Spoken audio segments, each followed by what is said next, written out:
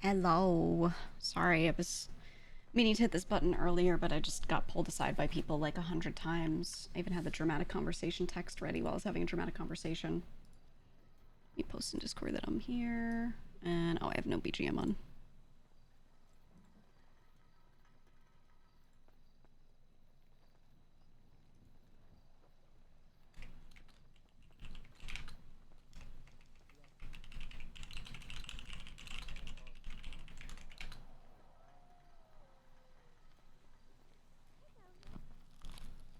Yeah, RP has been RPing. I also need to eat. I need to write up a bunch of stuff.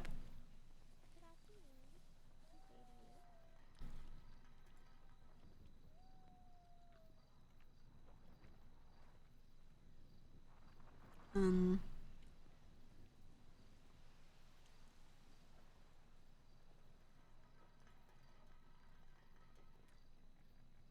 Okay. Sorry, I was like writing some stuff and then where's Discord?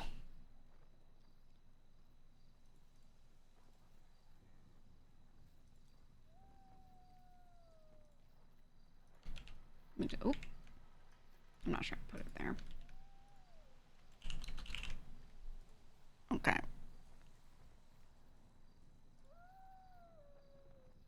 Open announcements. Announce that I am live here.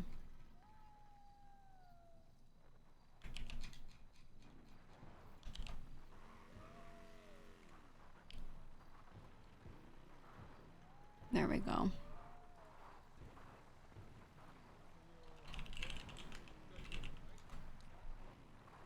Okay, it should be a ping now.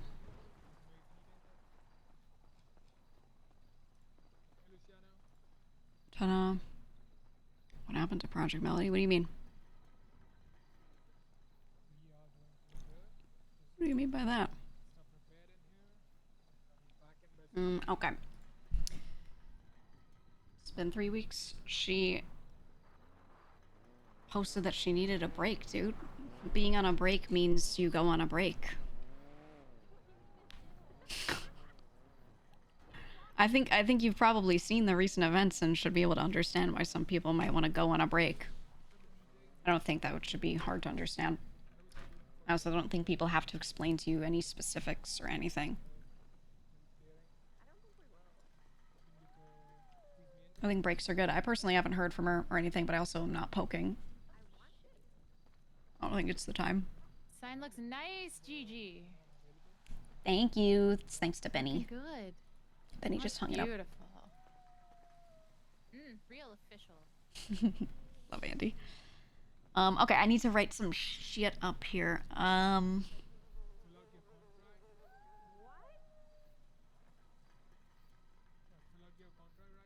Okay, so the things I need to talk to people about at the meeting today, I need to announce from medical. So basically, we didn't stream it, obviously, because I was streaming on main, but on Wednesday, there was some huge incident a little bit later in the day. It was basically a war zone here in RP. So, two planes crashed into the middle of New Babylon, one after the other. There were explosions, everything. Um, it was really bad. It was really bad. There was a whole horrific scenario. Edgar is in a coma. So I've got him stabilized, do not disturb. I need to pull, there's another piece of something still in him that I'll need to like do a surgery on. So we have in RP, he's laying there. CJ was here this morning. If you can go to her pobkick.com/TJNV. And I was there like first thing. I was helping her up and checking on her. She has no like huge nerve damage, but we don't have the equipment to be able to check a lot of things. Blah blah blah. Treated basically RP'd that people that were left here. After that I like sat there and while people were sleeping or passed out, I was treating them. That's what I was basically RPing that I was doing. And then yesterday I logged on early and then just left a note on the wall that says like, you see Gigi here working on the critical patients, you feel it best not to disturb her. So basically like it's like my character was standing there. People should treat it like she was standing there and she was working on these critical patients the whole time. But because I was logged in, they were like, "Ooh, can't bother her," you know, which I like to do. I like to do if I can't log in that day. I like to log in early, like, or I can't be on. I like to log in early and leave an RP note of like, I'm doing this thing, I'm doing that thing, right? Or like, I'll write like Gigi asleep in this spot. I love leaving little like scene notes like that. So that's what I did for Edgar here. It says like Edgar laying under blanket, and then I have like IV drip attached to arm, plaque with his status, whatever. So people can like they could RP that they're standing here talking to him while he's in a coma if they want, right? I think that's good to do. So that is what I did. I basically put an RP note that I was sitting there yesterday and treating people that were critical, and then today I'm actually here, so I could do more in-depth stuff. So I talked to Elena in depth. I talked to Queenie yesterday a little bit. Talked to CJ today. Need to talk to Barrick, but talked to a few people about what happened, and did medical procedures. So the number one thing is I need to reiterate to people. Doctors, first of all, we're not calling anyone doctor but me. I need to write that here. Medics are medics. Only doctor of medicine. Here is Gigi. Keep titles straight. So the reason why I'm having Gigi be really adamant about this is because she feels like a lot of the people, a lot of the staff on the medical stuff are really shaken by the whole scenario. They're not used to these crisis scenarios, whatever. People are also calling them doctor and expecting them to like do procedures that they do not know how to do. Elena even handed me a bunch of medications today and was like, I don't even know what these are.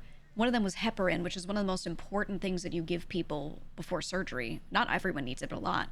It's a pre-surgery thing you tend to give her, sometimes mid-surgery, sometimes after. And it's a blood thinner, and it keeps you from getting really bad blood clots during and after surgery, which can unstick from your wound areas if you have like, internal sutures, stuff like that, and travel through blood vessels, and those clots can go to your brain and kill you. They can stick in your heart and cause bigger clots and everything, Like, it is a really important medication, but she didn't know what it is. Yet people run up to her and be like, doctor, help me. I'm gravely wounded, And calling her doctor and expecting those things can take a big toll on her. And I feel like that's the same with everyone. Queenie also, Queenie gets dramatic and her voice drops and she's like, I was doing this, and it's just her like drama mode. Gigi's interpreting a lot of the way she was acting yesterday as she could tell Queenie was stressed the fuck out and she's trying to pretend she's not. And Queenie's the type to be like, I know what I'm doing. I can do this stuff. I've got this. I'm so capable. And then at some point, she'll just snap and be like, I can't do this. Everyone's relying on me, like. And Gigi sees that, and she's trying to look out for her, especially as well. And feels like when we certify people, we need to call them by what they are. If I certify someone as a medic, you call them medic. If they're a medical assistant, you call them medical assistant. If they're allowed to be a surgical assistant, you call them surgical assistant. Whatever it is that we say they're allowed to do, we say what we're allowed to do, right? Or like Queenie was like, yeah, I don't really know what to do here. I'm more of like a field medic. She doesn't know a lot related to that yet, and we're gonna make like field medic an actual title. But like even then, it's not established, so it's not like she was saying that like in a haughty way or anything like that. We didn't interpret it that way. It was more like realization, like, yeah, we need to get these titles and what they mean systemized. Because I don't want someone going up to someone going, are you a field medic? And someone goes, yeah. And then they actually don't know how to administer a shot for, tetanus or whatever it is that's needed, They don't actually know how to pull a bullet out properly or how to determine when you should pull it out versus when you should transport someone instead, etc., right? But then because they called themselves a field medic, someone else might assume, oh, they know this. And then in that moment, they'll feel the pressure to try it instead of just being like, let me just get you back to the facility, So there's a lot that I feel like keeping titles straight, managing expectations will help, and then people won't have more issues. No, Seeds, not exactly. Not exactly, no. But we're gonna work on that. Right now, anyone who I have approved to work here and do medical stuff is going to get called a medic.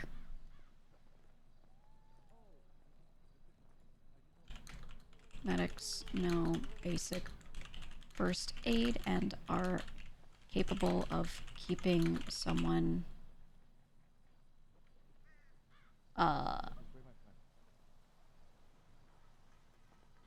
in a state where they can be transported. I need to also, like, I need to not go too hard on the medical jargon and stuff in a way where people might get confused. Yeah. Gigi, Hey. it's me. Oh, well, Hey, come in, Delver. You may enter. Oh, okay. Hey, do we have bandages? No. I don't think we do. I can give you a couple of Is mine. Sab... Yeah, that would be helpful. Is Sab awake? Yes. Oh, you are still sick. Yeah. Oh, God. Okay. Yeah, I gotta get cured eventually. It's kind of becoming annoying. Yeah, hey, I'm gonna talk about some stuff at the meeting today. There will be times where I think outside medicine is needed, and in this case, I really think you should go get a cure from them, because that is not something we can develop here. We will not have the equipment for a very long time, and even then, I don't know if we can do it. It's getting really annoying. Yeah, just from me, you have full approval from me to go do that. Because if I'm gonna try to develop something like that, it'll be a year from now, before I can, like, do it. Ugh. So. I see. Yeah. And I'd rather you do that so we don't use up 1,000 bandages constantly. Yeah, because that's what I'm doing. I know. I know. I might be like the main use of bandages in here. Potentially. So, Ugh. yeah. Alright, good. We'll see. Is that yeah, enough for right this now? topic might get brought up. Okay. No. Well, I'm gonna This, talk at the meeting about outside medicine and stuff, because I do think it's okay at times. But yeah, there was an incident that I'm might aware. get- Yeah. Oh, okay, good. I'm aware. I was gonna talk to Lang today and just give him the rundown of my thoughts on it and be like, here's my system to make this shit okay. I'll talk about it later. I actually have to sit here and write it before the meeting and try to pull him aside before the Okay. meeting. But Alright, well, good luck. yeah, good thinking though. Thank you.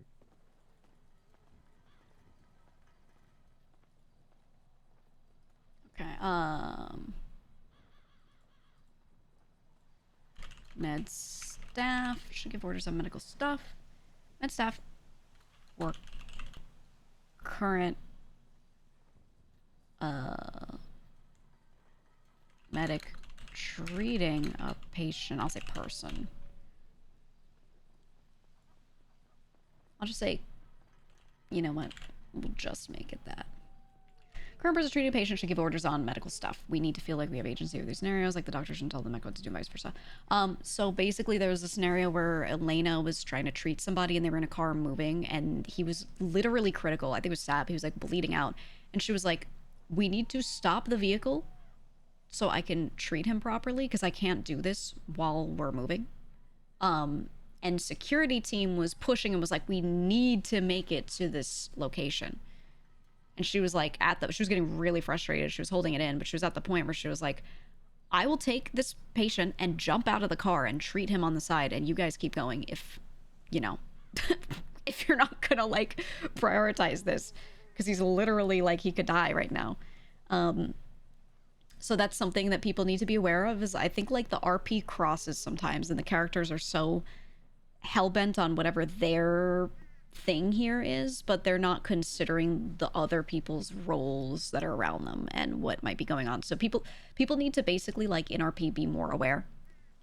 So if there's a medical scenario going on and the medical staffer is like, this needs to happen or people will get hurt, we need to prioritize that, right? Or realize that we're weighing what we're doing against that. Like, oh yeah, keep the vehicle moving, but Sab might die. Right? Like they need to understand that that's what they're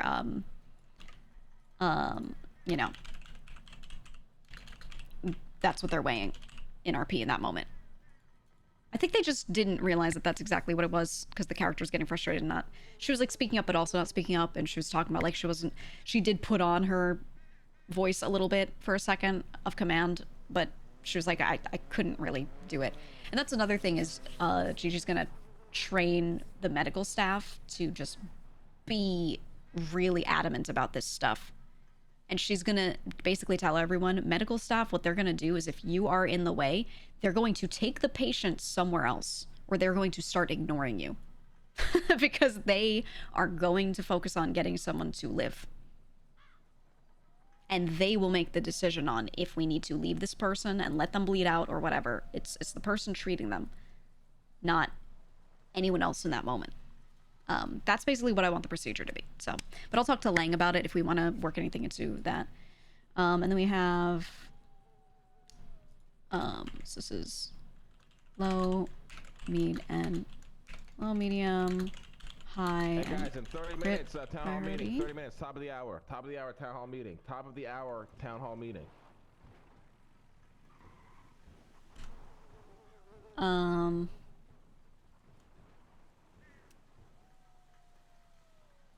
Especially when a patient is critical. If you are not trained, you are better off bringing someone to someone else. Bandage all you want, but do not start attempting to stitch up patient if you don't know what you are doing. Did any of you even wash your hands before touching any patients on Wednesday? This is how you kill people. We need to say this to them.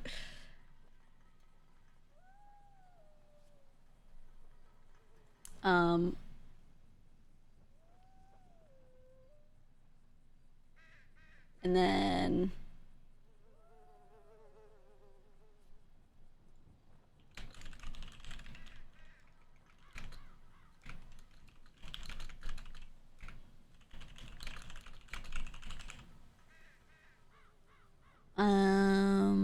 is there something else?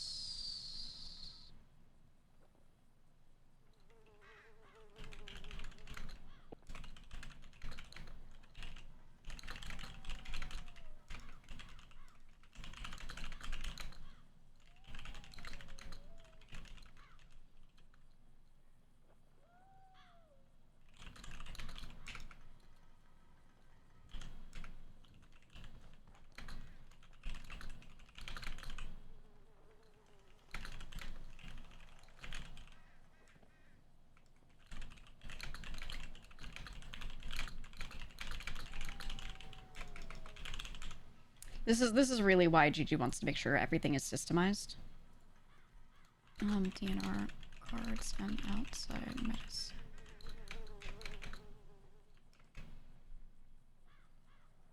I'll say med charts need to be done.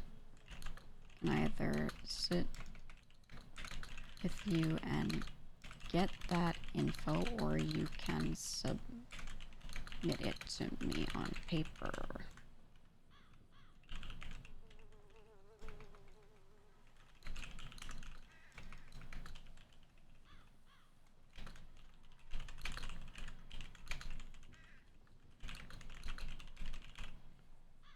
Okay. Where's Lang? Just saw him. Langy.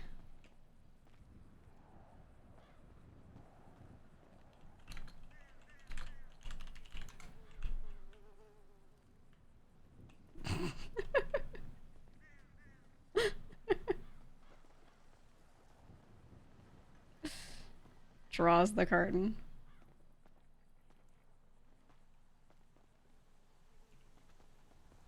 Do you like my sign?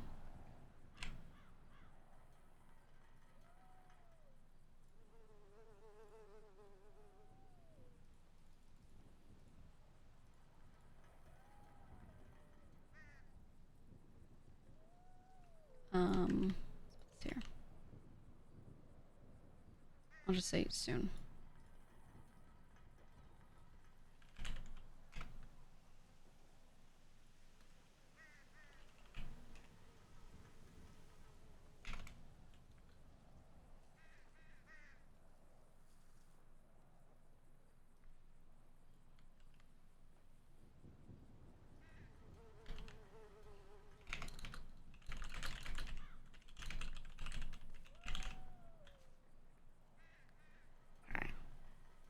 emergency triage thing reminds me of the pit where they gave people color wristbands that designated low critical priority to they're basically dead, don't bother.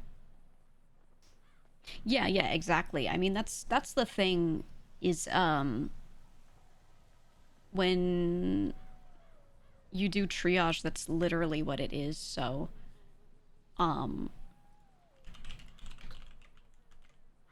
you basically, like, it's like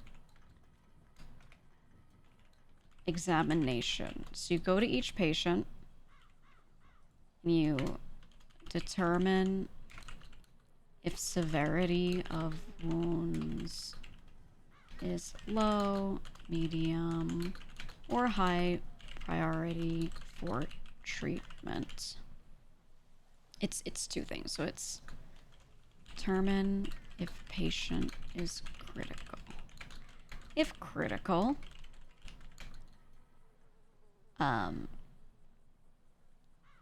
med staff must immediately start to treat them. Collect as much information about their situation, about their health, as possible while waiting. If not critical, determine if severity of wounds is low, medium, or high priority for treatment. Any non-critical patients can be transported back to the medical facility without... Actually, non-critical, low, or medium patients can be back to the medical facility without pre-treatment. Say should. Hey, Gigi, what did you want to speak about before the Hi. town meeting? Okay, so I was gonna talk about some stuff at the meeting, get on the mic and say a few things. One of the really important ones, so today I want to work on people's medical charts, just collect all their info on everything and have a spot where anyone treating somebody can, you know, log what they did. Thing is, I want to do two things. So there was an incident where Edgar was not doing well, and at some point, I gotta get more information, but someone made the call to take him to the hospital because he was at the point where people had done what they could and he was not looking good. And I think that is... Just realized your apron. That's scary. Sorry. Yeah, well, you know, I've been working on people all day, but it's what it is. Yeah, no, so the thing is, I think that is completely fine in certain scenarios, right? If someone is about to die and we don't have a fully functioning medical facility here, we don't have a doctor of medicine standing here, I think that's fine to bring people there. But there was apparently this huge moment of people trying to figure out what to do, and some people thinking, this is not okay, this isn't our way, to the point where they might be like, you know what, let's let Edgar, who's in a comatose state, can't answer for himself, potentially die, because we want to put, you know, an herbal paste on his face and hope he wakes up. So I wanted to just kind of talk to people about that and see if we can approve outside medicine for certain scenarios, especially if I'm not here or if like a medic isn't around, there's no medical staff and someone is laying on the ground bleeding out. I don't think we should be so up our own asses about like, oh, I could just suture him and hope it works and not bring him to the hospital when, you know, someone could die, become infected, all this kind of shit. What do you think of that?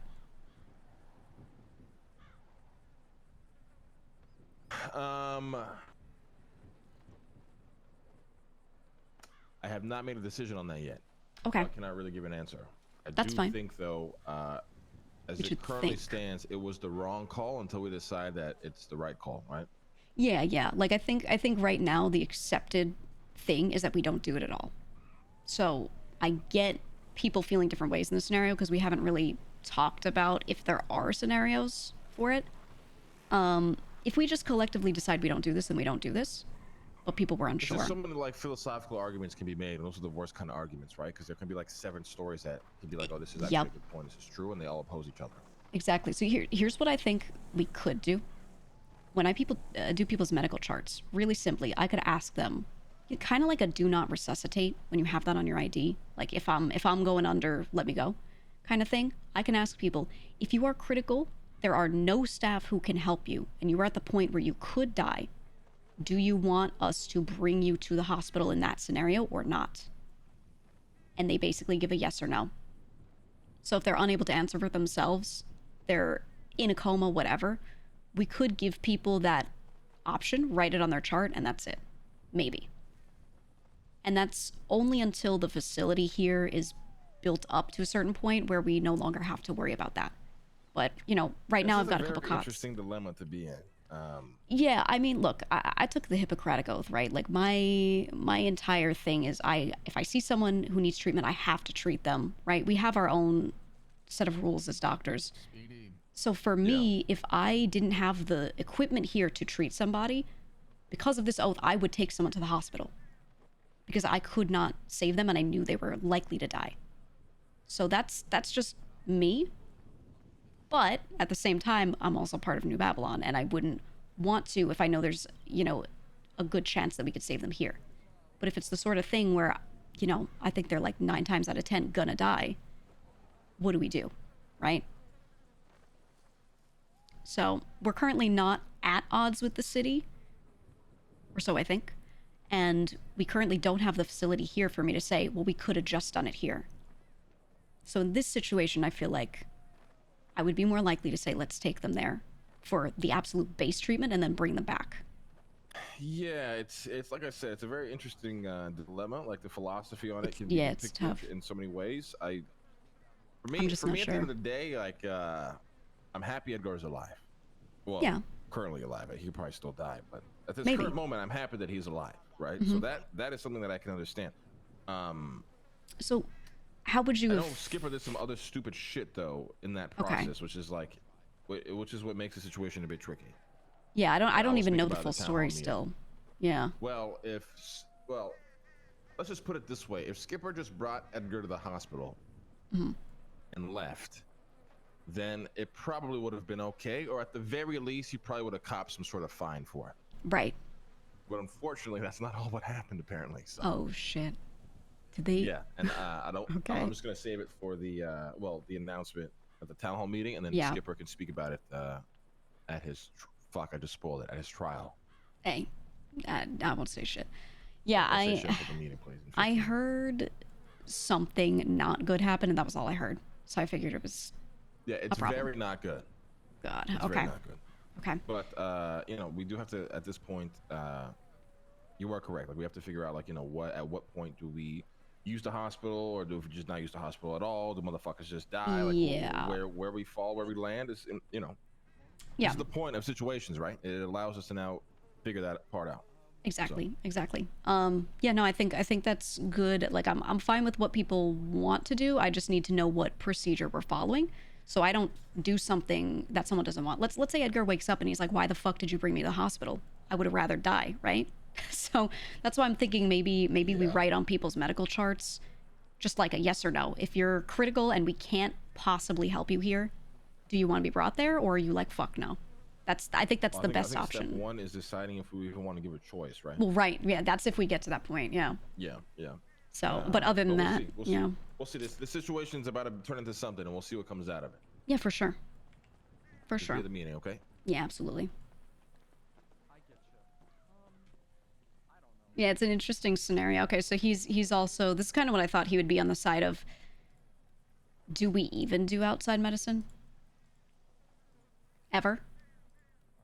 What do we feel on that, right? So I told him, you know, what Gigi thinks, which is like, like a New Babylon DNR, if someone... I need them or I die. ...needs it, then... maybe they can have the option so that they don't just die. I don't know. I also think we can just have people ICU all the time, right? We can have our own version of the ICU here where, like, in the worst state, people leave them here and they have to wait until I'm around. And they're only allowed to RP from the bed, you know? Which, by the way, in RP, your severity of your wounds is something you decide. If you get blown up, you can be like, my wounds are really bad, or my wounds are medium bad. You still have to make it make sense with the situation, but you can choose to have it be in a way where you can still RP. You don't have to be like, I got blown up, so my character, I can't RP for 3 days. You don't have to do that. That's choice. So that's why in all of this, you know, I love talking about the moral dilemmas of medical stuff. It's so dramatic, it's fun. But we can, you know, give people options. I could basically tell people, like, anyone who is a medic is able to get people to not die, and then from there, those people can sit there and we see if they recover, and then that's where the streamer, you know, the person or the role player would decide, like, do they want to roll for how long they're ICU'd, or do they want to, like, sit there for an hour and just wake up? Do they want their character to be ICU? Some people choose to leave them in ICU for 3 days, you know, or whatever. Yeah, I want wheelchairs really badly. I talked to, who was it earlier? CJ said something about wheelchairs, and I was like, oh, I want them so badly. But yeah, so we'll see. But it's all very interesting. We can also RP that whenever I'm not around, I am standing here doing crazy medical backflips, you know, or whatever. So people can leave someone in a bed and then they can, like, be getting operated on by me. It's like how you have Dr. Skip at the front desk. Maybe, like, if someone posts on, if I'm not there and we post on the wall, like, Dr. Gigi standing here, you know, they can RP with the wall. Right? They can sit there and, like, yeah, I can, it's like me, like, I'm Dr. Skip. I think that could be really fun. Really, really fun. And then if we have the medical chair, and they're able to use it to pick themselves up, then you can RP that Gigi's standing there. Yeah, I'm cardboard cutouted in that spot. Or it could be that, and then if I can get myself a doctor sign-in somehow, I'm still hoping. I don't know if I'll ever get it, but if I can get a doctor sign-in so I can do the action of, like, placing the splint item on a character and then, like, lifting them up, you know? That would be really nice. So that way it makes sense that, like, people can get rezzed if I'm around, and then if I'm not around with the chair or something, right? That's my ideal. I won't abuse it. I think anyone who's my friend and an admin, like, even if they're not my friend, I think they know that. I just love medical RP so much. Okay. Triage tattoo. Determine if patient is critical. If critical, med staff must immediately start to treat. Collect as much information. I think we put this later.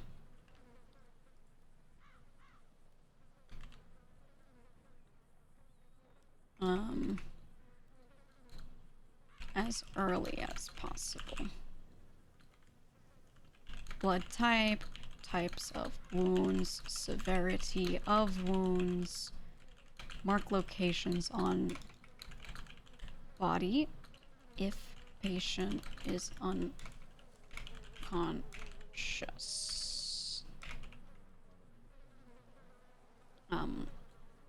Vitals, let's do that. Okay, so basically they go up to each patient, check if they're critical. If they're unconscious, they check if they're conscious, unconscious, and then they check vitals. They check if they're bleeding, all of this, and they determine low, medium, high priority or critical. If they're non-critical, they're lower, medium priority. Transport. Do not even sit there and try to treat them. Just transport. Meeting. At top of the hour, please start making your way if they're high priority to show up early, to show up late, or critical, like if they're critical, we immediately treat. Let's put here. If high priority, do not move, and after any critical patients are treated.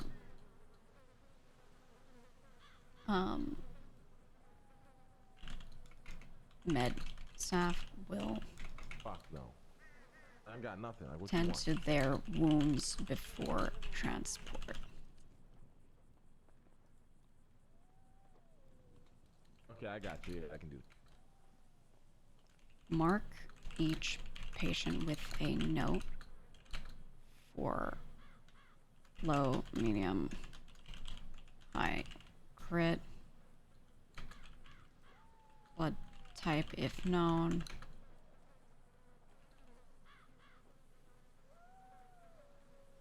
Please Actually, we make your don't way need to that. the That's in the chart. range. Town hall meeting at top of the hour in precisely 11 minutes. It's better to show up early than to be fucking late. I see so many motherfuckers around too. Just standing in a circle, not moving around. Get your asses over the fucking range, goddammit. Can you not hear me? Hey, Andy, can you hear me? Hey, Andy. Yeah, you Yeah, dumb yeah. fox. Yeah, we hear you. Yeah, so get your asses out here. How many times I gotta say it? I don't give a fuck about what you're talking about. I'm gonna lose it. Oh, I'm gonna lose it today. Today's not a good day. Today's not a good. I'm gonna destroy everybody in this meeting today. Just be prepared for it. Yes. Holy shit, I can't do this. I was conducting an Get your fucking asses to the range. Fuck you. Sit your ass down.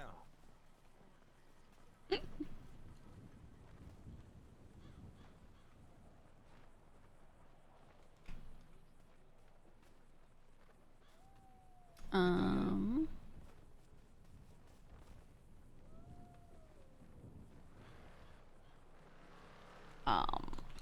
Pick a triage point and move all patients there.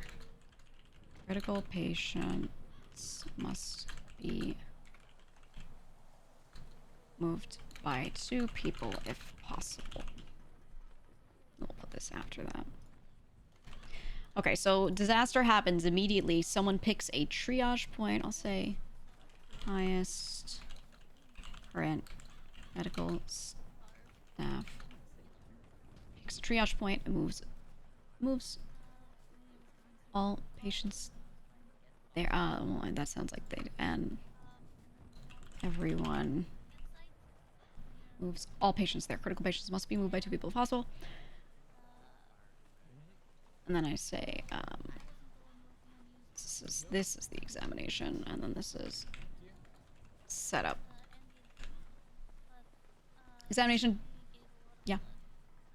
We doing that meeting today or not? If we can, but I have so much I've got to do first. Determine if patient is critical. If critical, med staff must immediately start to treat them.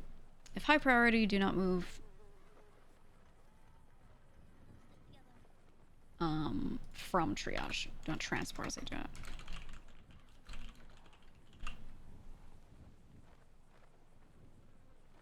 Don't transport. Okay. If not critical, determinative.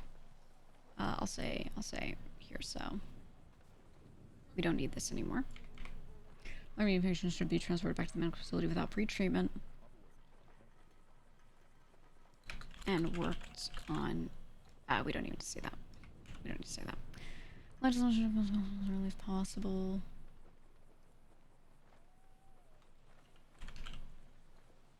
For med staff to quickly determine a treatment order. Okay. Purpose. Get all patients in a state where they can be moved to a medical facility. Do not over-treat in triage, as it is never a sterile environment.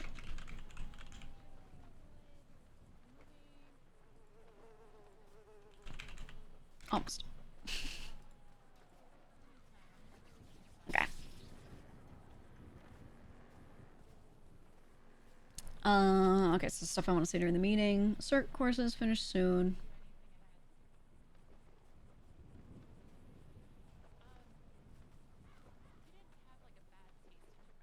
Is that a what the okay. Karma's student payment should give orders and medical stuff. We need not to feel like we need agency over these scenarios, especially when a patient is critical. Do not get in the way of treatment.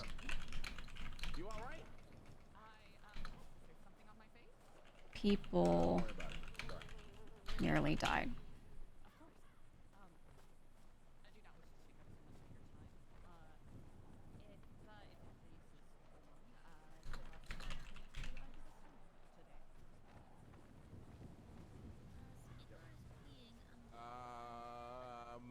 let me feel it out. We got a lot to talk about today, so I don't know if we're gonna have the energy for a certain while I'm done. To be honest. Also, Oh, the gem is leave when you are at your leisure in regards to applications of secret documents. Yeah, let's have a meeting immediately after. Indeed. Thank you for your time. Thank you. Good to see you, CA. Not hand washing. I was saying med shit. Yeah. I'll see notices.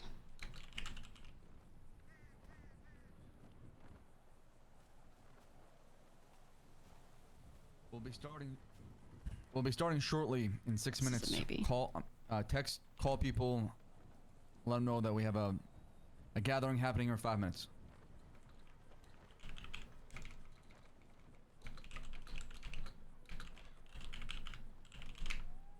Maybe I should have Andy stealthily do this. I'll just mention it. Be like, the effects of crisis and medical treatment on both sides are very heavy.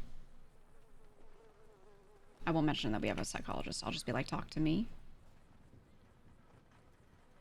Or Andy.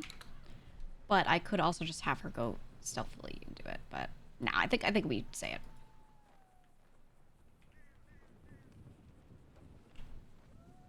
You better. I'll just screenshot it so I can remember it.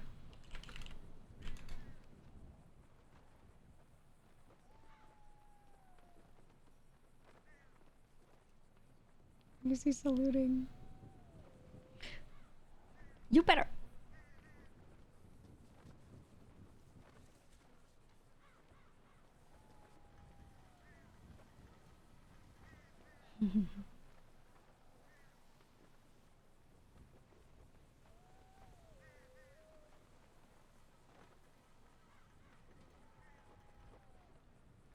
Listen up, everybody.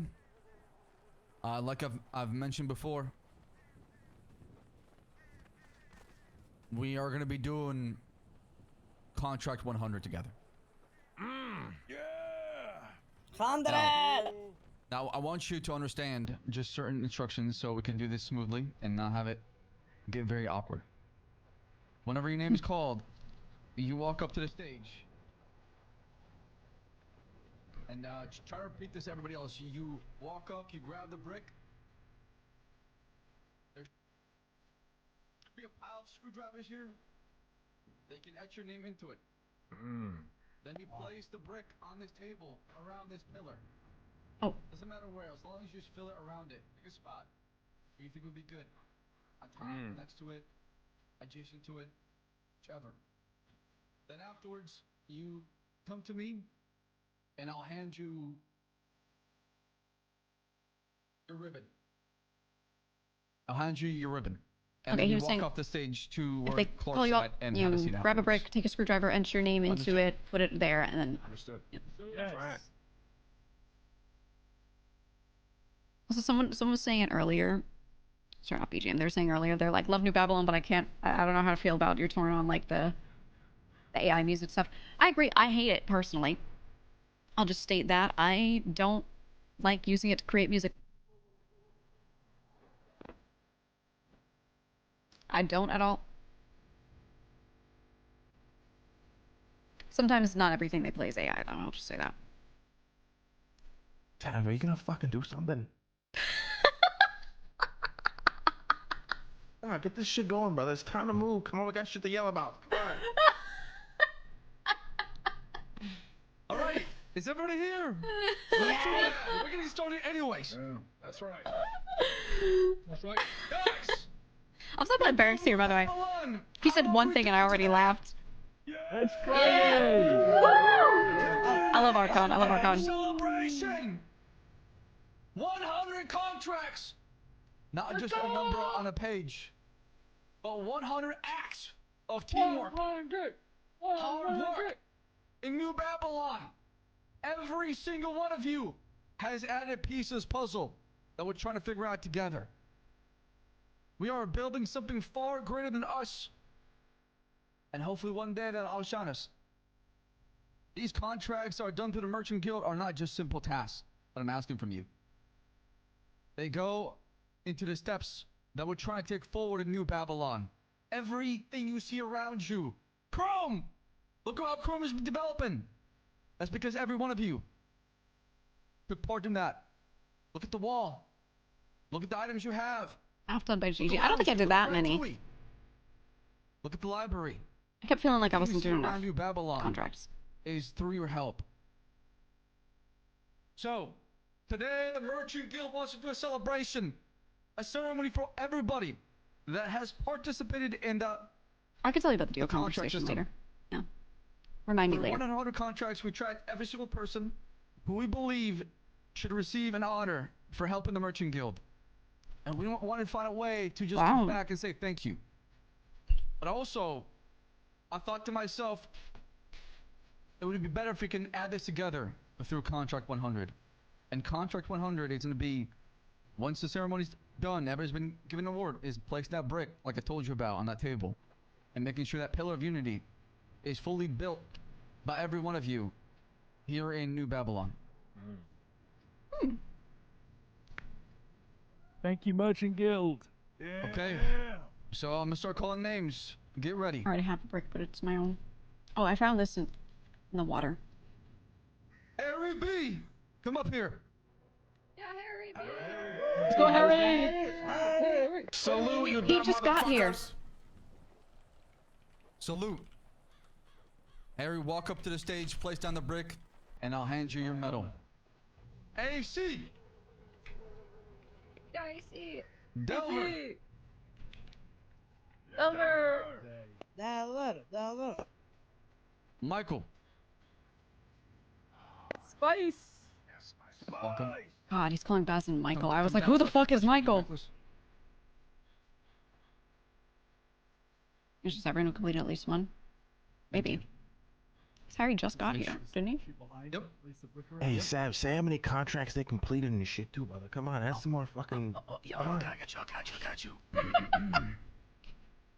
Harry has completed one contract through 100 contracts in the Merchant Guild.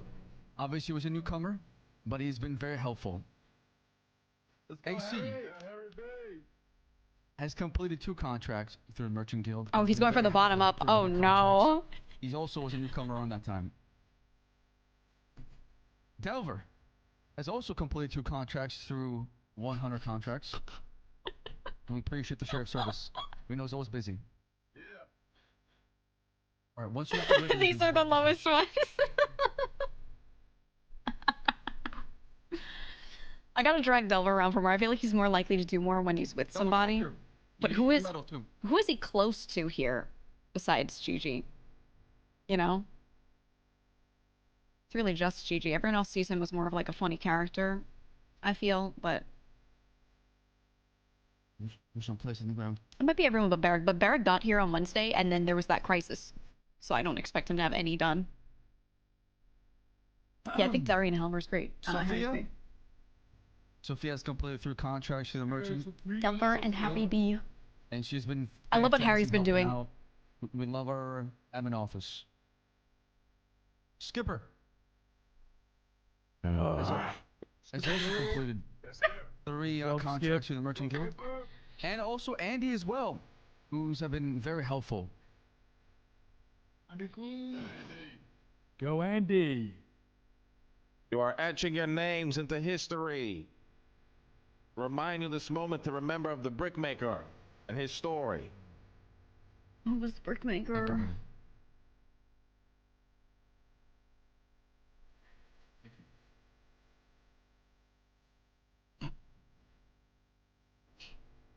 As we continue to move forward through names, Edgar, I can all. And he rests in peace. He's alive. He's alive. He's resting. May he rest. May he rest. He's sleeping. He's in a coma. Contracts. May he May come back he twice as rest. strong. No, he's not dead. Not forever though. Sabas He has not father passed is- away. has completed 4 contracts in the Merchant Guild. Wonderful Emu, Rat at King, his hair right has now. completed 4 contracts. Come up here, Emu. Emu. Like that. Emo. Stanley has completed 5 contracts. Cody has completed 4 contracts with the Merchant Guild. Ooh, how and many has has been very Gigi helpful. He's been done? working on an operation that is very important. to all of us in New I think Babylon. Sap said he thought I might have been top 5. Luciano has also completed 5 contracts. No and way, has I been completed more than security. the one Stop. that protects New Babylon, but also has Stop. been helpful All as they do well. is walk around all day. No way. These people RP all day for their That's livelihoods. your name of the thing, brother.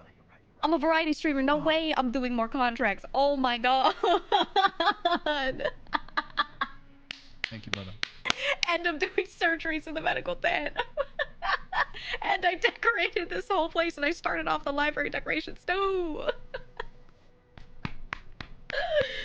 That's so funny.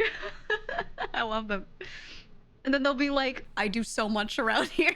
Thank you, brother. It's never not funny, man. Appreciate your service. Oh. Oh. How many did I do? I Moving thought I wasn't forward, doing enough. Clark and Benny both have scored the same equal amount of points within the Merchant Guild. They're fantastic. Fantastic individuals that help out New Babylon. How many? Both have How many? 5 contracts each. 5? 25, damn. 5. Oh, five. Relax, brother. Clark don't work that hard. Food and chrome contracts are not part of it. Oh, okay. Good point. Maybe they're doing food contracts. Because those are the easy high Babylarian ones. Maybe Chrome. Does Chrome have that many contracts? Clark and Benny has received their ribbons that completes the bronze honor. I don't see their. I've looked through that book many times, though. I don't see those Now we're people's moving names up in to there a lot. silver. I know what names I see in there. It's mostly Apple. Gentlemen, we appreciate your service. Thank you. So, I.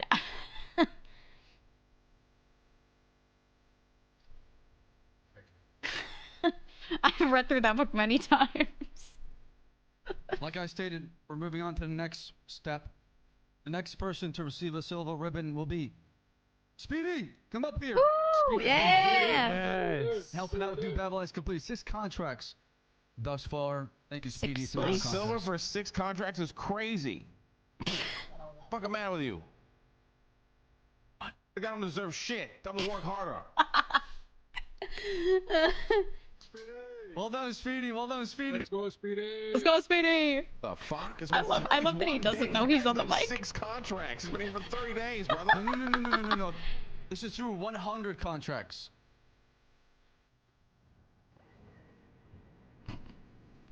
Thank you, Yeah, I'm Speedy. sure the person who actually completed the second most amount of contracts is gonna feel just as appreciated as Arush, who did 6, by the way. Just saying. Okay, bye. Sorry, Arush, I love you, brother, but you know, I love you, brother. Okay. Speed, this is 100 contracts, like I said. This is probably since I've not recorded the week and a half ago. This is only like up to 3 weeks, not the 5 weeks. Oh, that Sap is like, Keep that in use mind. the damage More control celebrations mode. in the future. Ugh. Things change. Thank you. Next person to receive a silver ribbon is Gigi. What, she's done 9 contracts. Mmm. We appreciate your help. Thank you so much, Gigi. That's right. Mm-hmm. Hassan has also completed 9 contracts. Has anybody seen Hassan? I don't believe he's around here today. That's okay.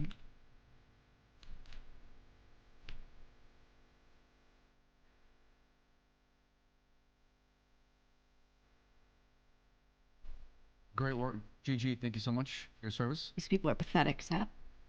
Thank you.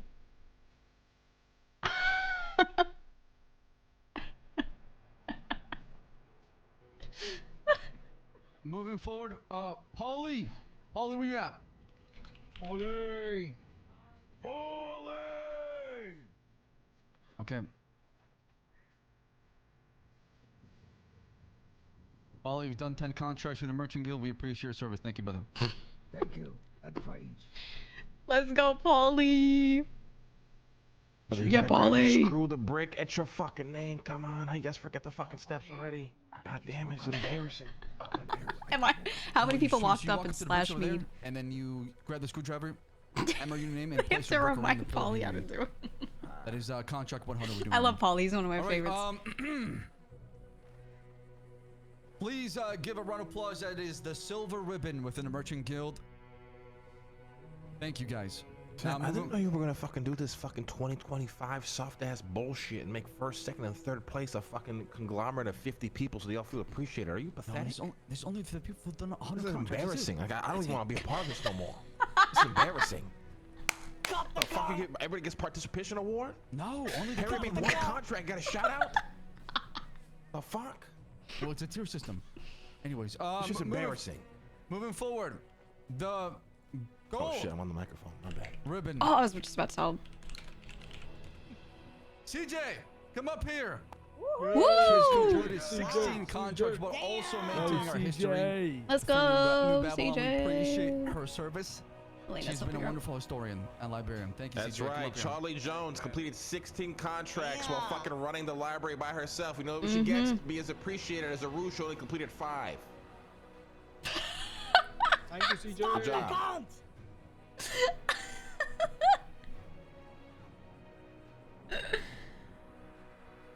Could you imagine if I was still RPing full time? If I was still on every day early, it would be like Gigi, CJ, probably Delver because I drag him along on shit. And then the Hard person carrying. with the most amount of contracts completed within the Merchant Guild Apple. is no other than Apple.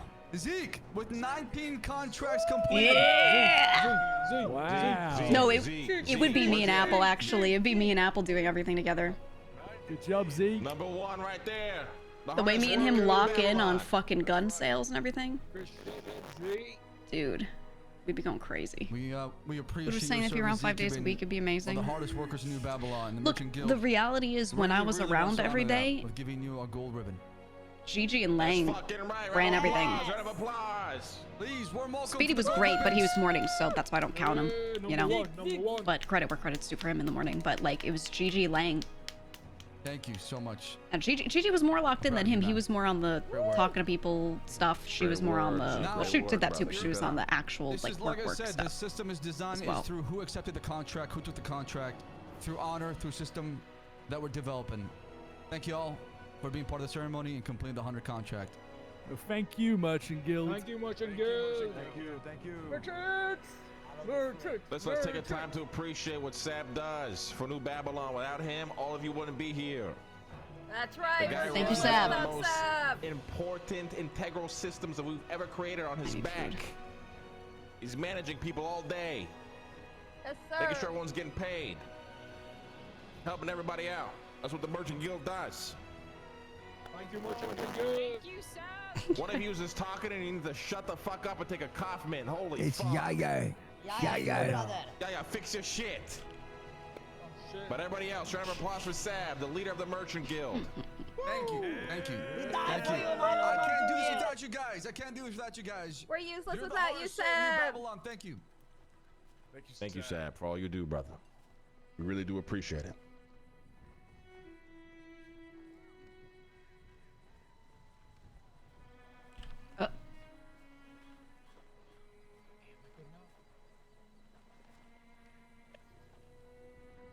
Yeah, do you have food? That's a good timing on the music right there. All right, everybody, take a seat. Quit saluting. What's up, Gigi? I just need food. No drink. There you go. Thank you. You know, how many days are we in it now, Sab? How many days, brother? 40 almost coming up on. This is the. 40. We're almost about to finish week 5 into 6. Almost 40 fucking days. Week 5. Going into week 6. It's time for the vibe kill. I'm so ready. How does that make you feel, Arush? makes me feel like the days are going by. But That's right. Babylon, you still have much to do and learn. So it feels like I came to Babylon yesterday, even though it's been probably 30 days I've been here. Much to do and still much to learn. Yes. Very important choice of words there. Mm-hmm. You know, 40 days. It's a long time. It's over a month. I mean, let's be real. I'm surprised we even lasted 3 days. I'm even surprised when we lasted our first week, let alone 2 weeks. Going over a month is very impressive. I mean, look around. We've grown. We continue to grow. Truth be told, when it comes to energy and effort, it seems everyone is, you know, on the green side. I can't really think of one person right now who I feel is, you know, drowning. Some of you might be drifting, but not yet drowning. So honestly, pretty good, considering how many motherfuckers we have a part of New Babylon now. Oh, Fifi gets it. On top of that, there's obviously grave, you know, grave dangers out there that seem to, you know, we seem to be their main target for reasons I will not repeat on this microphone. You've already So said is it. You important talked to about the remember nukes that last we are time. at security level 3. To report any sort of He knows the suspicious Zeke's gold activity ribbon. you He's may over see there. or hear. If things are not as they smiling. seem, it's likely for a reason. All right, this Clark always this smiles body of people like to operate in, you know, they'd like to do about a lot shit of he shouldn't be creepy smiling spy about. shit, for lack of better terms. So, you know, if you think somebody might be a fucking clone, somebody's in disguise, somebody's hiding in a fucking in I'm a glad you said the word clone. in the back of a car, you must report it to security immediately, or the deputy or the sheriff. Shab did have a bomb apparently planted under his fucking chair somehow. How it got there, no fucking idea, but that's unbelievable. Under the chair. So we must be alert. It's interesting in new scenarios that kind of Yeah, you the know, medical sign. kind of come our way. We almost uncover new problems and solutions.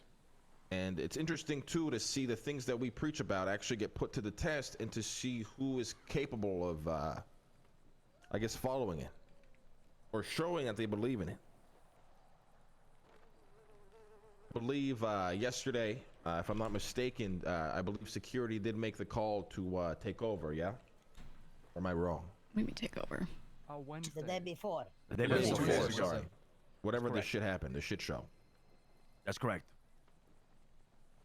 All right, and how do you feel, Luciani? You feel people were listening to the calls you were given? You feel people really respected that you are now the, you know, the acting grand elder for the duration of, you know, whatever the fuck was going down? I feel the majority did. Yeah, I feel like others, a very small few select, were driven by emotion, by fear, and when emotion and fear takes over, you start making wrong decisions. That could potentially compromise the well-being of everybody else around you. I think it's something that that definitely happened, sure, but I do think the majority did listen and follow order. Yeah.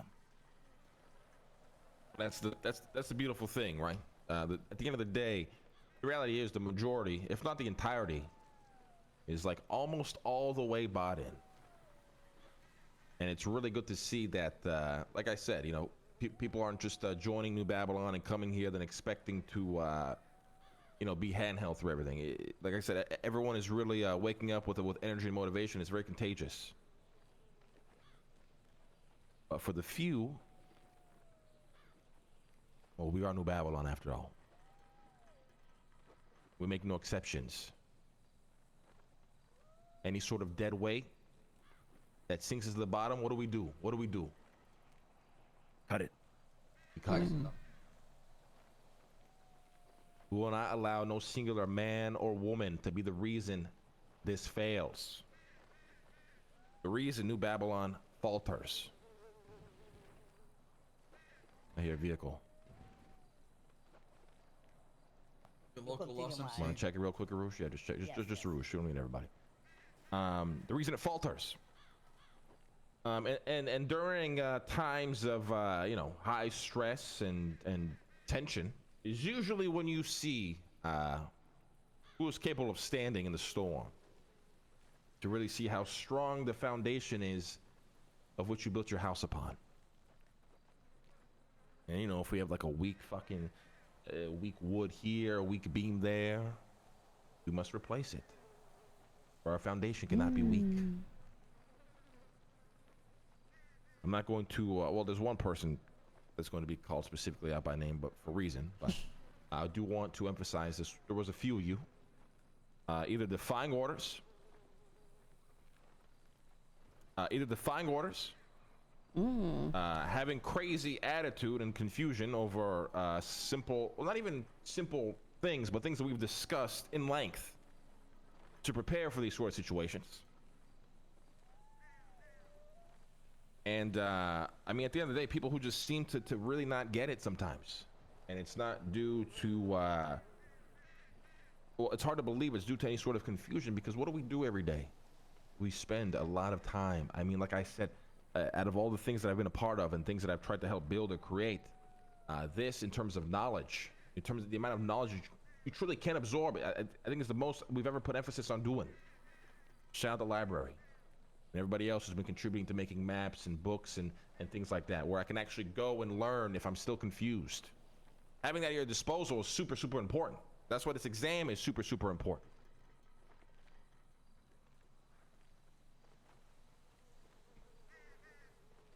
But then again, another test comes our way. And to my surprise, some of us fail. So, do better.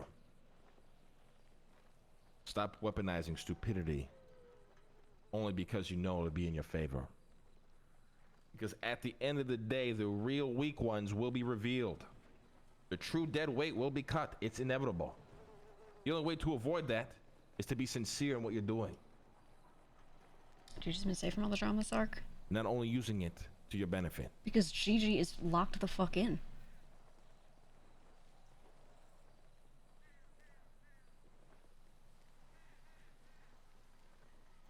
Skipper Jones.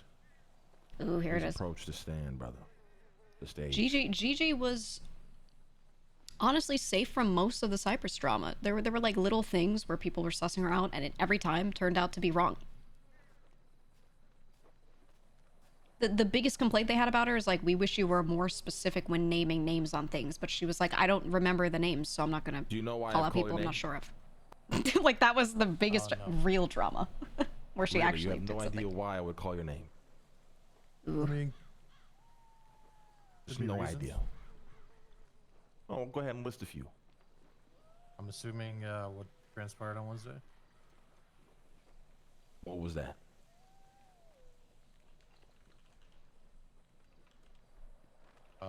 Chaos. That's right. Chaos.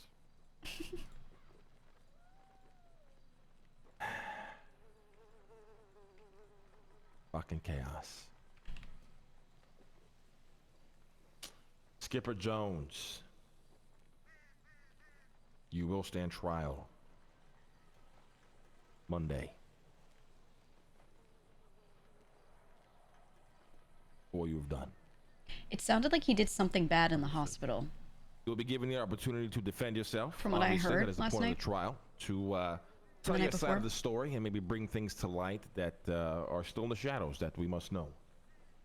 It sounded like he for those of you who are unaware, we will keep Edgar it simple for the sake of saving it for the trial.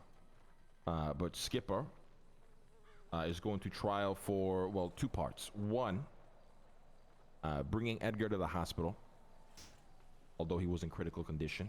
And here at this trial, we can figure out why and whether it was right or wrong. The second part, which I believe is the worst, which we will learn more about on Monday, is this alleged act of pulling out a musket and holding up a doctor at the hospital. What? Okay. Which has essentially put New Babylon directly in harm's way. Why would he do that just to have him treated? Doctors will just do it. Terrorism based on Los Santos's, penal code.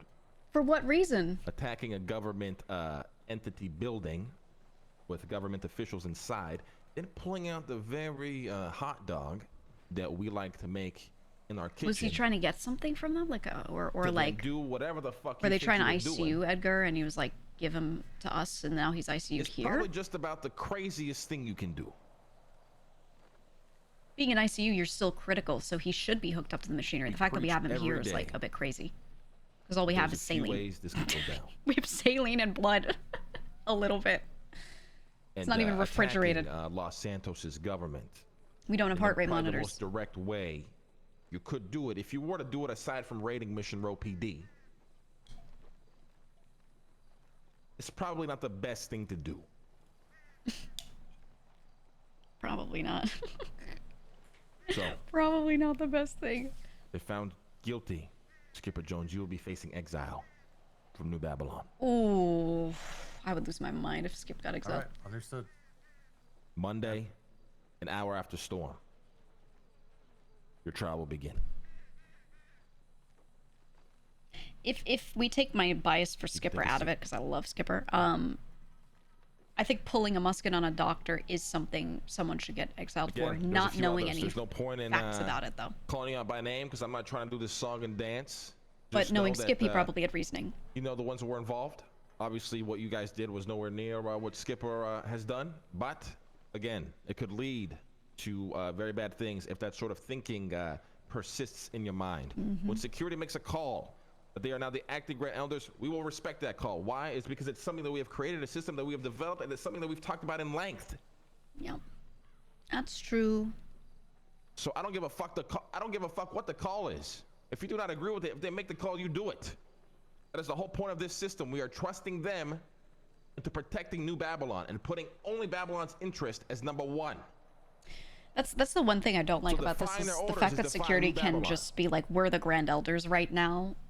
I think I agree with the system, like in times of crisis that's needed, but I feel like they invoke Hopefully Edgar makes it through. too much in scenarios where they don't need to. Like see. Luciano overcooks But again, on a lot of things. He'll freak out and be like, we need to do this, we need to do that. and this is something more that we We'll will add some goofiness discuss to it, in which I think length that and maybe part's come fine. to conclusions at the trial. But he makes but, really cooked decisions. we are New Babylon. If when Yeah, the I going feel better gets if it was tough, Luch we're gonna too, run right? to Los Santos Or Gigi. and look to them for help. Then what are we doing here? I ask you guys that. True.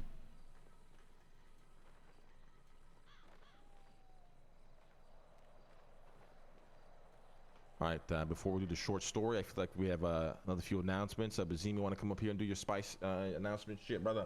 Sure. Shit. Come on out, my man.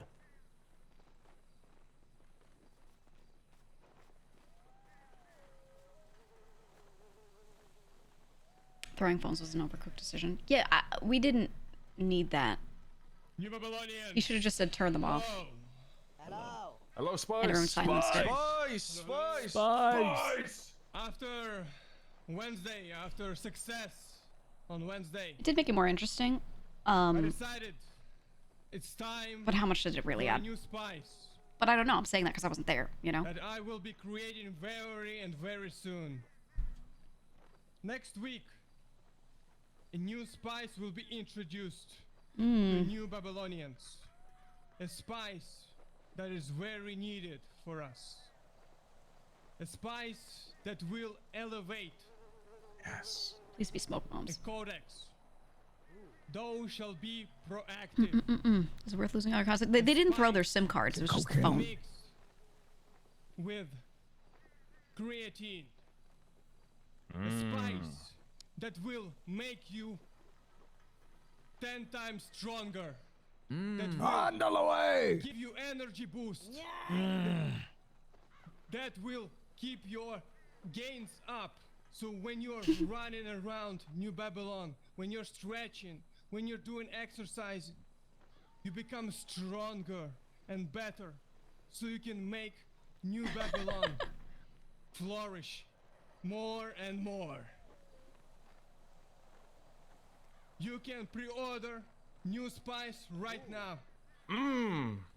And one more bottle will be for free. Ooh. Thank you for your time. Thank you, Spice. Spice. Spice. Paulie, calm down, Paulie. Calm down. All right. Oh, you have enough steroids already, buddy. Guys, I can't have enough creatine, all right? All right. Can everyone hear me? Okay. Does it sound okay? Yeah. Yes, chef. All right. So, after I went to bed yesterday, something transpired. What? I was not in charge because I was sleeping. Chef Andy, she was in charge of Ratatouille. She gave out 2 contracts, 2 individuals, to collect 30 olives each. And those 2 individuals went on their way along with some other people. But while doing so, cops showed up. And to avoid getting caught with the stolen items, they somehow managed to shove 30 olives up their ass. How they did it is none of my business. What? My business starts when the said individuals I'm glad came to TJ's using the chair emote. I sit like that all the time and no one that does. you will not be paid I feel like it for suits her. such items and to throw those away. Then they got into an argument with Chef Andy, and along with those 2, one more person joined in, and they even started yelling at Chef Andy. And in doing so, they went against Codex number 9 and 10. If you don't know what that is, why are you even here? Ooh. But if you do know what that is, you know that's not something that is, you know. I don't know that my would be number. Principle. Don't do that. Now you might be okay with eating ass stuffed olives or whatever. Ass stuffed But I'm olives. not, and neither are the rest of the Babylonians. And I will never cook such food in this establishment until I'm dead. If somebody dies, it is my business shutting down. It is me who's put on trial, not you. So, for this act of going against Codex 9 and 10 and yelling at Chef Andy, who was in charge at the time, I propose that those said individuals refund the babulary that they were awarded for the dog shit ass olives that were thrown out eventually. They were paid? Sorry. Because they yelled and of course, yes. So weird. And I do not blame Chef Andy for that. She Eve's tried opening to the cauldron defuse the today? situation as best she Oh. could. But I propose they refund the award that they were given, and they each spend, the 2 said individuals and 1 more person who joined in, each spend 5 minutes in the shame pit. No, Whether ass it's side up to the olives. elders or Marduk here, whether to punish them or not. Thank you. I think the voice servers are having an issue. Come on, guys, do better. Falling apart. Come on. Who wants to eat ass olives? Get it together. That's right. Cops think we're a sex cult now. They always did. All right. I've got some medical updates. Obviously, Wednesday, we had a crisis. Thank you all for jumping in and trying to take action. However, no thank you to those of you who did it in a way that could have endangered anyone. I'm going to go over it really quickly. Number 1, medical certifications. I'm going to start doing levels of certification next week. Please do not do anything that you are not certified for unless someone is literally dying. Even then, you could be the reason that they die. Remember that. We're also going to keep titles straight. If someone is approved to do anything medically, you're calling them a medic. Please do not call someone a doctor unless they have a doctorate of medicine. You put expectations on them that cannot be met. If someone is treating somebody, they're their current medical staff. They need to have agency over what is happening. We had a scenario on Wednesday where someone was bleeding out and being transported in a vehicle. The vehicle needed to be stopped for the person to continue treatment. However, people were not listening and wanted to keep moving. In that moment, the medical staff get to determine what happens to that patient. If they say, we need to stop, then at least the patient and the medical staff need to stop and start treatment right there on the spot. All right? If the vehicle needs to go, the vehicle needs to go. But if someone is bleeding out and dying, you have to listen to the medical staff and allow them to do what they need to do to get that patient going. In addition, I'm starting up everyone's medical charts. So I'm going to need information from all of you. We're going to do them during your next checkups. There are also a lot of psychological effects of crisis medical treatment, whether you're performing it or you're receiving it. So while we do these charts, I'm also going to talk to you about that. If you have anything you want to say relating to the situation, please tell me. All right? Again, remember, If you want to be approved to do things medically, you have to talk to me and I will get you certified. Please do not treat people with unwashed hands. Please do not treat people in ways you do not know how to do. Thank you. Thank you, Gigi. Dr. Gigi. I'll just keep it serious. Oh, we got more. Sorry. The queen just wake up. For those who weren't here yesterday, I made an announcement. It's a very exciting announcement to piggyback. I off love what being Mark like said. Gigi, who's just disappointed in people and is just saying More than stuff ever, we need security to protect us in a our flat tone, like a home. drone, you know, like. But what happens when someone is lost, injured, attacked by a swarm of... Whoa. Is this a hashtag ad for your maps? No. Okay. It sounds like an ad. It's almost an ad, but it's not. Allow me to finish. It's not an ad. It's not an ad. I assure you it's not an ad. Did her It's not bathing an in ad. Cyprus? It's not an ad. Yeah, she's just not Dirt. gonna do that. I promise. Well, like I was saying, if someone is lost up in the woods somewhere, okay, injured, getting attacked by a swarm of bees high up in the mountains with no vehicle to get home, no way to contact us, as most of us are paging one another now, well, there's a new way of taking care of that. Security needs to be taking care of the gates. So, I'm happy to announce that we are launching the search and rescue team. They will be the elite assembly for guarding lives and extraction. I described to him the other day what a SARX is, and he didn't know. Eagles. A search and rescue exercise, like how to do In those doing drills. So, we'll be tracking lost or distressed Babylonians, returning them used to to do home those. safely. I like to be Assisting part of in them, not run them. evacuations during wildfires, hurricanes, or floods. Performing basic first So it's gonna maybe aid pull some articles under the on like guidance of Dr. Gigi, of course, in stabilizing Yes. injured individuals SARXs and so they can be transferred back to the doctors, where they can take care of you fully. tell him what needs to be done. In coordination with the Lions Watch, the Medical Bay here at Babylon, and the Sheriff's Department, the Eagles' first order of duty will be to set up communication lines and command posts, also extraction locations, outposts. No news on medical This bed. way, Nothing has changed there. Everyone can be taken care of if we have to evacuate yet again. Thank you. He announced launching it, but he has nothing to say about it other than like it's for searching and rescuing. 5 Babalari. I wish he would say On something a like, completely "If you wanna separate join, do note, this." I'm happy to announce that map version 4 is available, and I will be paying for this hashtag ad. Yeah, he's making please New come and Babylon find me. EMS. Thank I you. think the issue is though, just mechanically, like let's say you guys, it's are actually a great map. downed and you're out alone. And, you know, it how could do be you a ping part the of EMS? They wouldn't know. Exam. How would the search that and in rescue mind. team know to go and find you? The knowledge is all around you. There's like one if you piece were awake missing. one day, or if you missed out, there's many ways to still obtain it. And nobody, So we gotta aside from figure the out new a way to guys, do it. obviously I'm not speaking to you, but if you fail this exam, the only solution is exile. And I've already told you it's 33 questions. 33 fucking questions. Then everybody has to take it. Any other announcements? Anybody else want to take the mic before we close out the story? Anybody? Maybe Now's invent the time. flares. Yeah, people we aren't got gonna Delver notice and them. I Harry. know they Sorry, are. Come on up. But then also, a flare won't get used by someone who's downed. You can't mechanically do it. I just have a real quick one. If you are charged with a codex violation, this is very important. You do not decide how to fix it. You do not decide your penance. I do not want to see you trying to punish yourself.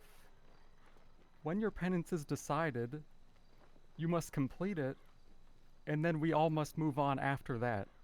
You don't choose it, we do. Yes. And then we all move on. That's it. Yes, Delver. Thank you, Sheriff Delver. Thank you, Sheriff. So I need to Thank go you, to Sheriff. bed immediately. The dog. Good night, Sheriff. Thank you, brother. Babylonians. A prayer. Oh, he's for gone. Holy Father Edgar. If you could all get into position, and if you would like, repeat after me. O Marduk, great protector of Babylon. O Marduk, Great protector of Babylon. Babylon. spread your mighty wings over the wary. Spread your mighty wings over the wary. Let the broken rest in your shadow. The broken rest in your shadow. And let their dreams be free of fear. And let their dreams be free of fear. Guard them through the dark hours. Guard them through the dark hours. As a shepherd guards his flock. As a shepherd guards his flock. And keep the storms far from their doors. And keep the storms far from their doors. Until the dawn comes and they rise in strength. Amen. Until the dawn comes and they rise in strength. Amen. Amen. Thank you, Madu. Thank you, Harry B. Thank you, Harry B. Thank you for that. Thank you. Thank you for that beautiful prayer, Harry. Appreciate it. Any other announcements? Anybody else want to take the mic? Now's the time to do it. We're gonna try to keep every Friday. We'll do like an open mic where you know, every business or Perfect. person I'm here wants to Fridays. come up here and do some sort of announcement, advertise their shit. Ad space, you know, will be charged for, but you know, people got business to run. So every Friday will be open mic after the meeting. Did you want to say something, Roosh? Yes, sir. Come on up, brother. 1 second, sir.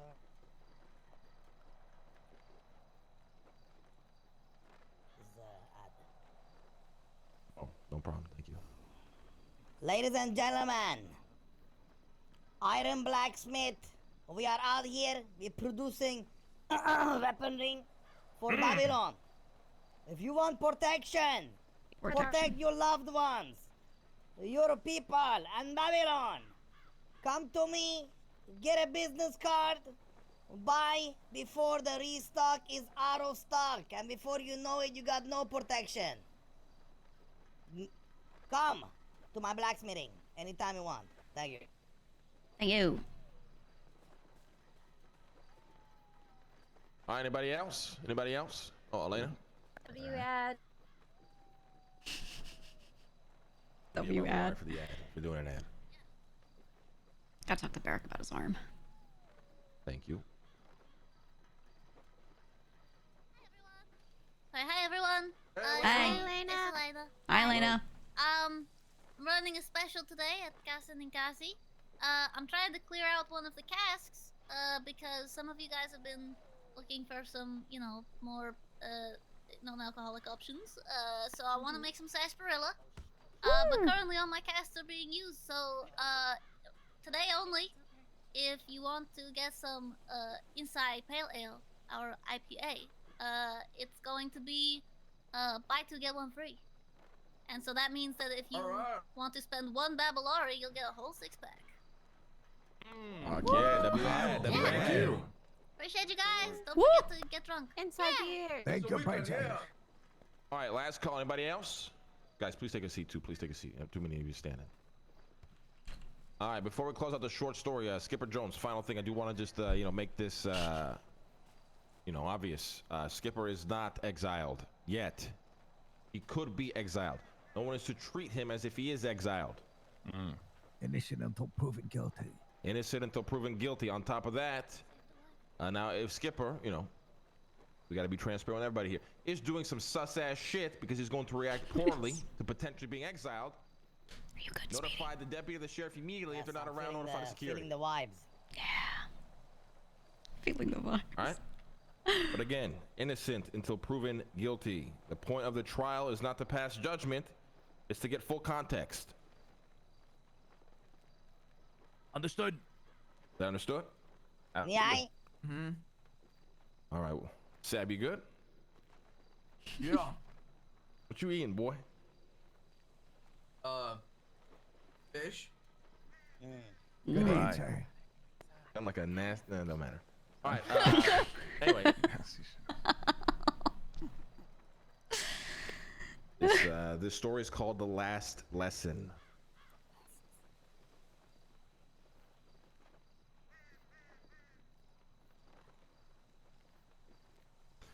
The walls of Babylon loomed over the market as Lyra ran through the streets. Her brother, Kale, had been caught, accused of taking weapons from the city armory without permission. The sentence, execution at sunrise. Yes. Desperate, she sought a way out.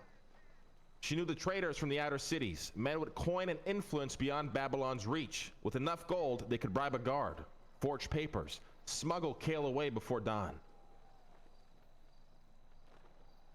By nightfall, she had the deal arranged. They would meet at the eastern gate under the cover of darkness. When she told Kale in his cell, he only shook his head. No, Lyra. This is not our way, he said. She grabbed the bars. It's life or death. Babylon is in the wrong this time, and I won't lose you. Kale, with a calm voice, almost gentle. Babylon is not wrong. We are Babylon.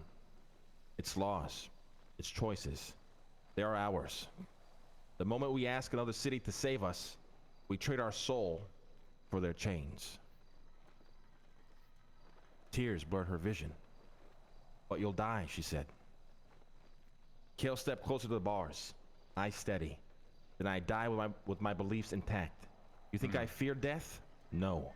I fear seeing Babylon become weak because its people turn to others instead to each other. When dawn came, Kale walked to the square with his head held high. He faced the sentence without anger, without begging. Lyra watched as her heart shattered, but in that moment, she understood. In New Babylon, survival is not worth the price of dependence. A city that relies on others is no longer its own.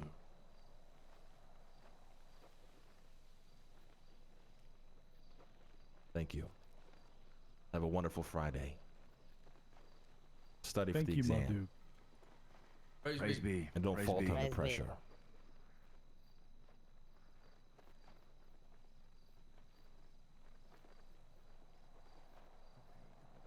Thank you. All right. Alright. Yeah, I got you. I can feel you. Mardo, you got 2 minutes. If anyone would like a map, I will be standing here for the next 5 minutes. Everyone, the maps will be a nice, low-cost, one-time fee of 2 Babylari. Okay? You will Oh, never I have to need use the this map new again. map. I I would need not to recommend losing it. have but still. Gigi make money for It medical is stuff. 2 She currently Babylari, my doesn't. friends. So our Babylari is Thank you. slowly draining. Slowly. Thank you. Thank you, brother. Thank you. Need to talk to Yaya about a kitchen contract I did. You're I'm gonna pretty love sure. these. Can't wait, that is. You will see the detail. wow. I on think this Rat map. King isn't really involved with other people, you know. Yes. Thank you, Fonz. It's really Thank you, developing Clark, for here. your See if hard we can work. get him into something. Thank you. I hope Holy that shit, people that is. that made the Merchant Guild's ribbons will appreciate this.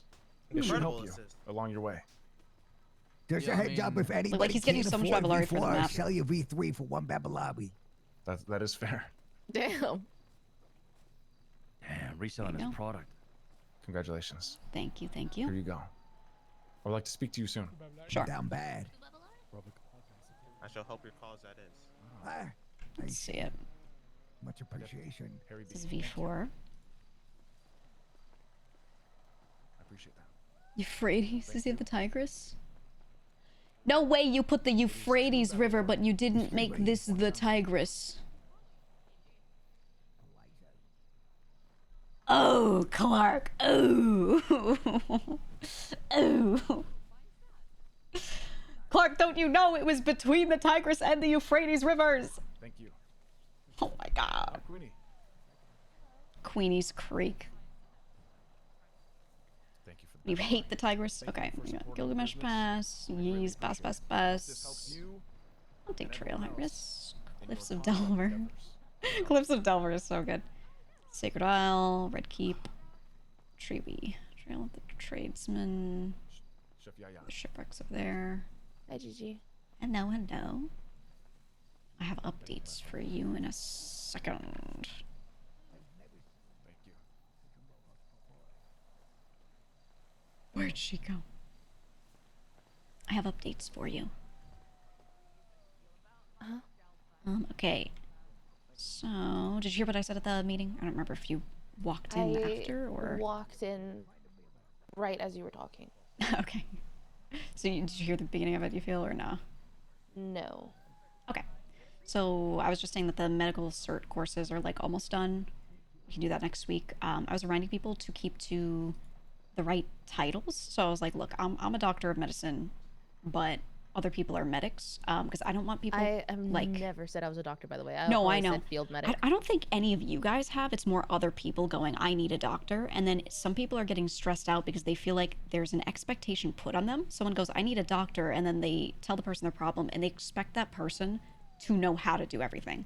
Right? Yeah. Or if that person is having trouble with it, they like get stressed and that person, like the other person gets stressed and is stressing them out. And, you know, so I was like, guys, the title is we're going to go with medic. So I was reminding that. Because the psychological effect sometimes over time gets to be a lot, so I don't want that. Yeah. And then I was reiterating, so the current person who's treating a patient is the one giving orders on stuff relating to that person. So this is said because on Wednesday there was a transport of everyone over to where they need to be. While that was happening, Elena was in the car trying to treat Sab, who was critical, like bleeding out, critical condition. And she was like, we need to stop. I cannot physically treat him. He's bleeding out. And security was still wanting to keep moving. And they just weren't listening to her. So what I was reiterating is in that situation, you have to listen to the medical staff. Not that everyone has to stop, but at the very least, that medic and that patient need to be dropped off if That that's the situation choice. is so difficult because we were I being know. followed and bombed all around us. Like No, as I know. we were driving. So right, but it's a lose-lose regardless. The scenario, so I agree with that. I agree with what you're saying. The scenario though needs to be clear communication. If someone else says, you're okay, medical staff, your choice is to be dropped off right now with the patient and risk your lives or keep trying, then that's what they say. But it felt like more so she was being ignored or shooed away kind of thing, right? So the communication just needs to be really clear on this is the decision and why, or, you know, whatever it is. But either way, the medical staff need to be communicated with and not just feeling like they're like talking to a brick wall. That to reduce stress in those situations as much as possible because they're crazy. Reminded people not to do things that they're not trained for because I had to redo a lot of stitching. I had to redo a lot of stuff, just a lot of stuff. Some people are treated just fine, but I could tell who kind of tried to do it themselves. And then overall, yeah, just the psychological effects of crisis. I'm going to do people's med charts, and something I want to add in there, not that I have to write it down, but just to talk to those people about, is overall, like, just how they feel on a lot of this stuff, and maybe send them to Andy if needed, and make that part of the chart. We don't have to put details of what they talk about in there. I feel like that's personal, should be between them and psychology, or them and their doctor, but I want to start adding that in to send people to Andy as we kind of examine, and, you know, we'll add it to our routine when there's a crisis scenario or someone's gravely injured. We should also check up on that and just have them talk to Andy if we can. I know Elena, I had told her to start working on a chart. She put like paragraphs of information. If you see where CJ was at, I haven't I have done anything the there. book from her. Yeah. Yes. So I think on the very top we should have more just quick information that we can see. In the bottom, it's kind of like the breakdown of exactly what you did. That's already how I'm doing it. I agree. Yes. I Okay, think perfect. to keep it simple, so I want the front pages of the book to be people's individual charts, and then you write down scenarios. So you say like today, August 15th, surgical procedure on leg, right? And then at the back have a log in chronological order if they want to add more detail about that specific procedure. We can have like recent procedures done to a person be logged, but they don't need to put that all on one person's chart because then the book is going to go crazy. It's going to be so annoying to move things around. So yeah, just a basic log of like relevant stuff. You can take out anything that's old if something's fully healed up and is no longer relevant. Like they broke a leg, it's healed now. We don't need to leave that on their chart. We could take that off and the report can be way at the just back. remove it as they heal or no injuries. Yeah, exactly. Yeah. Right. If there's anything that stays relevant, then it stays on there, right? Like, yeah, of course. Like Lang's leg issue, you know, or something like that, that stays. But yeah, I think that's good. For the med chart, I was getting height, weight, date of birth, blood type, which we have more testing kits, so we can do blood typing now for anyone who's not sure, or just double check. Some people might tell us the wrong one. And then I wanted to get like allergies, anything important we should know about. For example, like someone's missing an eye, that should be written in the chart. Obviously, you can look at someone and tell, but you know, scars and things like that. Yeah. Anything important, past When history. do you want to do the blood drive? Because I think that's important considering everything that's been happening. Yeah, I would like to start today if we can, but I think we don't have the storage, so we can't. No, we don't. Yeah. So I gave Sab a bunch of notes yesterday on that. But once we get like the storage chests for it and we have ice in there, then we should be good. I was actually asking him outside, so we wanted to expand a little. My dream is actually this wall gets knocked down because there's a shed attached to this that we share a wall with. So I was going to talk to Wee Wee about knocking that down. But for now, so this area I want to be meetings, reception, whatever. I want to put like a whiteboard up in here so that we just have a better spot to write announcements. People don't have to go into the workspace. And then over here, we were talking about putting an ice chest here, kind of like the ones outside of the grocery stores where it's like where you buy bagged ice from. I was like, that would be perfect. It has those sliding doors. Just to store blood and everything. And then over here, I was talking to Sab about maybe getting one of those white, kind of easy up looking tents and placing it here just to have extra workspace, extra beds, whatever. And just set up an additional tent until we can eventually maybe expand that. But yeah, so if you have any ideas for like facility setup or anything you feel like you would want, just let me know, let Sab know. We can work on that So today. then we just need extra chairs and like an extra bed or two, to be honest, because having bodies littered on the ground. And yes, it's I don't like that. So I've been using this bed right here for people because the other two beds have been occupied for a couple days, but like they need something a little bit comfortable, and this is all I can provide for now. Yeah, exactly. We have the fucked up couch, which is not ideal at all. No, I fully agree. I was thinking of maybe like this can be our version of the ICU when it's in use. If it's not in use, then we can use it normally, and then have like you said, like just stuff laid out instead of this. Okay, so if you knock out this wall and utilize the behind part could be the ICU. This front part would be just come in there, get treated, and leave. Yes, that's what I want. Ideally, like a doorway, curtains, and then it leads to two or three beds in the back. Exactly. Yeah, that's what I'm hoping for. So I was gonna kind of drop a plan. I was standing on the roof yesterday, just like staring at the size of it and trying to gauge, what we could fit, so I could give that to Wee Wee.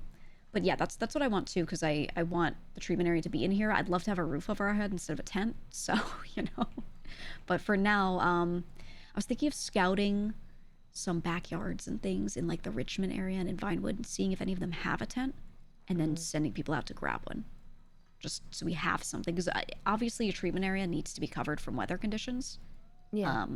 We could put up, they have those little tent walls that you can like zip onto it. We can see if we can find something like that. But yeah, it's going to be the best we can do for now. Oh, and Edgar, just so you're aware. So I went back in, redid some of his bandaging and things, set up a new IV drip, but I need to go in. We don't have general anesthesia. So if he wakes up, he's in a coma right now.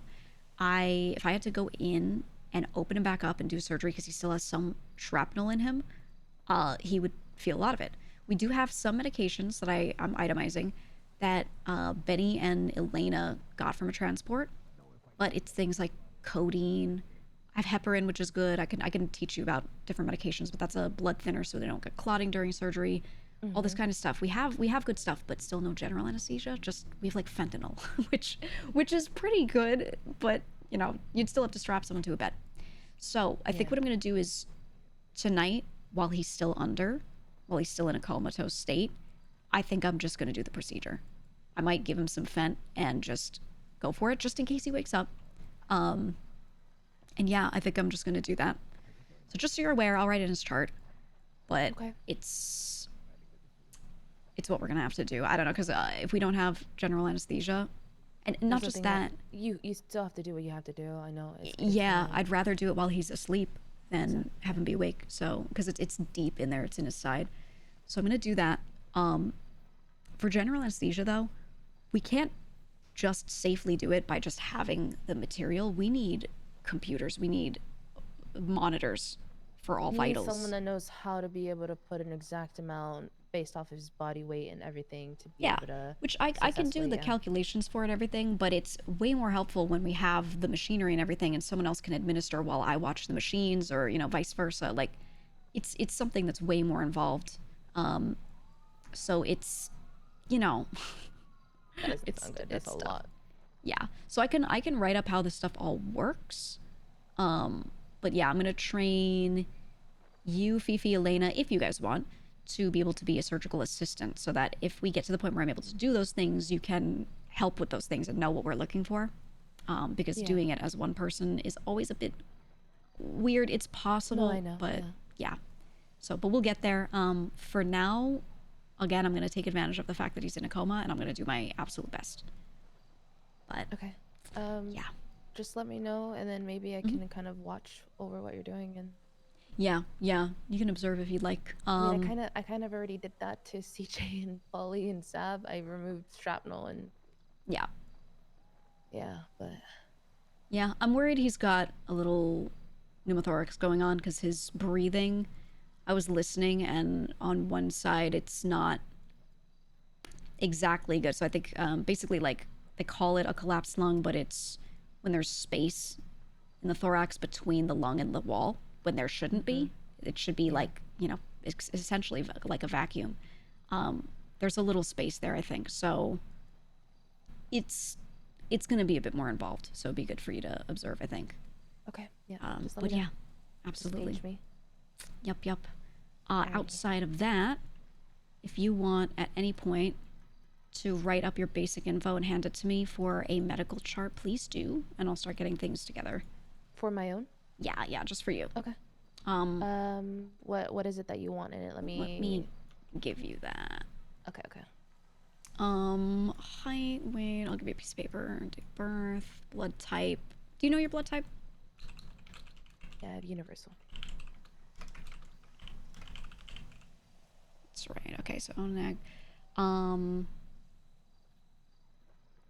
then I'll add, so you can see sort of like the way we're gonna log most recent incidents on a person. It'll have like a title up there saying 813 plain incident, 815 checkup findings, and then pain, wounds, and treatment. So you'll be able to see how we would log like someone's most recent stuff going on. We're gonna add to these charts, but I just want these basic things right now. So the format will get updated, but this is what I need right now to know if there's any issue. I'll get that to you. Okay. And then in that little space right below, like up at the top where I have your basic information, there's a little space. If you have allergies, history, like anything description-wise, that's really important for us to know. I do have allergies. Just the one thing, penicillin, which is very important. Okay. Yep. Incredibly good to know, yeah. Yeah, write that sort of thing in there because we don't want to administer that. How's Edgar doing? You doing all right? Hey, still, I mean, no real change. She's fucked up. I've been replacing IV. I'm gonna at some point treat him a bit more because he's got shrapnel in him, and I think he has a collapsed lung that I need to get to. Fuck. Yeah, so he's gonna go under some surgery. What is his chances of survival right now? I think they are pretty good considering he has not crashed at all. Okay. He's been staying stable, so he'll wake up eventually. It's just a matter of how much time it takes. He might be in a coma for a while, but I'm gonna take advantage of that state and do that surgery while he's under because we do not have general anesthesia at all. If listen, any sort of like desperate things that we need, just tell Sab and he'll just make contracts for him. Yeah, we're working on it. I need what I need is this wall knocked down in a bigger facility, but that's, you know. In due time. It's eventual. What we got. Elaine, can I speak to you in a little bit? Yeah, you want to talk right now? What's up? Just about what you mentioned with Skipper and things like that. Oh yeah, we can talk. Yeah.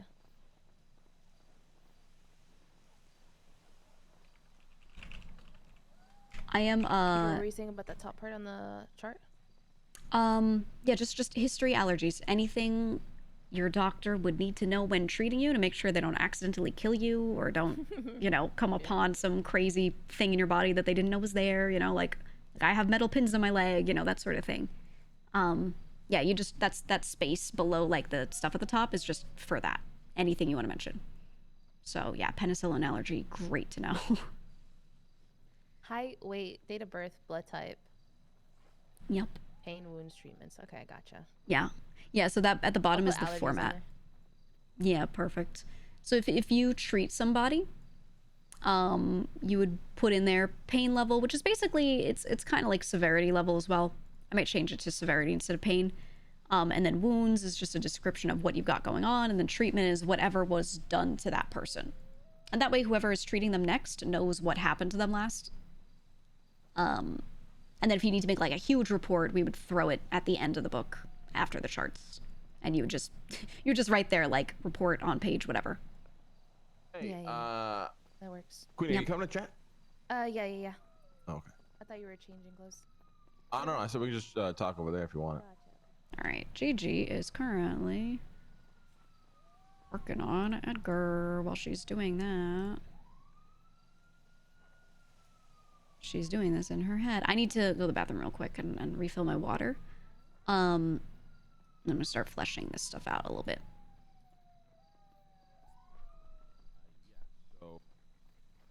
Hold on.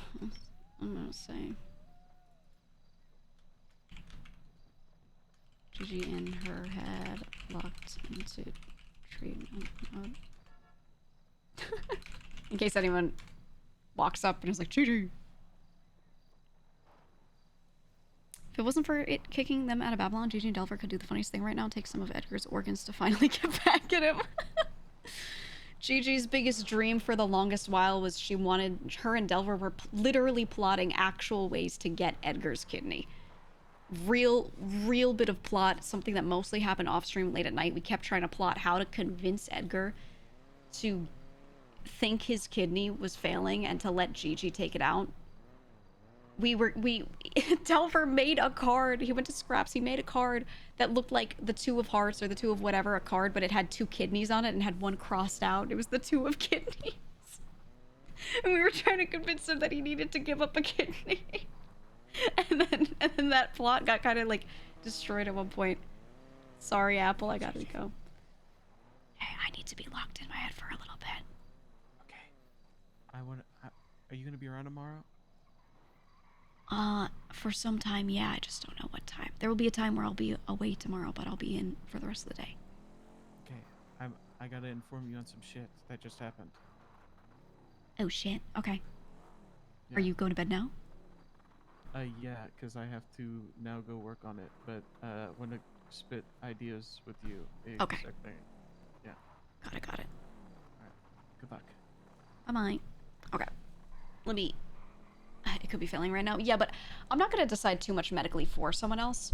So I'm basically like when a role player is having a medical condition, what happens is they can make their rolls, they can slash me whatever they want, and they basically decide or determine how their person is doing, how their character is doing.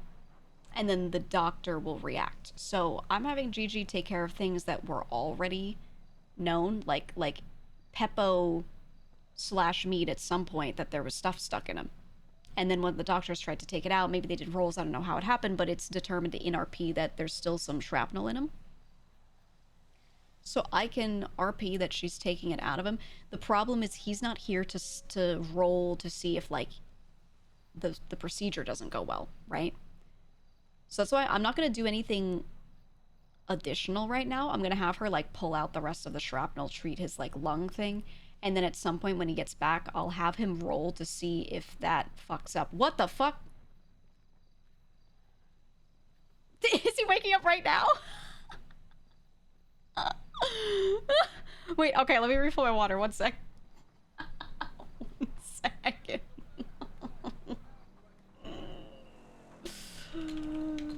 In head for 2 minutes. Okay, I'll let him do his intro. I'll be right back.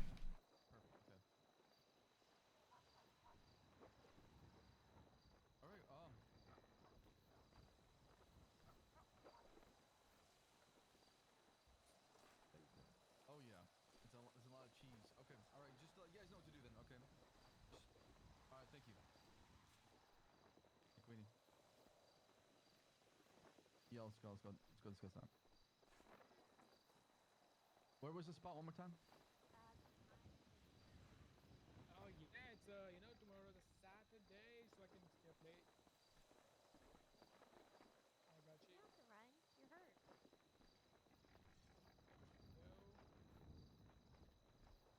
Go. Enjoy me. Sorry, what is it? Give me 1 second. My amazing Trying to reach friend. this burglar. Sorry, coming through, behind, corner. No, give me 1 second, I'll sort it out. Hello, ladies and gentlemen. It is I, Paul Robbins. I say good morning to both of you. Hey, yeah. Good morning to you as well. How's everybody doing? Give me 1 quick second. Well, let me do like one more time. Ship. Let's get paid for it. Phone call.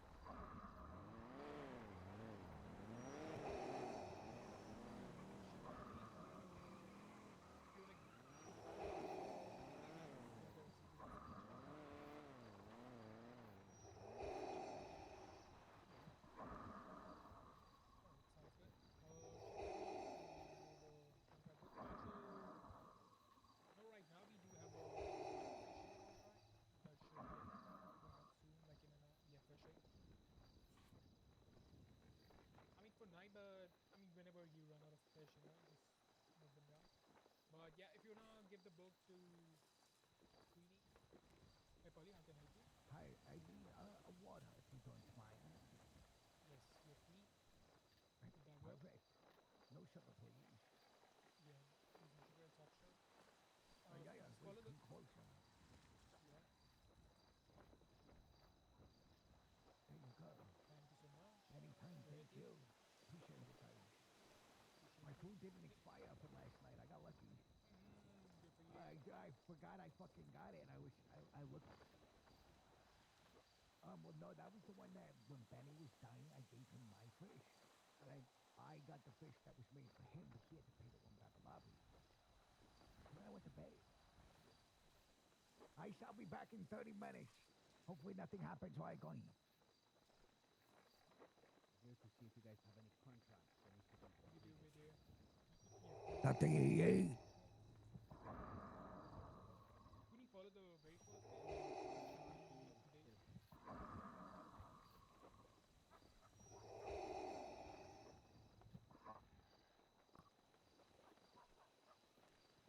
Yeah, Edgar.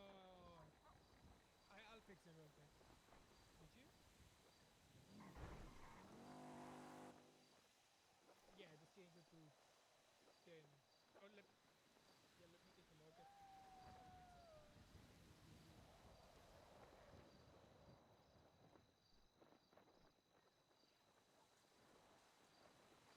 Alright. You got the copyright with your name and date on it? Alright. Let me take a quick look at this, Penny, and then I'll give it to you. Morning, Queenie. Morning, Clark. Morning, my chefs. Here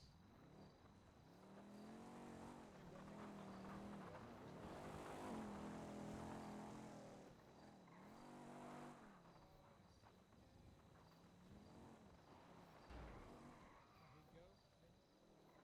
Follow the very first page. Whenever the mattress. Yeah, just one combo, please. Thank you so much. I got it. You have it. Chef. There you go. Just right there. Thank you so much. Oh. Can I give you one? Oh, maybe just have the water as well. Oh, I see it now. Sorry. I think there's a, I don't know where I grabbed the water from, but there's a spare water somewhere. Okay, I'm back. Did he say anything? Oh, I see, okay.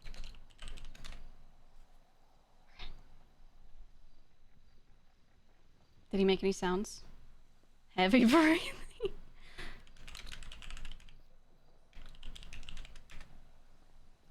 Send your name. Okay. Did he see? Okay. Checks your vitals. Checks your vitals.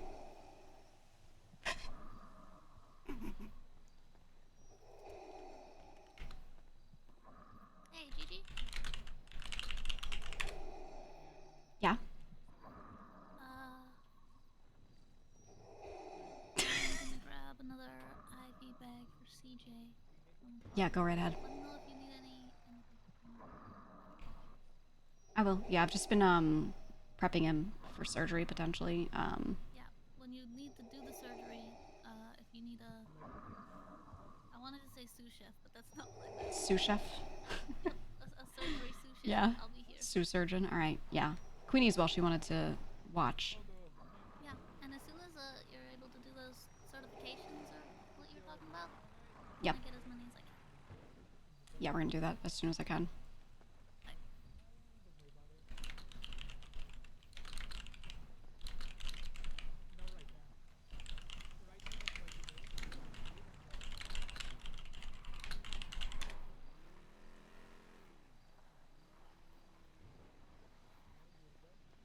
Heavily benched from operation done 2 days ago. He checks. Okay.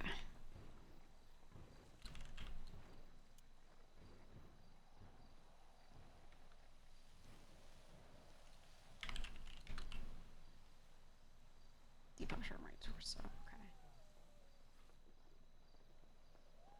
Okay. Okay.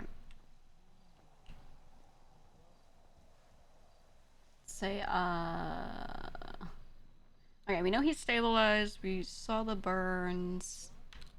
Starts unwrapping. And cut lung, okay.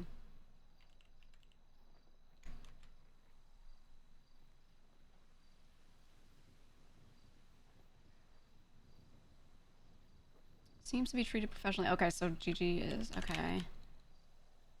Sees existing. So I guess we'll RP that the other doctor did it pretty well.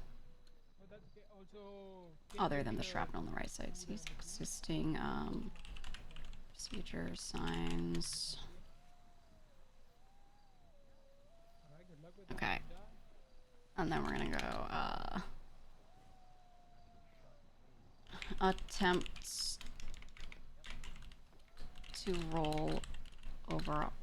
Actually, attempts to turn, so to remove. I want to like figure out how to get to his right side. Attempts to turn to access right side better.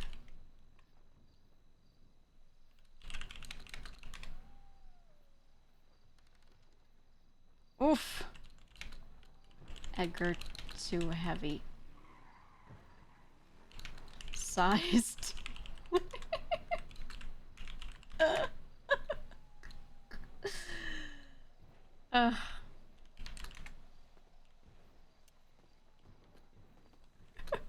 Can we even get up there? Can we? Can we? I don't think we can. I can't.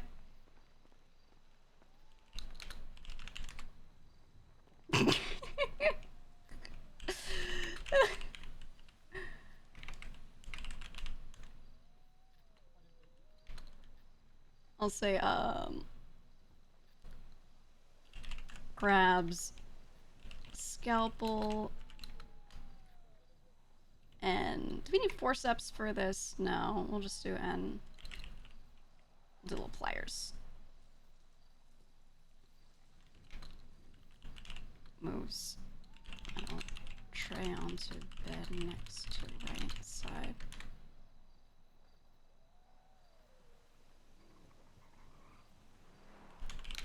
Starts removing pieces of shrapnel with,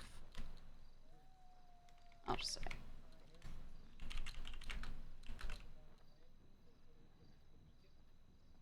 Troops cracked near side wound where lung was damaged. Oof.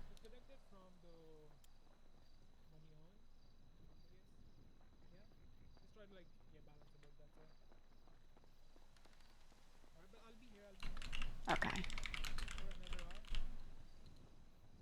Troubles are removed. Seems to find one more piece in there. Lingering. Yep. Okay. Use shrapnel. This is forceps to hold. I'll just say grabs. Grabs forceps. And then we'll call Queenie.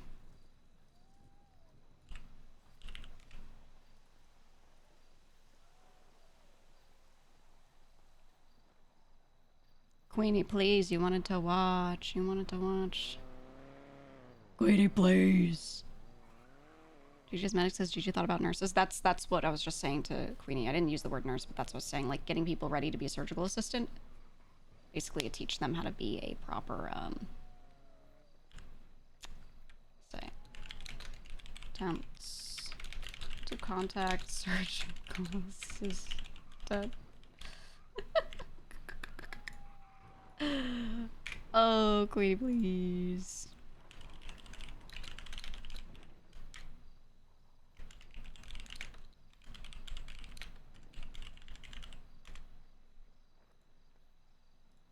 There we go.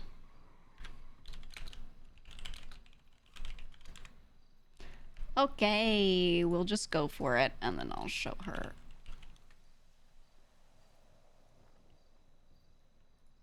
Okay. Grabs forceps. Clamps artery. Near shrapnel. Boom! We're assuming that she just opened stitching that was already there, not that she had to start a cut, which is why I didn't do slash me cuts open. Alright. Grabs syringe. We're gonna use grabs dose of heparin. Instead of making people calculate numbers of grams off of people's weight, I'm just gonna let them do it by dose.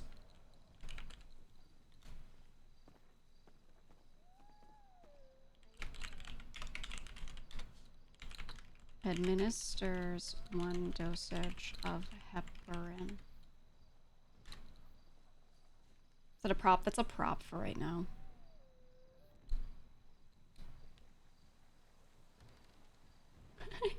You don't need to roll for heparin.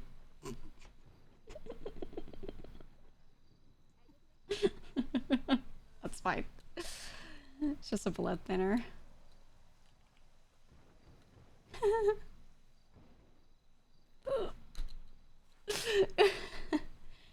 Okay.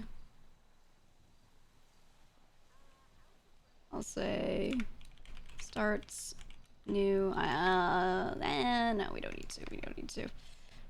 All right. Uses forceps. We have another to slowly dislodge shrapnel.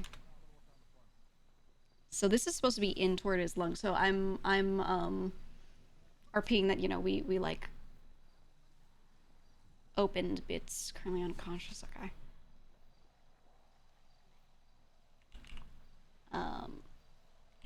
We'll do roll 1, 2, let's see how well I do at dislodging the shrapnel. Okay. Having trouble removing shrapnel without extra tools. Grabs. What should we do? Grabs. We're just gonna get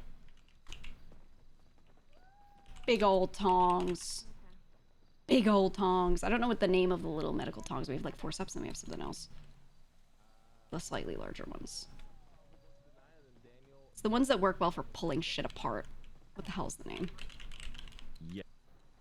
Yep. Pulls forceps in left hand. It's a clamp, but it's the name for it's a specific one. Tongs in right. Oh. Oh, we brought him in back? I thought he was still at the ICU over there. No, he's here. He's here. I'm pulling shrapnel out of it right now. If you wanted to watch Elena. Oh yeah. Okay, come here. Hold on, let me wash my hands. Yeah, please do.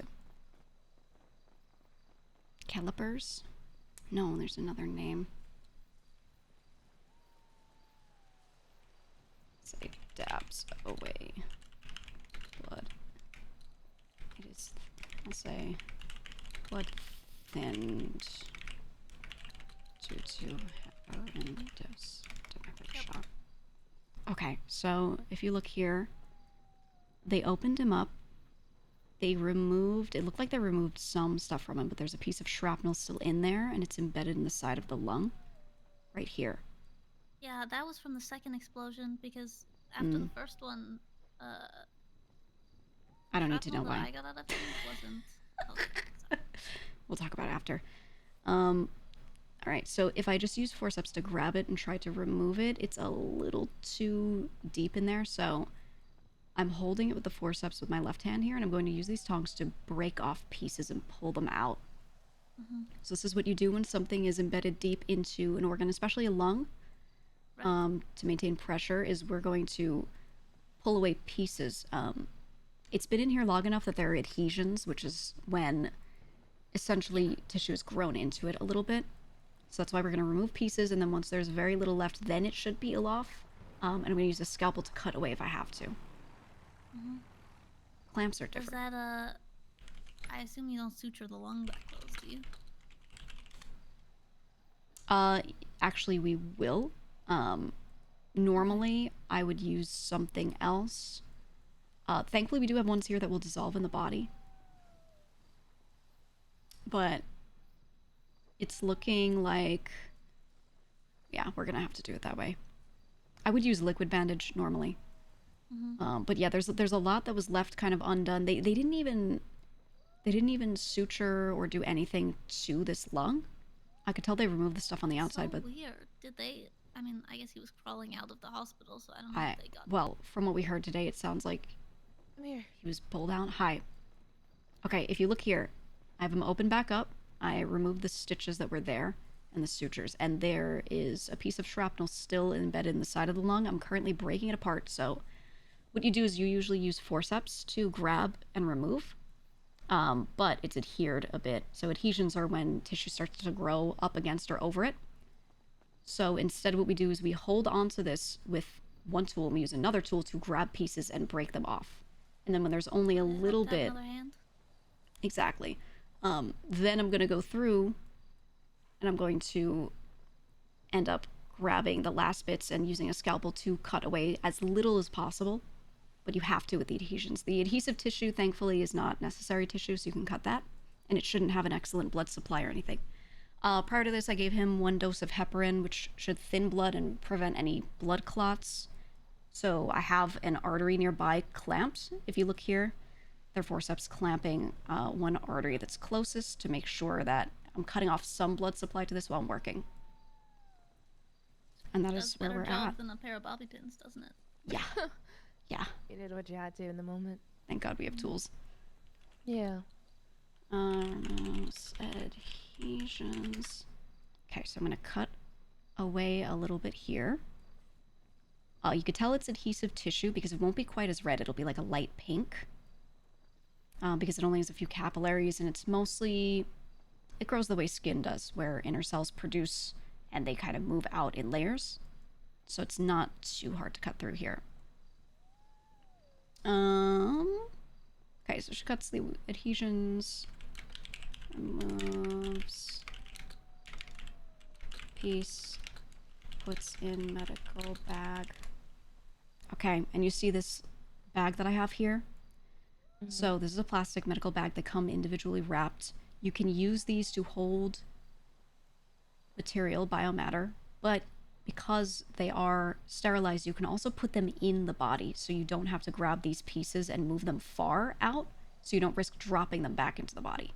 So instead, I can put this in the direct area I'm working, move pieces into it, wrap them up, and remove. And this way we don't end up leaving something in him, stitching him up, and then, you know, that causing a later issue. Same with waste medical sponges, things like that.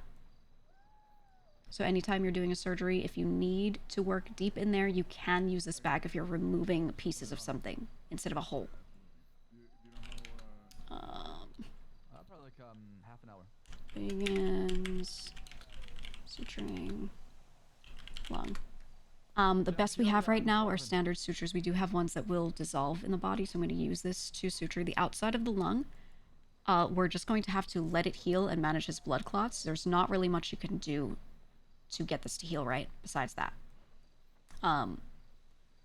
We're going to also suture layer by layer, so when you're working in the thoracic cavity like this or in the abdominal cavity, you have to suture different layers. So any organs, any tissues inside, you get that done. After that, we work up. So we go into the fascia, which is sort of the layer that is low down here. We're going to stitch that and then stitch the outside. And you do it bit by bit. And use dissolving sutures on the inside, obviously, so you don't have to go in and take them out. If you don't have them, you can suture and just bandage the outside and go back in later, but it's not recommended. But in emergency, you can do that. Begin suturing fascia. We'll just do fascia, which is like the muscle layer. Now, you always do this with the grain and match it up as best you can. There are nerves throughout this, so if they match up closely, they can grow back together just fine. This is, you know, a layer of muscle. It's fibrous, so it's not too hard to tell how to match it back up if you just follow the grain. If you don't do it perfectly, that's okay. It will still work, but more scar tissue will be created, and then you end up with an issue where the person's muscles might not be able to stretch properly. So when it's in the side like this, where the lungs are, it's very important you try your best for that. Okay.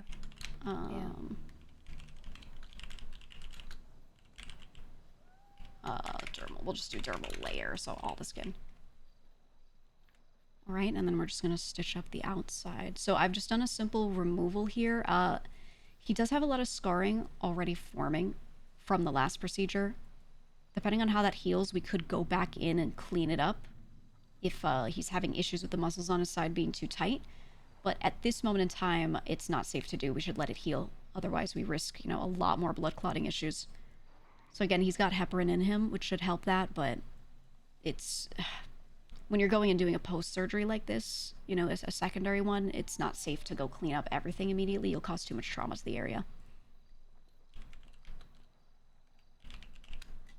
Okay, and then do you guys know what is the most important thing you have to do and write down as you're closing someone up?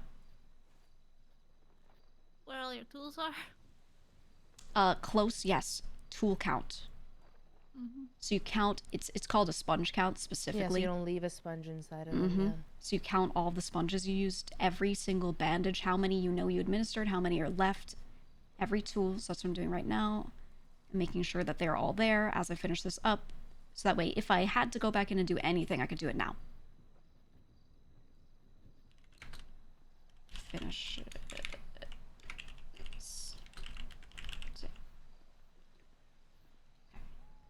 All right, so this is as good as it's gonna get right now.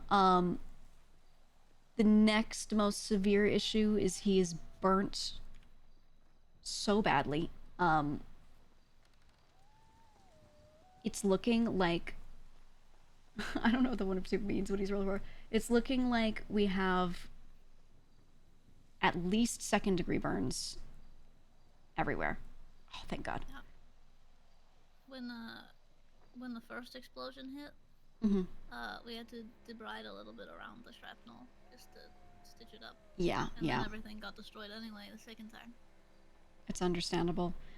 It looks like, I mean, the good news, it's going to heal. The bad news is it doesn't look like there's much grafting on here, so he's just going to end up with all scar tissue unless we have skin to graft. But I don't think we have. Can you guys check inventory if we have anything? Okay. All right, then the best we can do is bandage for now. Yeah, he's already like 50% scar tissue. This is just the other 50%. Well, yeah, but you know, we save what we can. He's gonna feel like a sheet of plastic wrap after this. All right. For now, I mean, realistically, I would take skin from elsewhere on him, but he's so burnt that I don't think it's safe to do that anywhere. It's too much trauma on the body, so we're just gonna rewrap. When burns are 2nd degree like this, it's kind of the same procedure as 1st degree, but we have to check more regularly for infection, because a 1st degree burn is not likely to get infected. A 2nd degree burn, however, has gone into the dermal layer, and now we're exposing blood vessels, lymphatic nodes, everything like that, to air, to everything. So we're going to go through and we're going to clean. This means we have to clean. And actually, one of the best ways to do this... Go right ahead and bring anything you've got. When we clean, believe it or not, soap and water is the best way to do this. Alcohols, things like that can dry out too much and ruin the healing process. You need to keep them moist. So we're going to just use some soap and water, a small amount, to remove any debris. I got what I was using yesterday was a plastic water bottle. I poked the hole in the top so I could pressurize it a little bit by just squeezing the bottle. Okay. And it's just got soap water in it, but yeah, it's for perfect. some of the things that I needed to, wash some debris out of burns. Yeah, I've been so I have a neutral soap, one that's unscented here that we can use, mix with a little water and just do that. But yeah, the most important thing is just that we're removing, there will be a lot of lymph that kind of secretes onto the outside, which is great for protecting the skin that has been burnt. However, it's a wonderful breeding ground for bacteria. It becomes a biofilm that they love to eat. So we have to remove this occasionally because we're just not a 100% sterile environment here. Do we have antibiotics? Because if we don't, I've got a more... We do not. No, there was nothing in stock, so... Okay, I've got myrrh as an antibiotic, but... We can use that, yeah. Yeah, topically. We could do that if you want to come here and apply while I'm washing the other side here. His right side should be good to go.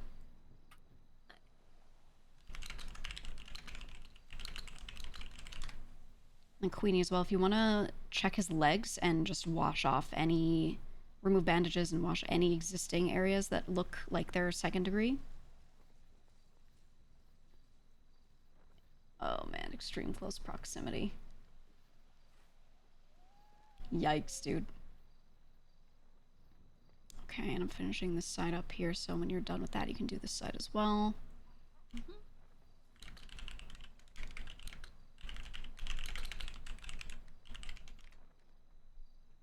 Okay. Check condition of face on his head. Just gonna check his face and everything here. I don't know if there's anything going on up there, but... In his brain? I always well, wonder that. I see. I don't know if this is one of those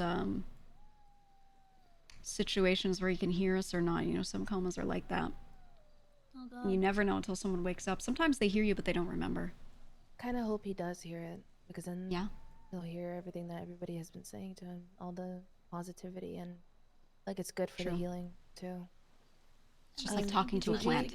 Yeah. I think you're gonna have to take a look at his ankle. Oh god. Okay. Okay. Here, if you wanna swap with me, then just check head and face, any burns or anything like that. Okay. Yeah. I can do splints and things like that, but that looks a little bit more than what I would be capable of. Yeah, I'll check. Do you want to bandage up all the burns, or... I know usually, like, if you're in a sterile environment, you want to leave them open to air, but... Yeah, so... We're not. We're not sterile, right? So any areas that are severely burned, I would say still wrap, but just wrap them a little bit loosely. Put the gauze on the outside, just enough to cover so nothing gets in, but don't wrap it tightly. It needs a little bit of room. Yeah, of course. There's one ruptured under bandages from explosions and blasts. Oh, God. Okay. So he has a right ankle fracture. Okay, his ankle here is fractured. Nothing you can do. Tell? So I'm just pressing and I can feel a little bit of movement. Like I can feel certain areas sink that shouldn't.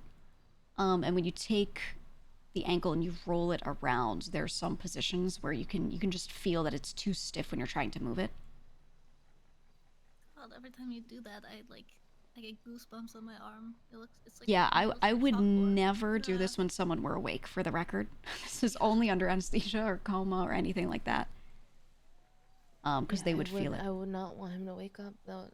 Yeah. No, that's why I wanted to take advantage of him being in a coma right now, because we just do not have the anesthesia for it. In the future, I So- can try to look for some mandrake, which can be used as a general anesthetic. His ears look a bit swollen. Yeah, how close did any of you see? How close was he to those explosions? You said it was like I was on him, and Yeah, they both got sent Right. flying. okay. He almost definitely is gonna have issues with his ears then. Okay. Um, There's not Polly much I was can completely do about deaf it though right now. Yeah, Polly No, was. there won't be much. You won't until he wakes up. You won't know how severe it is. So Yeah, we're gonna have to do tests with him when he's awake. I would say for now, apply an antibiotic ointment just to make sure that while that swelling is happening, there's nothing kind of sneaking its way in. And then we'll just have to test. I have some. Yeah. Yeah, we should have plenty.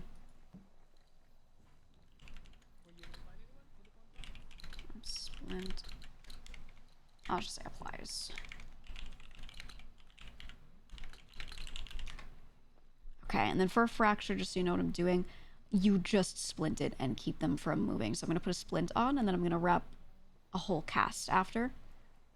So in an emergency, you splint first, get them in here, and then do a rewrapping as a cast. Because we don't have... plaster for that? Yeah, so we don't have plaster, so what I do is I have a couple types of splints here. One of them is just like a straight bar that acts as a support, and it's sort of L-shaped, so it can go under the foot. So you put the L-shaped part under the foot, put the bar up on the side, just behind kind of where the Achilles tendon is, and you wrap as much bandaging as you can around that, and then you do the same on the other side. So if you use two splints like that. In the future. I'm adding that to the list of stuff. Yeah, plaster would be wonderful for casts, but we don't have any. So that's what you do is you take two splints, throw it on either side to hold it, and then wrap as much as you can. It looks like it's just the ankle that's fractured, so I'm not concerned about the foot. I'm still going to wrap the whole thing so he can't move his toes too much and affect it.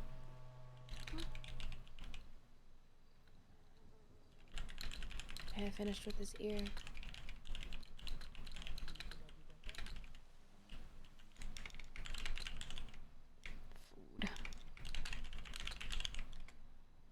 Okay, yeah, just make sure, do one check over of everything, and if there's anything that needs cleaning, blood removal, anything like that, do that just to remove any chance of bacteria growing, and then, Okay. from there, Yeah. we've done everything we can. Alright, I'm gonna go get a wet cloth real quick and... Okay, I see thank you, some dried thank you. blood in there. Yeah, of course. Make sure you're counting equipment as you guys go. Yes. Like some of the sutures still held from the first time, but Yeah. not all of them. Yeah. Just make sure we have one full redo on him so there's no old bandaging. And we should be good. What Marduk was saying earlier about, you know, the skipper trial and everything, does that mean that we don't ever... I mean, does he say no to outside hospital? For now, that's the assumption, but I think the trial will determine that. Okay. We'll see. I've already given my thoughts. Yeah. We might be able to get up and speak on it, though, potentially, if you want to give your piece kind of on that later. I'll finish this. Are they trying to make CJ move? Thank you. Okay. So his leg is wrapped. Let me see. Leg has been treated, rewrapped all burns, cleaned off body, which I know you're finishing up now. I removed, there was excess shrapnel still embedded in his right side into his lung that I was able to remove. It looks like it's successful thus far, but we'll need to keep checking. So let me just listen again and check vitals one last time. He had quite a bit of blood in his ear, by the way. Which one? Left or right? Both. Oh, God, okay. Got it. He might have hearing issues for a while then. If he's to the point where he was bleeding, that's a lot. He was extremely close, Gigi. I mean, I was there as well. Like right next to it. Him and Elena went flying. CJ did as well. When I pulled him out of that bus, he... Dr. Gigi, may I approach? Yeah, come in. Is he conscious? No, we're still performing on him right now. Okay, alright. I'll leave you. Okay, let me see. I'm not hearing... So I said to you earlier, I thought there was an issue with pneumothorax, right? Which is, again, some sort of space between lung and side of cavity that shouldn't be there from a collapse or anything. I'm not hearing that right now, which is good. If I had better equipment, we'd be able to do more things to determine what's going on in there. For now, all we can do is just listen and, you know, see if things sound normal. You can usually hear when there is some sort of space by moving around certain areas and realizing you cannot hear air rushing in the space where there, you know, there is a gap. But it sounds okay right now, so I think we're good. I'm just going to add a little more saline. And then we just have to let him rest at that point. Yeah. Okay.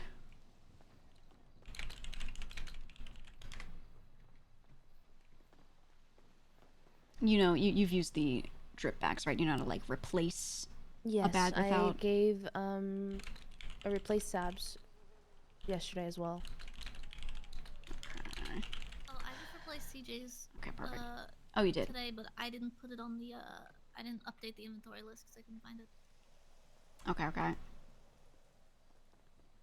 All right, let's see. Use today. Okay, so 2 bags of saline then. Forceps. 2 forceps, 1 tong. So we can wash those. I used sponges. Let's just say use sponges times 3. They're not listed here because I didn't add my stuff. Scalpel. Okay, 2 bags of saline, 2 forceps, 1 set of tongs, 3 sponges, 1 scalpel used, and then I had 3 suture kits. Yeah, I have an additional sponge that was used. Additional sponge, okay, so I'll make that 4. Yeah. Got it. Okay, and then I used 1 dose of heparin as far as medications go. I did not use any other medications. If he starts waking up, we can let him determine his pain level if he wants something for it. We do have codeine. We do have codeine, and we have... Whoa, hold on. Give me a bottle of that shit. No. We do not have enough. We do not have enough. Edgar? Is he waking up? Hold on, move out of the way. Watch this. This is how we do in the hospital. You ready?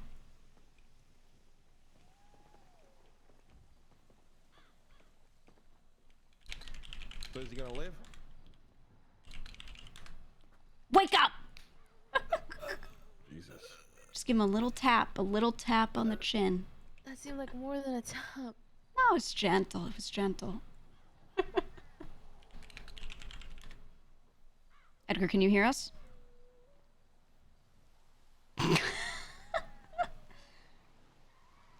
Edgar? Blink twice if you can hear and understand what I'm saying.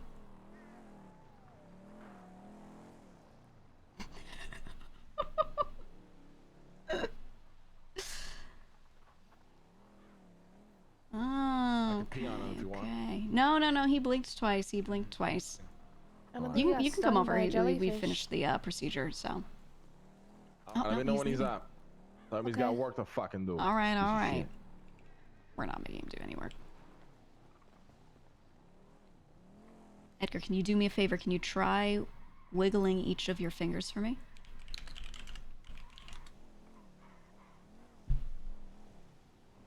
Do your best. Any amount that you can at all. We're gonna do his post-surgery wake up now. Okay, very good, very good.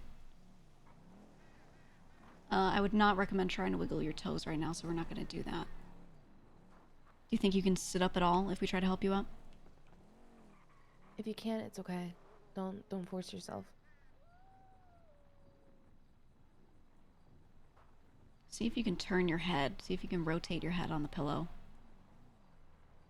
without assistance. Okay.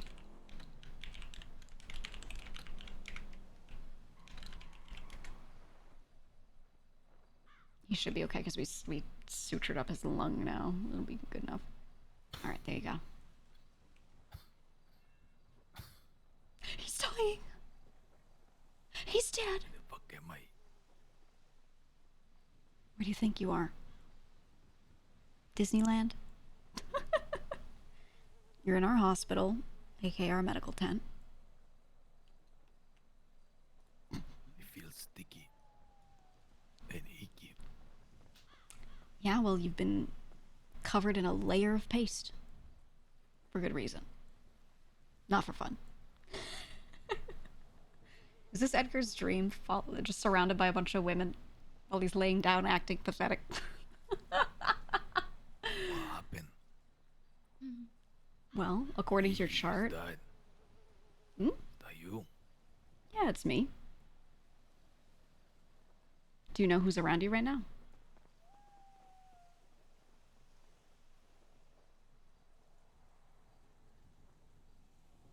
Don't touch anything. Do not take it easy. Do not touch anything. You're bandaged right now. My ribs. Yeah. Yeah, I saw. They're a bit cracked. I was in the hospital. Mm-hmm. They took me to the hospital. Yeah, I heard. The doctor, she says she gonna remove my ribs. What? Why? I couldn't do anything. I could barely move. Is that why they're cracked? Or were they cracked before? Do you even know? She say I'm gonna remove both his ribs from his fucking body. Oh my god. Spine. Oh, I have my ribs. They're here. They're here. They're just cracked. Well, I wasn't going to remove them. Number one, we don't have what we need to do that right now. But number two, there's not much you can do to heal them besides leave them there and let any connections regrow, let things heal up. And, you know, we're going to keep you bandaged. We're going to have you move as slowly, as little as possible, and let them kind of fix themselves as best they can. Where are the others? They're okay. Everyone's okay. You're the last one. Right You're the now. last one to wake up, yeah. Yeah, to wake up. It was bang after bang after bang after bang. Yeah. You go carpet bombed. Yeah. On a play-by-play, I was with you the whole time until. Let's do dramatic Godfather music. Really, both got blown up.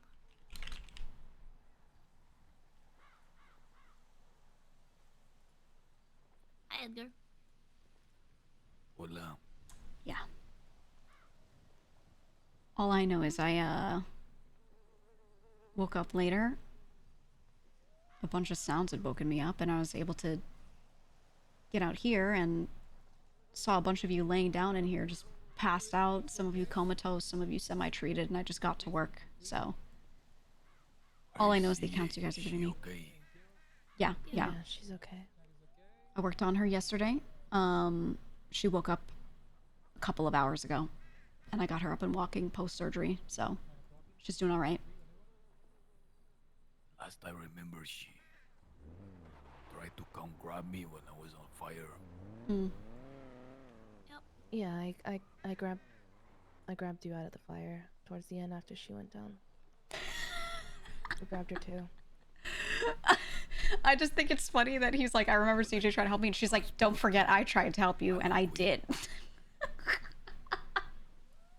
Like, I love Queenie because she's always got to make sure everyone knows. Let me moved about on a palanquin. You mean a stretcher? I don't know. I feel like maybe if you were Marduk. Yeah, maybe. Well, what matters is you were transported here. It does look like the hospital treated you based off of the equipment I'm seeing. And, I just went in and undid some of what they did and redid some other things. So... Can you speak up a bit? No. No, I can't, Edgar, because then I'd be screaming. Edgar, I think Turn your head to the other side, Edgar.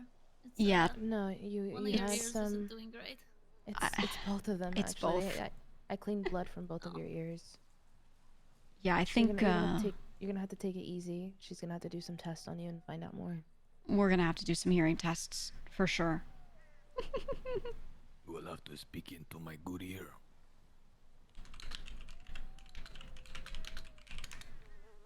Is this the good one?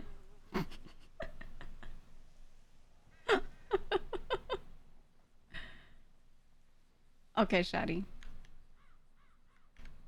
Can I move from here? Well, first thing we should do post-surgery is get you moving. We need to go as slowly as we can. But yes, to not have you suffer from internal blood clots that can kill you, we do need to get you moving. So as soon as you feel like you can, yes. You mean like physical therapy? Yeah, essentially. Yeah. It's, the first thing we need to do post-surgery is you need to get up, walk around, always. Or at the very least sit you up. Read as well? I think his eyesight is okay. We haven't been able to do a test with that yet. His hearing is definitely affected, though. So I'm just trying to talk into his good ear as best I can, but they're both kind of bad. Okay, Quinny, can you give this to him when he's able to? Mm-hmm. Thank you. Edgar, you should read up. What is that? It's the City Chronicles, the newspaper. Yeah. Ladies and gentlemen, reminder, we are level 3 security threat. Report any suspicious activity that you do see. Any police in the hills, in the water, any faceless assets in the shadows. You will report them as you see them. Any suspicious activity. You want me to pass it to you? It could be one of us. We could be infiltrated and we have no fucking idea. We are an open community. We accept applicants pretty easily. One of you might be a faceless asset, and we will find out. Were you able to hear anything just now? We welcome the war. Can your ears pick that up? Please don't move us. Does not have a version for the deaf. Does not have braille. That's for the blind. And also, Edgar, you can't speak Braille. Your eyes can work. Will read to me what is in here. I can read it to you if you want.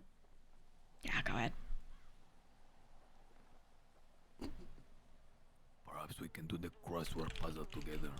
Yeah, we can. Oh, I just slashed mead. My bad. I imagine there is some relevant passages in there. Looking at the front page, yeah, I would say so. I'll let Gigi finish what she's doing, and then I'll read it to you, okay? Go right ahead.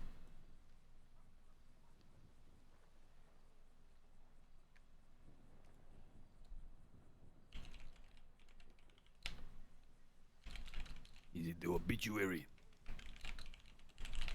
No.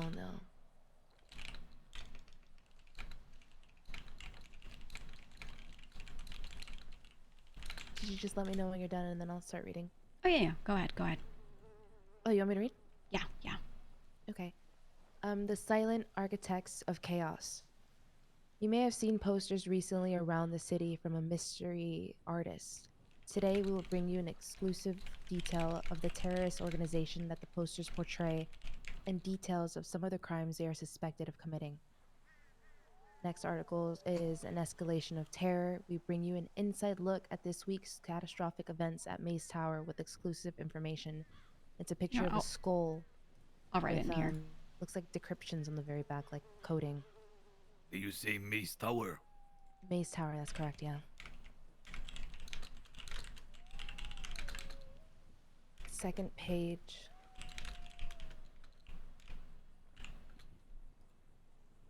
The Faceless, the Silent Architects of Chaos. If at any point you want me to stop, just let me know, okay? Dale. No face, no mercy, no future. Over the past few weeks, residents of San Andreas have noticed strange posters from a mystery artist appearing in different locations all over the island. From hidden alleyways to the walls of government buildings, each one trying to depict a different picture, though more often than not connected between each other as No trying to tell a face, no story. mercy, no. No future. I would like to make a request. Mm-hmm. Perhaps if we can get a mail in here for it. Someone must reach into my trousers. For what? I mean, as doctors, we're able to. Oh, I'm Are not you a doctor, afraid? but she is. She can. I'm not. I have gloves on, don't worry. You have been chosen. Move aside. Mm-hmm. What am I looking for? You dig into my trousers. Are we sure this is appropriate? This is rather Look away. uncut, okay. Well, okay. If you dig around in there, you will find a rectangular book in my pouch. Along the spine, you will read.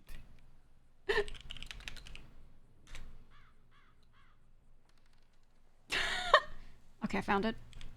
Hey, what does he say on it?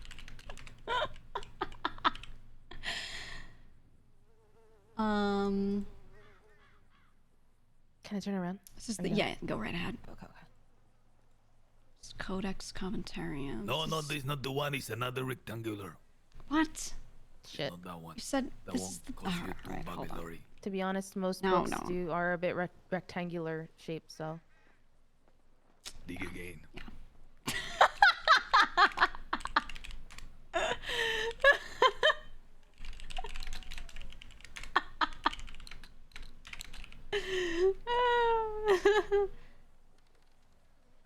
Are you okay? All right, I found it. I think. What is this? It's a flyer. No face, no. Oh, That's the one. Gigi That's knows the what one. this is. That's the one. No face, no mercy, Okay. no I future. could have sworn I had heard those words before. Yeah. Or I had read them. Hmm. Continue, Queenie. Speak with this tale of mystery. Gigi has seen the owl because Speedy left From a hidden alleyways few to the walls of books government buildings, each one trying in to his depict a office different once. picture, though more And when often than Gigi not was connected delivering stuff between to each him, other she as saw trying to the tell a owl story. in a book. With one being more unsettling Or on than the the cover. previous, they often feature a faceless or masked figure in blue, striped of all identifiable features, staring back at the viewer. I don't know when it An was, image though. that seems designed to provoke questions and force those who see it to wonder what is really going on in their city. In the previous 2 editions of this paper, we have brought you exclusive stories of crimes occurring across the city, and today we will bring you details of the terrorist organization that is responsible for some of those crimes. An organization that calls themselves the Faceless. Authorities believe the Faceless are deeply connected in the illegal weapons trade, manufacturing, and trafficking firearms on a massive scale, with their operations being suspected as having played a significant role in flooding the city with weapons. Apologies for Faceless. my intrusion. I just want to announce my presence before something secret is said, and then I feel bad that I wasn't supposed to be in the room. No, you're fine. Okay. Thank you. Sorry. The Faceless are believed to be the group responsible for trafficking hundreds of millions of dollars worth of Class 2 weaponry my favorite picture into of Gigi Jetsam ever. docks, which were intercepted and seized. We believe that they also have a successful shipment This of one goes weapons so into crazy. Jetsam docks a week prior on July 4th. Why this? Where the fuck is the book Alfonso picture? want me to read this. Not sure. Edgar, you speak. Thank God. Thank Babylon. This is what Gigi saw in Is there Speedy's a office. whispering coming? Oh my Am God. I going crazy? Edgar. We've Edgar, seen it's an owl Clark. motif Over before here, too, pal. but this is the one I remember for sure. Hold my hand, Clark. It's Gigi has Flash, my seen friend. this, so Come when here. she sees It's the nice to see you. Hold my hand. Let me it was this book. Thank you. Sorry. Of course. I've never seen you like this, Edgar. I'm It was so this sorry. book. I'm so sorry I couldn't do more. And Speedy told her it was okay to look at. This is not her sneaking. She was like, I'm gonna put something in there, and he was like, oh, there's a thing, by the way. This is what we were doing. Since 2001, I've been It seeing was the day something after so he had his green disgusting. beer. 8:13, never forget. So I don't think either Remember of us the were Omen? streaming. A ball of evisceration. Those were the final words. Remember I told you? I remember. A ball of fire. So I fear this is only the first dominoes. So this. The first of many, my friend. It's But we're important together. here. You survived. That's what matters. Is their symbol? Let me know when you want me to continue. Clark, owl I'm on the reading him front. the City Chronicle, the Queenie. newspaper. Uh-huh. Read to the final few sentences. Read me the conclusion. Owl sitting on the moon in the eye. The eye is watching the owl. And then the here, no face, no mercy, no future. These are all Has things the that owl are known crossed to me. out like it's dead. What is this significant? I think he's just wanting to update you on. I mean, it kind of continues on. That's not the only article about it. The fire starters and escalation of terror is the next article. Yeah, and about it. I had It's Notebook still- too. I'm not exactly sure if this is Faceless Back in my related or not. day, terrorists didn't post on social media. That's all I'm gonna say. I mean, do you want the information about the Maze Tower, Ben? The old Tower of Cerberus, see. It's interesting. Okay. He's back! Benny's excited. Okay. The terrorist organization known as the Fire Starters has surged into the public eye in recent days, turning cryptic threats into fatal They reality. really piss me off, these fire starters. Yeah. Oh, I'm sorry, go ahead. Oh, no, you're Their okay. stupid videos and jeeps all over the internet. Their recent activity on Twitter shows a clear and chilling hot up here. escalation that went from "the time has run out, the final day is upon you, we will need to weed out your corruption ourselves," to "you ignored the warnings, now pay the price," posted just the 24 hours after their previous posts, stating an imminent action. The tone of their content should be defined as anarchistic slogans paired with graphic, violent imagery showing law enforcement being punished. It remains unclear whether these threats are aimed at the public at large, the authorities, or both. On August 11th, they acted on those words. A bomb was detonated on top of Maze Tower, sending the brutal message that their threats are no longer mere words on a screen. Mm-hmm. The full Wait a extent minute, on wait a minute. They blew up the Mist Tower yes, 4 days ago. 4 Wait, days what? ago. This Yeah. 2 days prior. Hey, Elena, are you available for like? I a quick chat? remember. Go on. Come here, Benny.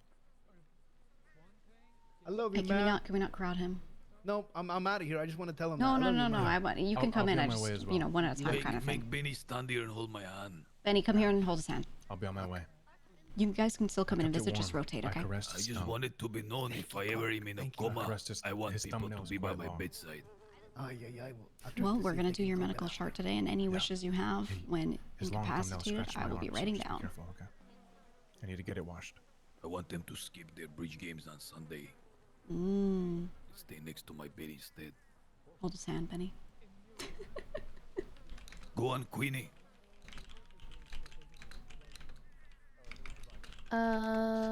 On Monday, the 12th, I received a phone call from an unknown number. It became clear very quickly that this was a member of the group referring to themselves as the Fire Starters.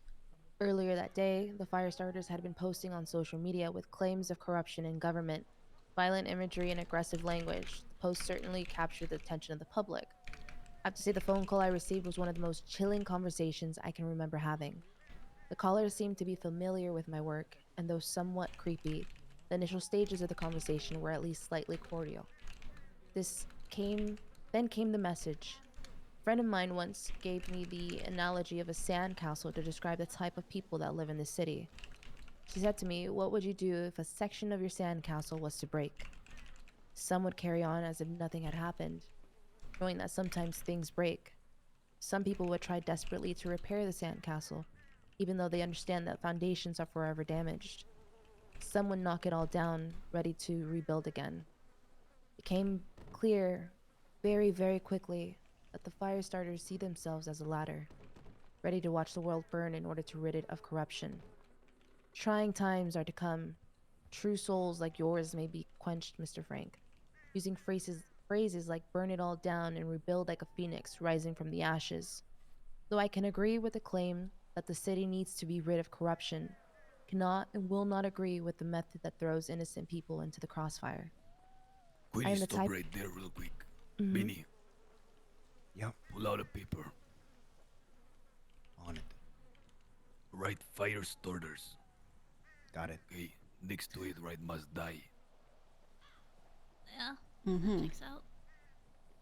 I have seen them post on social media, like you said, several times, and I noticed that the first time I ever saw them post, they tried to attach an image, and they did it incorrectly. So, you know, suspecting I know we maybe are- they're older people. I'm not sure.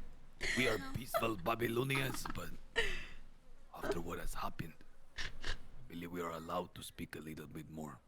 Yeah. Venomous. Yeah. Fire I know starters exactly must who the die. fire starters are. Who are they? Well, now that it's, I guess, well, I was told that if I told anyone, I'd get, you know, my skin Spit it flayed out. off, Who are they, Elena? Right. Misha Standal. You're not the only one who's told me that. I don't remember who told me last time. Misha. No, no, Misha, no. huh? No. I told him this, guys. There was a fucking debate. Okay. There was I several remember groups that. at the debate. As soon as some weird shit happened, I This started guy is seeing the such a quad, freak. and I'm like, I fucking know I hate exactly this who this guy. is. This guy asked me one day, Benny, why do you do what you do? No, he tried to give me that same spiel, amigo. The fire starters wanted me to be the face of their operation What? because of everything that happened to me and with the, you know, the DOJ.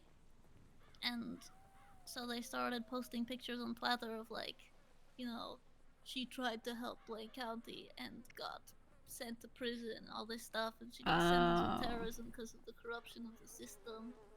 And yeah, I just Queenie. stopped responding to Misha's calls. Yeah. Keep reading. Keep reading. Okay.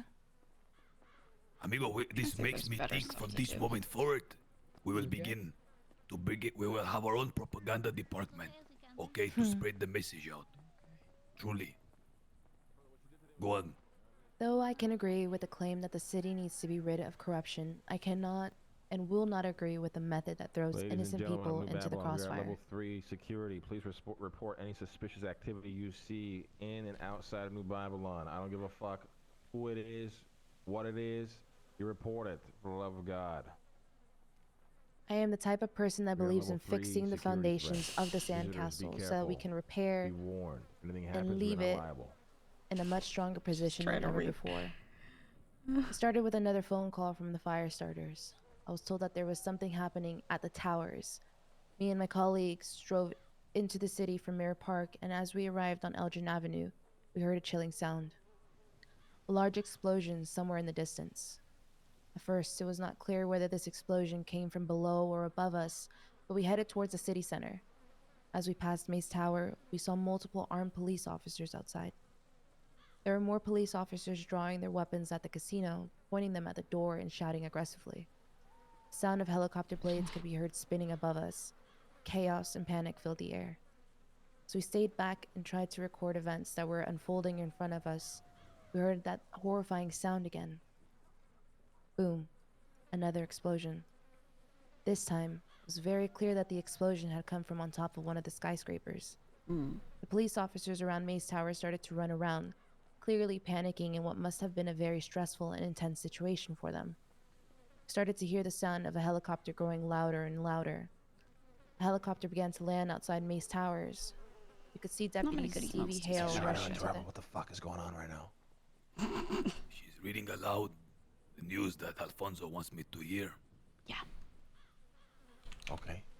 Why does Alfonso want him to hear this right now? I'm not exactly sure. He just came in here and said he wanted him to read it. Okay. Hey, Edgar, you gonna die or live, brother? I need to know. Amigo, I don't know. I feel alive right now, but I'm in He's great gonna pain. live. He's gonna live. If you do die over the weekend, please don't do anything that will leave a mess for me to clean up when I come back on Monday, brother. Thank you. Amigo, hold on a second. You are at fault for this. I'm at 0. What? What? How am I at fault? You're the mother. You're the fucker. I told you your lovey-dovey bullshit was cursed and it's gonna get us all fucked. Do not forget the only thing yesterday or 2 days ago when it happened that was out of order was your strange behavior. I was not being strange. I was showing love and affection to the people of New Babylon. And what happened as a result? Well, now Skipper's going to trial, so. The gods conspired against us First the winds and a tornado struck, Marduk was not happy. And then when we were weakened Oh my by god. nature, the enemy struck us. Edgar, shut the hell up. Somebody wanted to do this, so they did it. It doesn't matter what gods think what. Why did Skipper hold up the doctor? Do you know? I don't know anything. All I He's going to remember trial is on Monday, brother. all I remember is getting carpet bombed. Pass, pass, pass, pass repeatedly. In a Gigi, small while little everyone's dinky getting into like all the trailer, that's all gods I stuff, remember. Gigi's gonna remain the most scientific, Opened my I eyes think. in the hospital. She's gonna be the one who Crawled like to the does door not and give a shit collapsed against. about anyone's beliefs or whatever. All I She's could just like gonna remember be is you telling all everyone science, you all love medical. them over and over in my head. To counterbalance the people that are like doing the goofy religion stuff. Gonna be in bed all day, or how you feeling? Perhaps I will be able to get up in my feet just a little while longer. We're gonna make him walk. He has to. Yeah, he has to get up. Well, good luck, Edgar. Don't die. And if you do, please don't make a mess on your way out. Sab, you think we can find any wheelchairs? Oh yeah, we can get you some. The words "I love you" I must might be need a few. forbidden from Babylon. CG needs one, okay. I want to put them in wheelchairs. Yeah, bring them back. Bring them back. What about Oh, I forgot. Gigi, you have to take Barrick's arm. Did anybody tell you about that? I'm becoming aware. I'm gonna talk to him about it. That's happen ASAP. ASAP. It's okay. Priority over Edgar's life, truthfully. I Sorry, see. Edgar. What the Love you, fuck? buddy. No, I denounced that order. I took the Hippocratic oath. You don't have to worry about me leaving. Okay.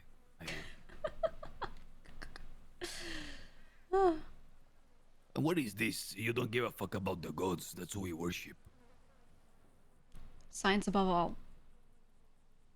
CJ says Medicine above all. Don't care. Science, my ass. Go ahead, Queenie. Science saved your Continue. life. Science. Okay.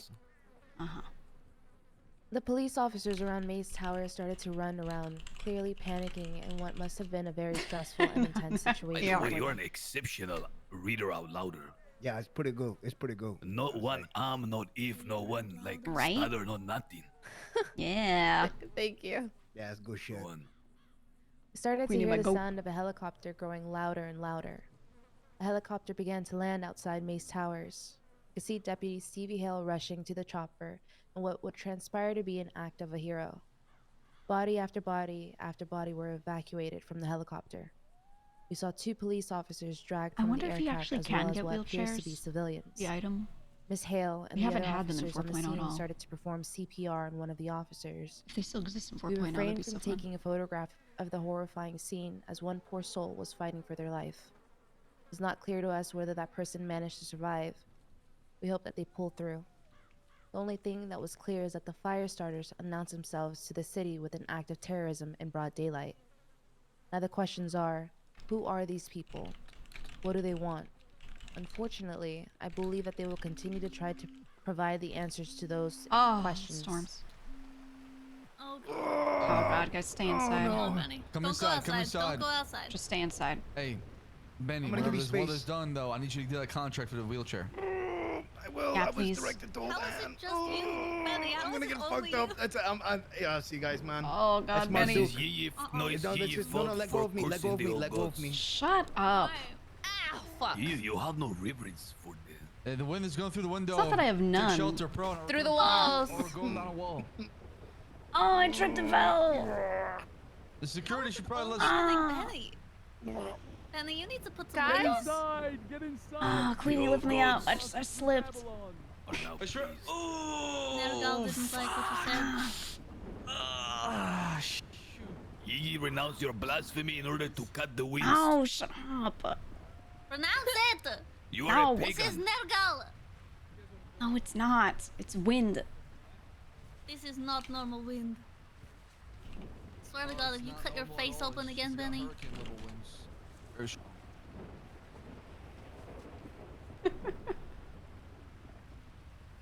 Oh, Queenie, use your strong arms. Okay. Use your big, capable arms. Yeah. Oh, Sam! Thorns. I hate these storms, man. Like, I love them, but the wind thing, I wish it only affected vehicles. Oh, the fuck up, man. Hi, Benny. Slide me into I will the be bed. We like can all share. Xavier. Oh God. Smart took him slow. You guys cuddle. This is what happens. We should have Everyone to the never puddle. talked about the gods that way. This is Gigi's fault for her It's blasphemy. all her fault, Gigi. Shut up. You didn't even think these gods existed months ago. It's just science, my Says who? ass. Says who, you pagan? Do not say such thing. Gigi, do not you see all around you? The old gods are awaking again. The new gods had their turn with their meekness and forgiveness. Do you have a cold? And then Fine. the scientists, with their bullshit, their beakers and their measurements, they had their turn as well. Uh-huh. But now, something old awakens. Edgar, why do you think you're alive right now? Cthulhu stirs from the deep waters. The old gods have returned. The gods of sacrifice and blood magic. Okay, Must how not about renounce this? them. Next time you're injured, I'm gonna stand next to your bed and I'm gonna pray. I'm gonna give you thoughts and prayers. And I'm gonna pray to the gods that they save you. But why can't you do science and then also, like, respect the gods? I can respect them. I didn't say fuck them, but I'm saying what saved you was medicine. Thank you, Lynn. Of course. And sheer tyranny of will. Right. Fonza, I'll get on it. Queenie, is there more to this story? Let me check. I don't think so. The Let fact me that see. it's all niche I love that behind she it has makes her my herbal stomach turn. remedies. I've never liked the guy. Have you ever seen him in person? I have an interesting past with him. Have you ever heard this freak speak? I have, yes. He was the reason why maybe 2 months ago I had 17 bullets in me at a point. Please, Who's tell this? Gigi what he sound like. He sounds like a squirrel on helium. Oh. Oh, great. I can't. So I can't. spooky. Please, Queenie, it's important. Could you, give a demonstration? You know who does a really good Luciano? Actually, let me Really? like to a T. Okay.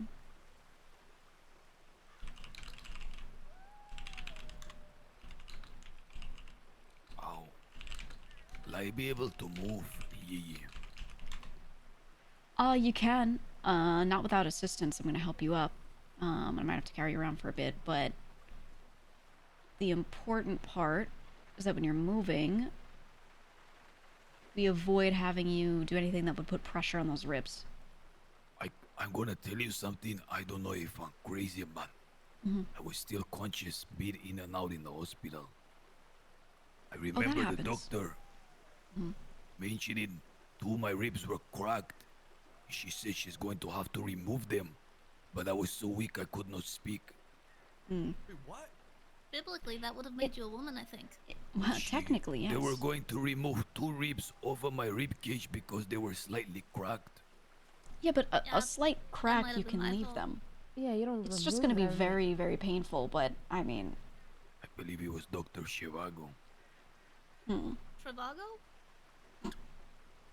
Something like that. What do you mean so she removed them? Are no, they they're, gone? they're still there. I was just doing surgery, so he had a partially collapsed lung that I stitched up. There was still a piece of shrapnel left inside, so I could tell they removed a bunch of other shrapnel, but it wasn't cleaned up that well, and there was a piece still embedded in his lung.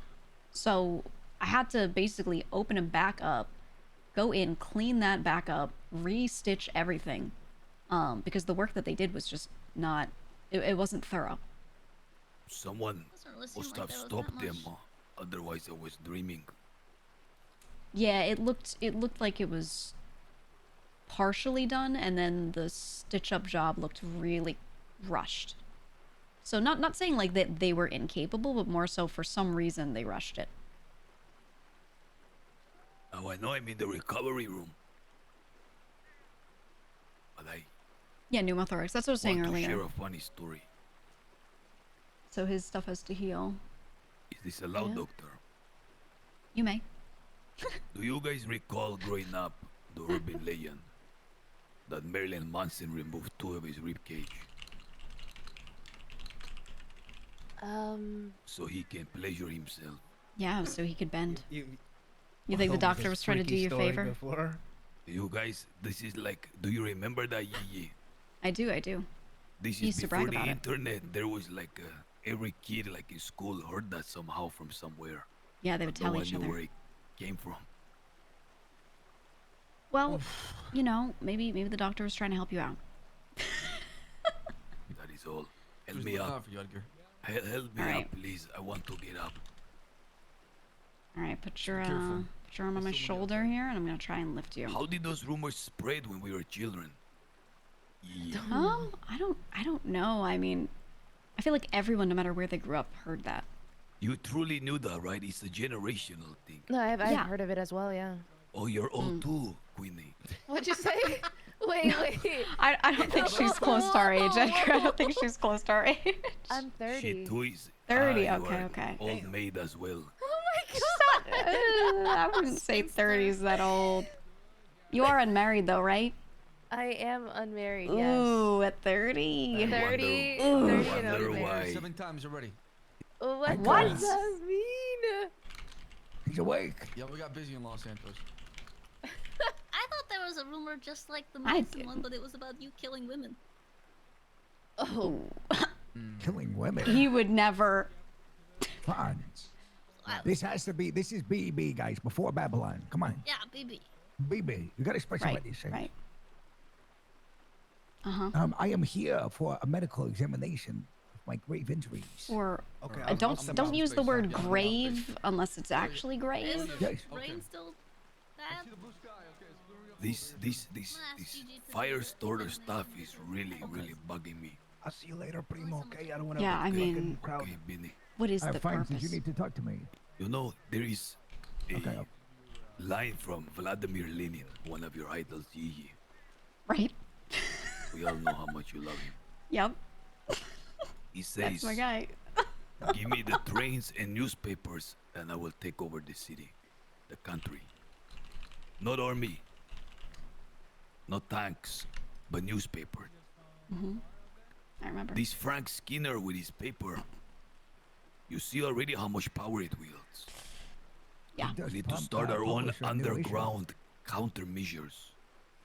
We release a secret pirate radio newspaper where we have stuff that serves our ends and spread it in the city. How so? What do you mean, how so? How so? Do you want to produce something and just kind of leave it around? Do we want to work with someone on the outside in some way? Hand it to them, have them spread it? You know, what are we thinking? We will discuss it a little later. Okay. Let's try to get you up. Please help me stand. Yeah, here.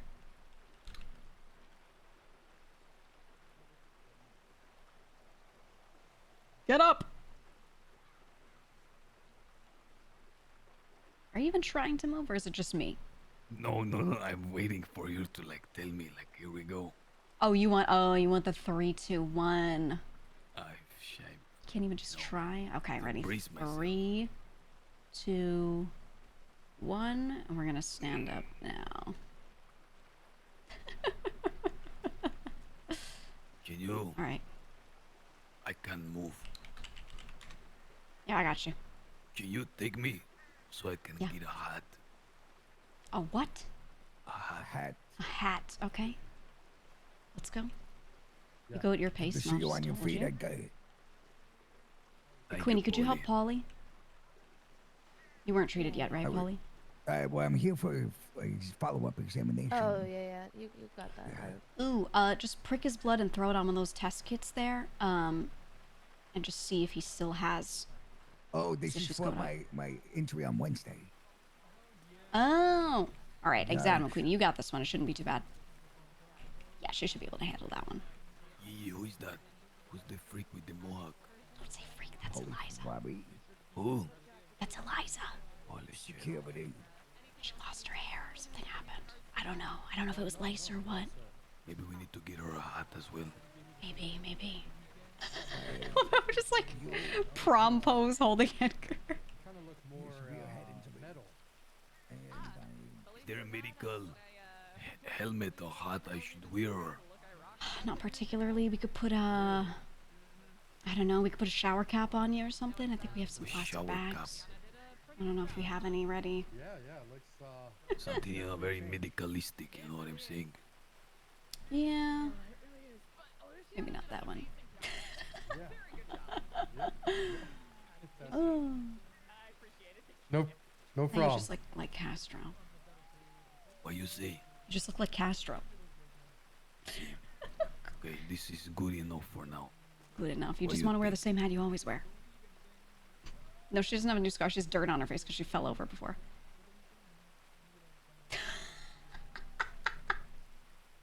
The kente, put on the kente. Well, what did you recommend as a doctor? It's whatever's comfortable. I mean, just put something on if it feels okay, you know, then it's all right. This is gonna sound very strange, but I don't know how else to say it. Is there something very bandagey look, you know, styling? Not quite. The closest thing is maybe a shower cap. Where is that? I don't know where you would find it. Probably pretty far down, low in the drawers. God, this one is really good. Why are you obsessed with looking like Castro? I don't know what you're talking about. Right. You know he just introduced that. Uh-huh. Gee, you're not Canadian, are you? Need No. bandages because I'm Fuck not no. allowed to have any. So I What wanna color make is sure that this? I looked over. That's tan. Correct. What color do you want? So I think tomorrow. I want something very Babylonian style. Yeah, then this is good. I You don't know where want the like shower cap curtain is, by the way. 50 shades of brown. I don't know where his shower cap oh, how about that? Ooh. No, it's too low budget. Yeah, no. You could do better. To have a level of like professionalism. Yeah, have some class, okay? Have I some had class. 15, we weren't allowed to have 15 and over. Shall I have a beard? Yeah. No. It's just gonna Probably trap like dirt. 6 or How 7. about this one, chica? It's not bad. It's not bad. It's blue Yeah, right now. This one or the It's Castaway green. one? Decided it was gonna throw me Do to this one fucking because it's Narnia, different. so- Okay, that one's tan. Sorry, Is I it thought bad you that I'm said listening to you? What do you mean? This is how it starts. What do you mean? First you listen to them for your, you know, clothing advice. Next thing you know, you're holding You're like a the changed purse. man. Yeah. See, and next thing you know, I'm taking pictures of you. Look, I don't want to hear you While you're talking about this shit posing in when the you were beach. just trying to tell me about repopulating last week. Okay, I don't want to hear it. I sound like a I was purebred just husky, going huh? by the look in your It's eyes. just a hat. There's no look in my eyes. I I'm don't wearing want glasses. to be like, okay, whatever. I feel like Who I'm you trying have? too hard to be stylish and different. What? No, you're just trying to put something on to protect your I head. look too sexy right now. I wouldn't say that. I don't think you do actually. Like a whale. I look too good right now. I need to look like No, austere I and don't sad. think you do. I think you look Looking fine exceedingly as hell. normal. Are you sure? Yeah. Yeah. You think this is stylish? You got like tight leather pants and like Well, we all do. crocodile hunter Dundee with a hat. Not Okay, Dundee maybe. here, Dundee from the movie. I know, from I the know, I know. 1970s. Uh-huh. This is way too like fashionista right now. It's not. It's not. I feel It's, guilty looking. it's this way, literally I'm like the leaving. kind of hat people would wear when fishing. It's not stylish. In fact, I think it looks like shit a little bit. Is this your way to like make me wear it? No, I actually don't like the way it fits your head. I honestly look too good right now. Okay, well that's your opinion. Why don't do you want a panel of people to I'm supposed consult? to be like, well, I'm gonna be injured and people can't talk to me. Meanwhile, Do I you want to like look I'm pathetic? like having a party, you know, like You- I'm passing well- out drugs at the discoteca. By the way, that sign I just noticed it is beautiful. I know, it's gorgeous. It's gorgeous. Not the hat though. Look, the hat works. It works. Just wear Sexy, something I different. can't- No, I you're feel not. Guilty. I genuinely feel guilty. You're an injured man with a hat on, okay? I don't really think this is like your peak moment or anything. I look.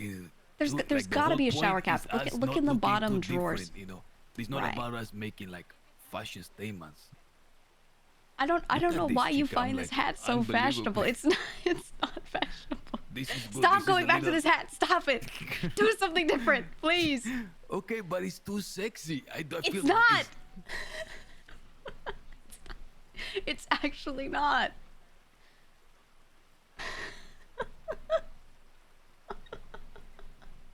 I'm gonna lose my mind. It's black not. look less sexy. It's just black versus I tan. feel like this is Humphrey green. Bogart in African Queen. You think you look like Humphrey Bogart? I don't think so. This is fine. If you hate the hat, then just don't wear the hat. Put on the shower cap. Better judgment. There's no way we're gonna stand here for 10 minutes for you to put the same hat on. Hold on. Ugh. Oh God. Why, Now you look like Skipper with a different hat. Don't you dare. No, I look too sexy. You look like Luciano right now. You look like hairless Luciano. What are you talking about? This. With those glasses? But these are the ones I always rock. You just haven't seen me wear them for a long time. Okay, well, then you normally look like hairless Luciano. It's too sexy. I gotta put the other one. I don't know why you think that. Because of the hat? It's like too avant-garde. It's not. This is literally a hat someone would wear, like in the so desert, in the avant. bayou, sweaty. You know, out there fishing for like 10 hours, disgusting. You know. When you wear it with tight leather pants and showing some bare skin on top, it's a whole different thing. Well, then no matter what you wear, you're gonna feel that way about it. So it doesn't matter then, does it? No, this way better. You just want to wear this hat. That's all. You don't have to say it. You don't have to rationalize it. You could just say, I want to wear this hat. I need to maintain a slight martial bearing. I don't think you do. What? This one's white. Tell me when to stop on tan. Stop. What color is this? This one's tan. Are you sure this isn't lime green? I'm very sure. There is one that's light green, but it's not this sea one. green. This isn't sea green. No. This has no redness, no greenness. This is just tan. It's like the color of your pants, but a lot lighter. I feel like Street Fighter. Yeah. Take me to my disc. Okay. You start walking. You I'll move with actually you. show me around, like walk me around. Yeah. Okay. Why don't you actually carry me? Do you want to be carried around? Not like on your shoulder, but I can do that. I can. Here we go. it will just be easier. Okay. Where do you want to go? To a place you've never been before. Well, I've been everywhere. Can you take me to my disc? Your disc. I want you to. ¿Qué pasa? I want you to share me your, like, what happened to you in the last 2 days. Happened to me? Okay. I can give you an update. What important thing do I need to know since Lang was not able to fill me in? Okay. You think you can sit? I hope so. You can grab my arm. Pretends he's there the whole time. Slash me pretends he's there. Hold on, watch this chat. Is this like disrespectful sitting like this? Is this disrespectful? Well, I just mean, is it good for them to see me in this state? Oh, that's fine. I think if anything, it's better that they see you out and about instead of, like, you know, just sitting there. A lot of people are pushing through their injuries, so it's probably a good look. Okay,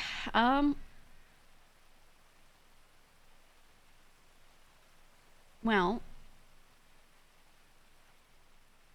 I wasn't there during, the main events. You just sit up here with me. So a lot of what I've heard was just people recounting. I'll wait for him to sit. Do I look like this on his POV? Try my best. Yeah, I know your body's still recovering.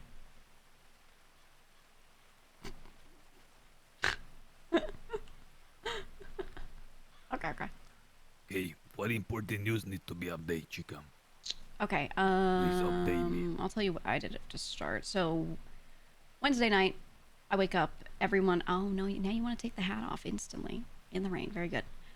So I wake up, right, late at night, I see rubble. I see the planes down in the range here. Everything. Pretty much no one is awake. There are people sleeping on the floor in the medical tent needing treatment. Yeah. I'm not asking for your life story. I treated people all Wednesday night and all day Thursday. Congratulations. What happened today?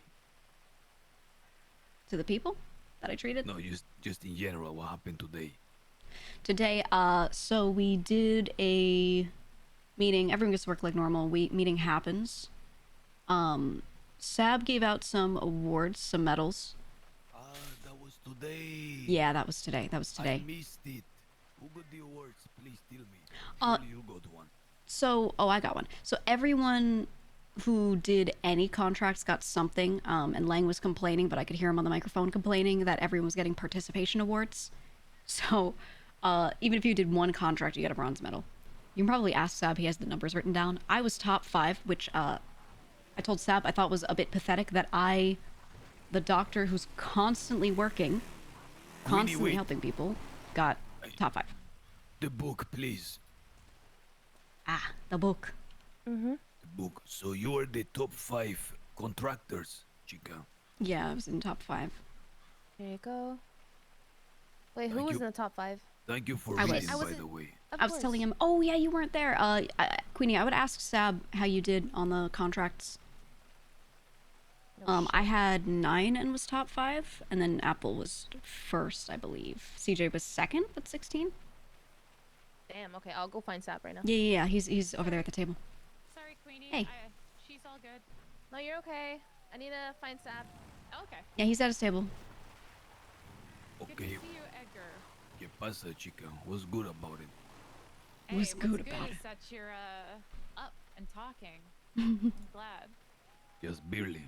I'll put on my non-dramatic music. What? Thanks to this one here. That's fine. Yep. Well, I'm glad you're okay. Do you need anything? Any food? Tea? I can go put some salt in the tea for you if you like. Salt in tea is abhorrent. Okay, salt and water? Okay, well you need to replenish your salts, so... Okay, I will take tea. And then a salted water? Sure. Will you bring me something to eat? Absolutely. Me as well, actually. Sounds good. I will be Alright, right back. there. Yep. Thank you. Hold on one second. Hold on one second. Let me fumble in my pockets here. Nah, Edgar, I got you. You need me to get it? Okay, thank you. Okay. No problem. So, chica, you were saying that you were giving the 5th. Who is the first? Apple was number 1. CJ was number 2. I don't remember. I think Who Polly... was number 2? CJ. Polly was 4th or 3rd. I don't remember who the other one was. There's someone else Did they in there. have the opposite end of the spectrum? Yeah, he did everybody. So, Harry B, but that's obvious because he's new. God, I can't remember who was at the bottom. He has the list. We can ask Sab for that. What about Edgar? I think you were just somewhere low down or in the middle. It sounds like you only did a few, I think. I think I've done 3 contracts total. Yeah, there were a lot of people that have only done 1, 2, or 3. The thing is, this... No time to do, you know? Yeah... But well, go on, I also did 9. I feel like people could do them. A lot of the talks that they have, they could have all doing them. Most definitely. So, yes, the contracts happen. He hands out awards to everyone. I think one of the only people who didn't have any was Barrick, but he joined in Wednesday and the whole thing happened, so that's fine. We talked about... Lang got up there and talked about how some of the values have been, you know, just kind of questioning if people are seeing the right thing. Hey, Andy. Hello. Thank you for feeding us. Oh, no problem. Always appreciate you. You guys gotta keep your energy levels up. Yeah. Oh, if I do a kitchen contract, can I hand that to you for payment, or does it have to be Yaya? Yeah. Oh, sorry, Edgar. I gave Thank you. You can hand it to me. I can pay you out. Okay. I might do that later. I had some that I did, but then when I woke up, you know, everything was in shambles, so I didn't worry about it for now. So I'll come find you after. That is understandable. Yeah. All right. Thank you. All right. If you guys need anything, please let me know. Absolutely. Anything at all. She's the best. Okay, well, what did Langa says in the meeting? Just another round of making sure people have the right attitude, kind of vaguely speaking about that, and then he called up Skipper, and he said Skipper will be going on trial, and his crime was Skipper took you to the hospital, apparently. I believe everyone tried to do what they could for you, but you were so gravely injured and in such critical condition, and from what it sounded like, they could not help you further because of how bad your injuries were. So Skipper made the decision, I think it was Skipper, to take you to the hospital, because otherwise it seemed like it was just not going to work. So he did that. However, from what I'm hearing, at some point, for some reason, he pulled out a musket and held up the doctor who had you. I think it's related to ICU. Maybe them wanting to hold you there and he was trying to get you back or something. I don't know the full story too well. So that's what the trial is going to be about, I think, is figuring out what parts of that decision were and were not okay. But no matter what, holding up a doctor, a government employee of the city who we weren't at odds with, obviously people are suspicious of things, but doing that could put us all in danger. And that is the main question right now. That's where we're at. He held up a doctor. Yeah. Yeah, he held up a doctor. I think it was to get you and bring you back here instead of letting you be in the ICU. I already told Lang my thoughts, which is we should follow our values. However, personally, as a person of medicine, even myself, there will be some things I can't do because I don't have the equipment. I don't have the facility here yet. If we had a fully functioning facility and someone went and got treatment at the hospital, I would say, what are you doing? We do that sort of stuff here. We don't have that yet. We're not built.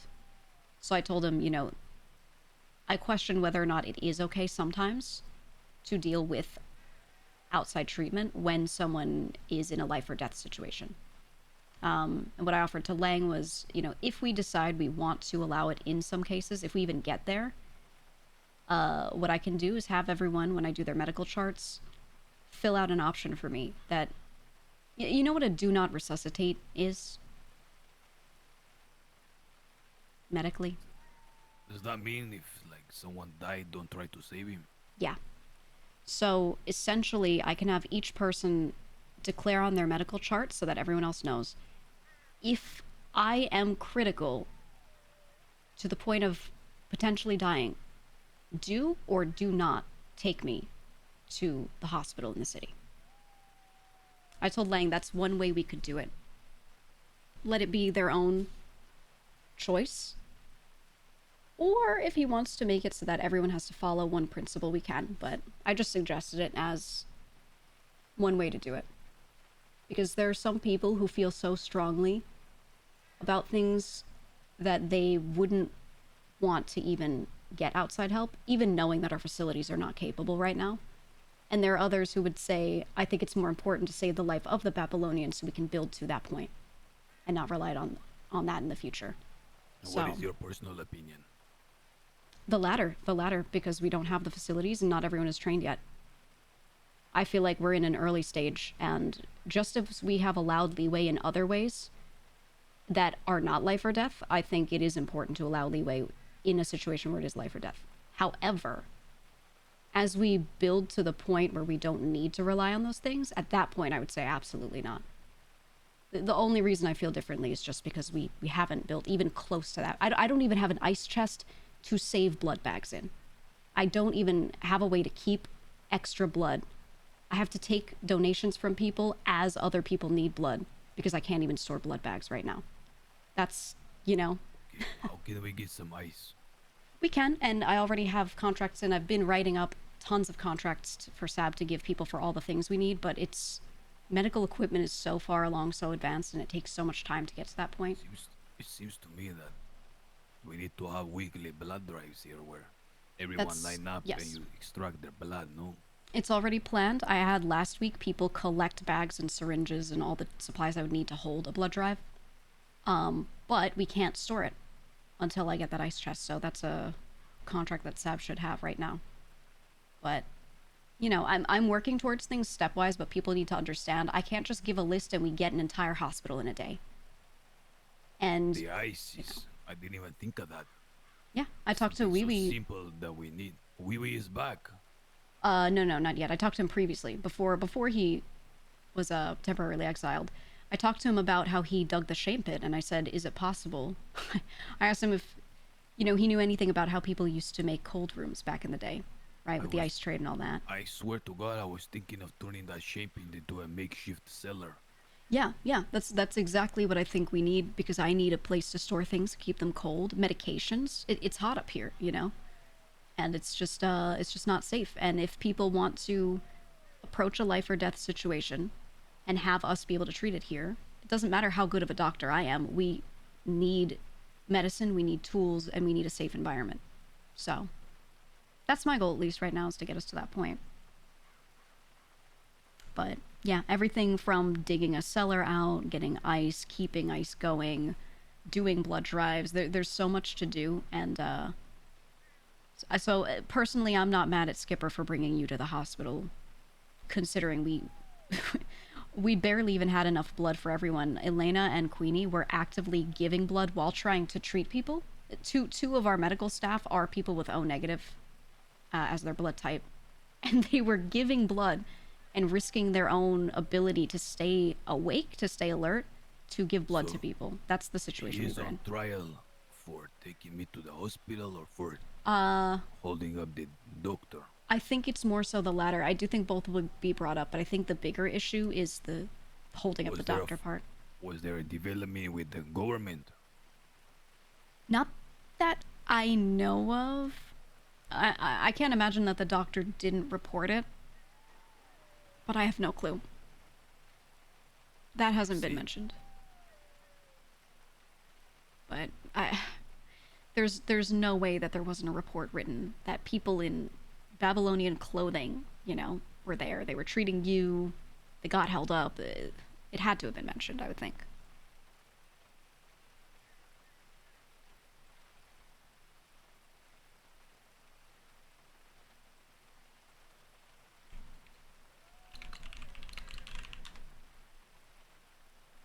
We'll see what he thinks. I'm glad Gigi gets to give him this update, because then he gets to hear about the more dramatic and moral dilemma of what to do medically. Because we're dealing with people's health, but we're specifically dealing with their health in a critical situation, right? And how that balances against our beliefs, and how people are holding so fast to the beliefs that some of them are like, maybe you should have let Edgar die, right? I thank you for all the updates. Yeah, of course. I don't know how much longer I'm gonna be able to sit up for. Chica, do you have a cell phone? I do, yeah. Are people using cell phones again? I think anyone that was on a pager is still using a pager. I was not there at the time when everyone threw theirs out. And as the doctor, I'd rather have a phone on me for now. So I have mine. Can you walk me around a little bit? Yeah. Before I rest again. Of course. Where do you want to go? Just walk me around, por favor. Okay. We can do our rounds. I want to do one lap around. I want to see the wall. Yeah, you want to do an inspection? I love the Gigi carrying around Edgar thing. Oh, you want to see CJ over here? You were asking about her before. I wanted to make sure she's okay. Yeah, no, I got her up earlier. Look who's awake. Hey, Edgar. Oh my god. Edgar? You're alive. You're alive. Shocking. Last I remember was getting carpet bonged in that little trailer. Yeah. I'm kind of surprised you made it out of that. I noticed you were roasting Look, if I do this, right next to me. I can. And everything went What black. kind of update wouldn't be better from Gigi? You guys ended up with very similar injuries. Yeah, I don't know. Yeah. Big Yeah. piece of shrapnel to the side. Matching scars. Did the Right. Oh, that's cute. guys, did the test happen today? No, it didn't. No test. When will you be up and about, CA, on your own? I get around all right. I kind of just hobble around. Yeah, you can use the Benny's pole from the getting IV bag. Benny's getting some wheelchairs made. Yeah, that should help you guys a lot. Perhaps then I will not have to be carried. Okay, let us continue our rounds. All right. We'll see you guys. Glad to see you're alive. Where's Gigi's hand for such a secure grip? She has such good grip, dude. Alright. Looks like Chrome was largely, unaffected during the blast, which is good.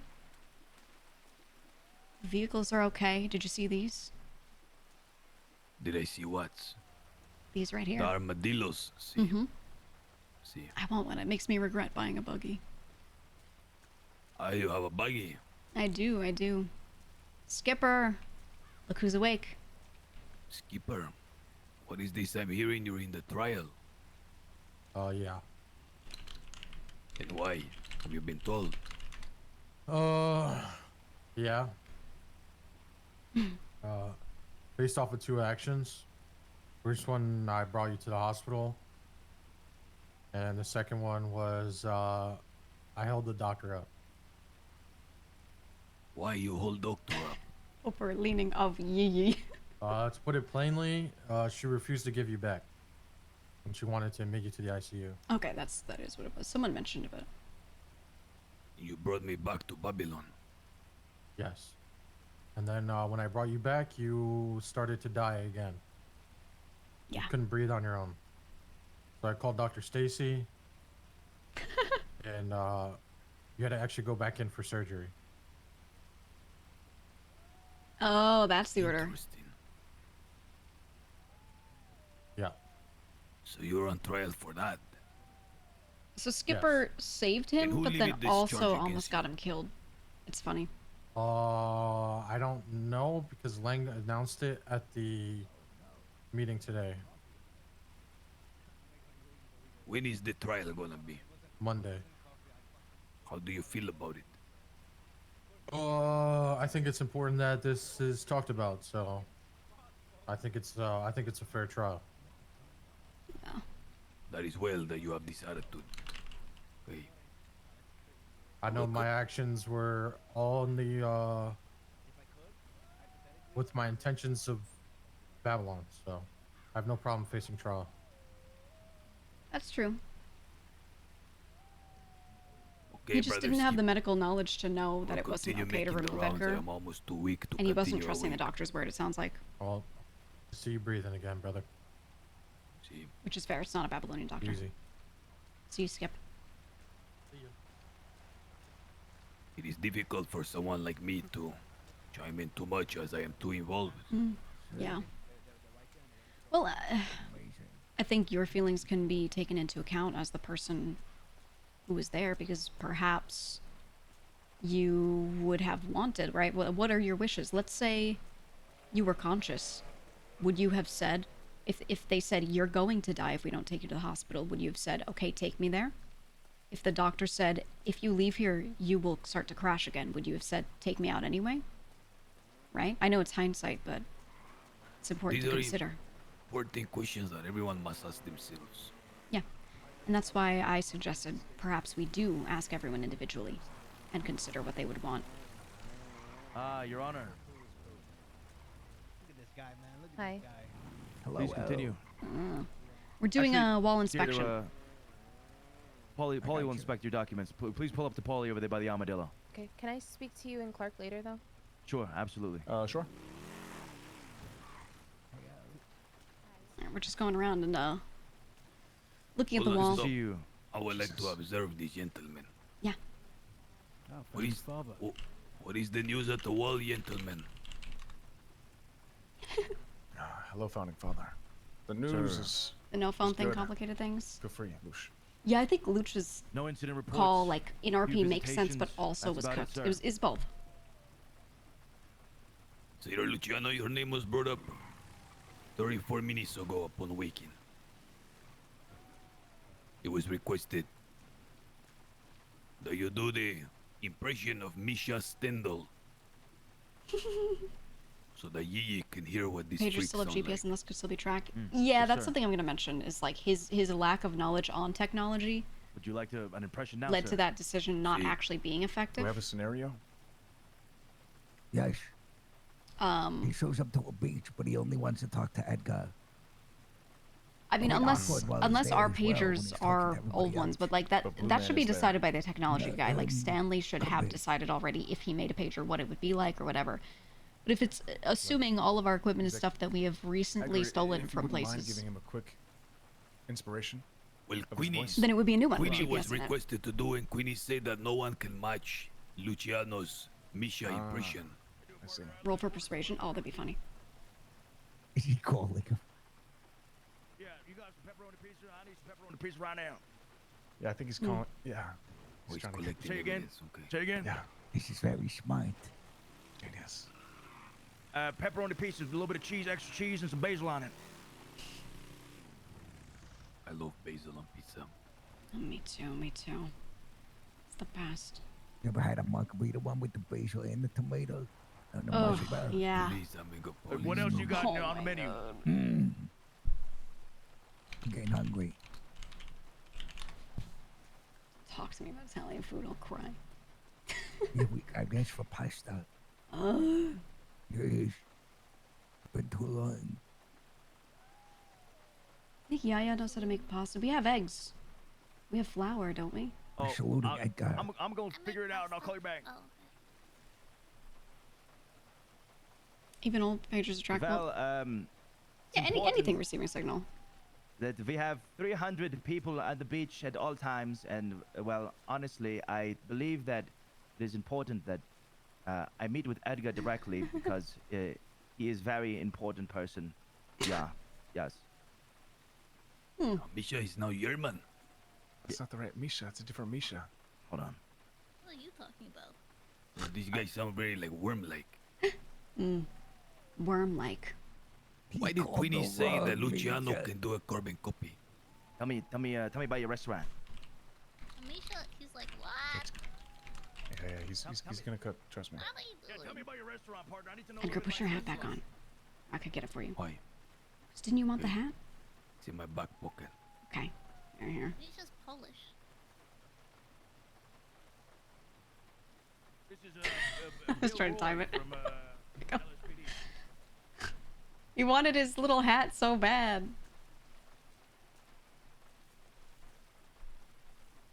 Look, guys, you got your Edgar roleplay today. Are you happy?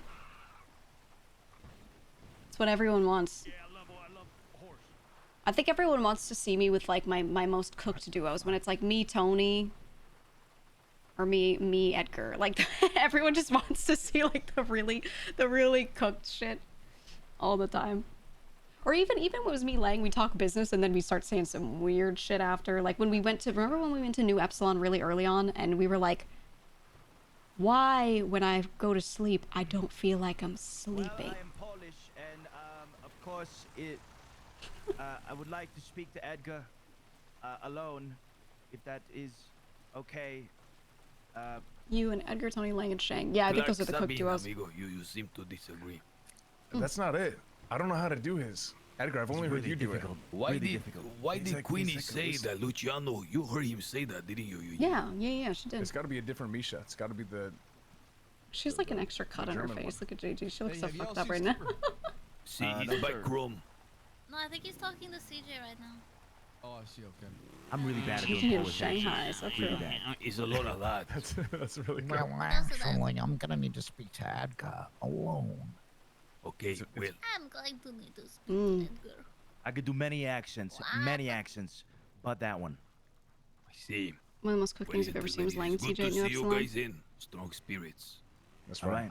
as Polly would say. Gigi Bark's gonna be good. Diabolical! I don't say Any like me and SpongeBob or Archon Patrick. shit gets What the cooked fuck real was quick. We gotta talk to him soon. Good to see you on your feet. I will not be able to stay up much longer. I will continue taking my rounds. All right, sir. We're gonna inspect the wall. Clark, I trust you will obey Luciano's every order and whim. That's right. I like their differently colored uniform. I right. wish like I could get one for medical Continue, too. Gigi, taking me around. All right, let's go. I will give you a Misha impression now so you know. Okay, I've never heard it. If you see some weird guy dressed like a goth, Mm-hmm. lots of spikes, Yeah. Gigi which I knows never Misha. understood. Yeah, me neither. Ask me something, I will respond like him. What do you think of the weather today? What I think of the weather?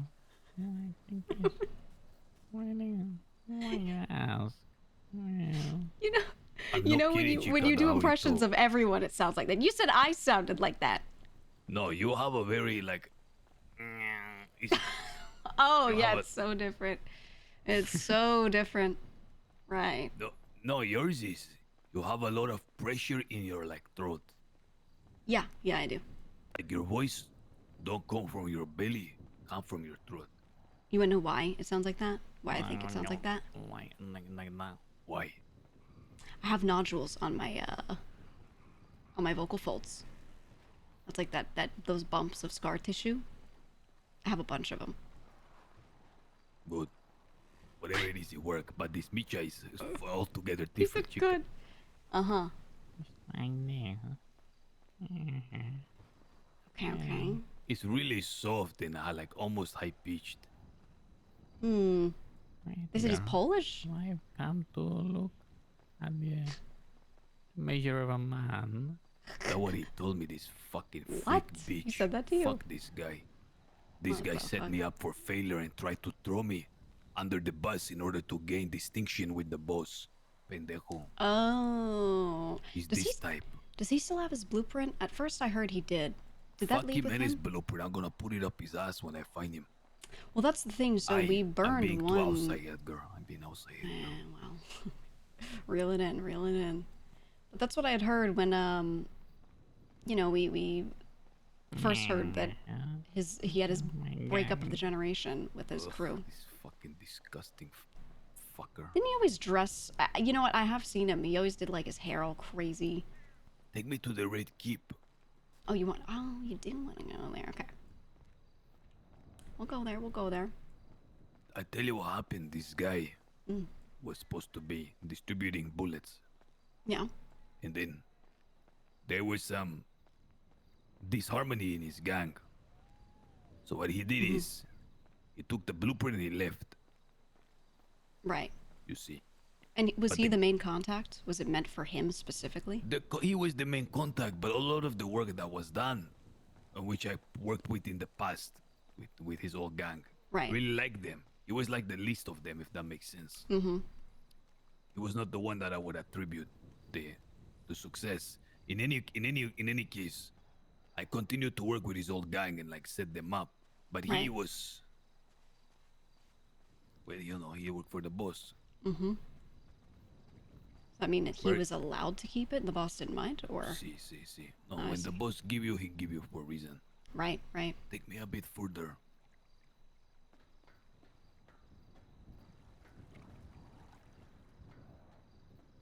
Tell me when. Okay, stop right here. I would like to take a deep breath. Okay.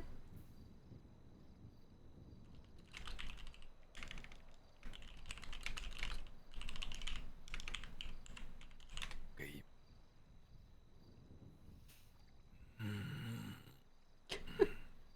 I don't know if it's wise to stay out here for too long. Yeah, a little walk is good, but You're very Kinda strong vulnerable. woman.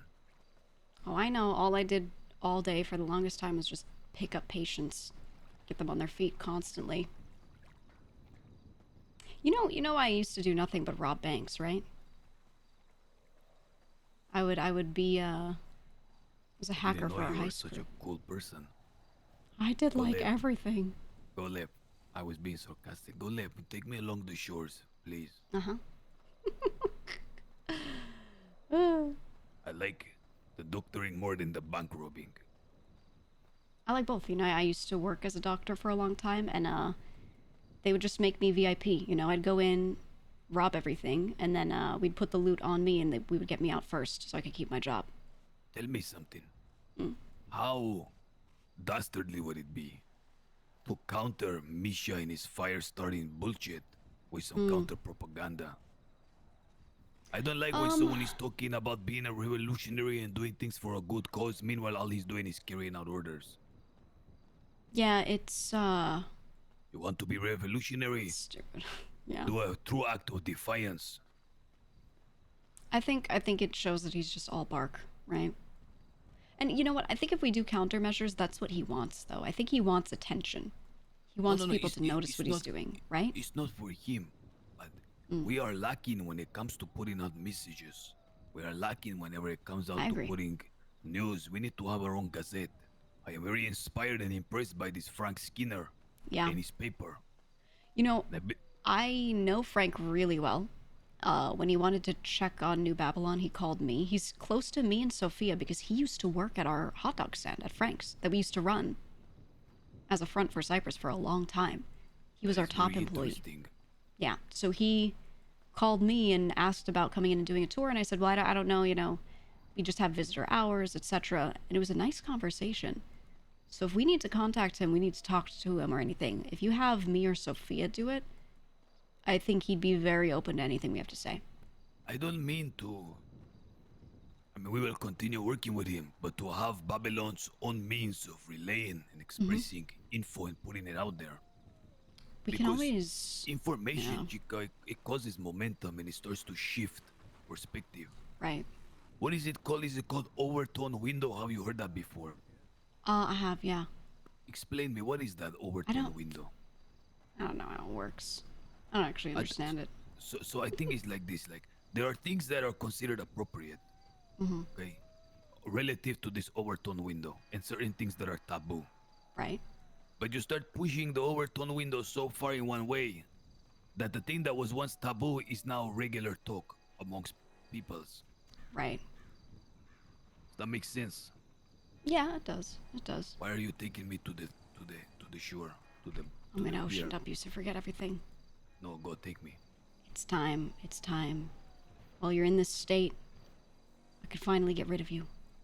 Take me as I fall. I will take you with me. No, go. I want to sit on the chair. You want? Oh, you want to sit there? All right.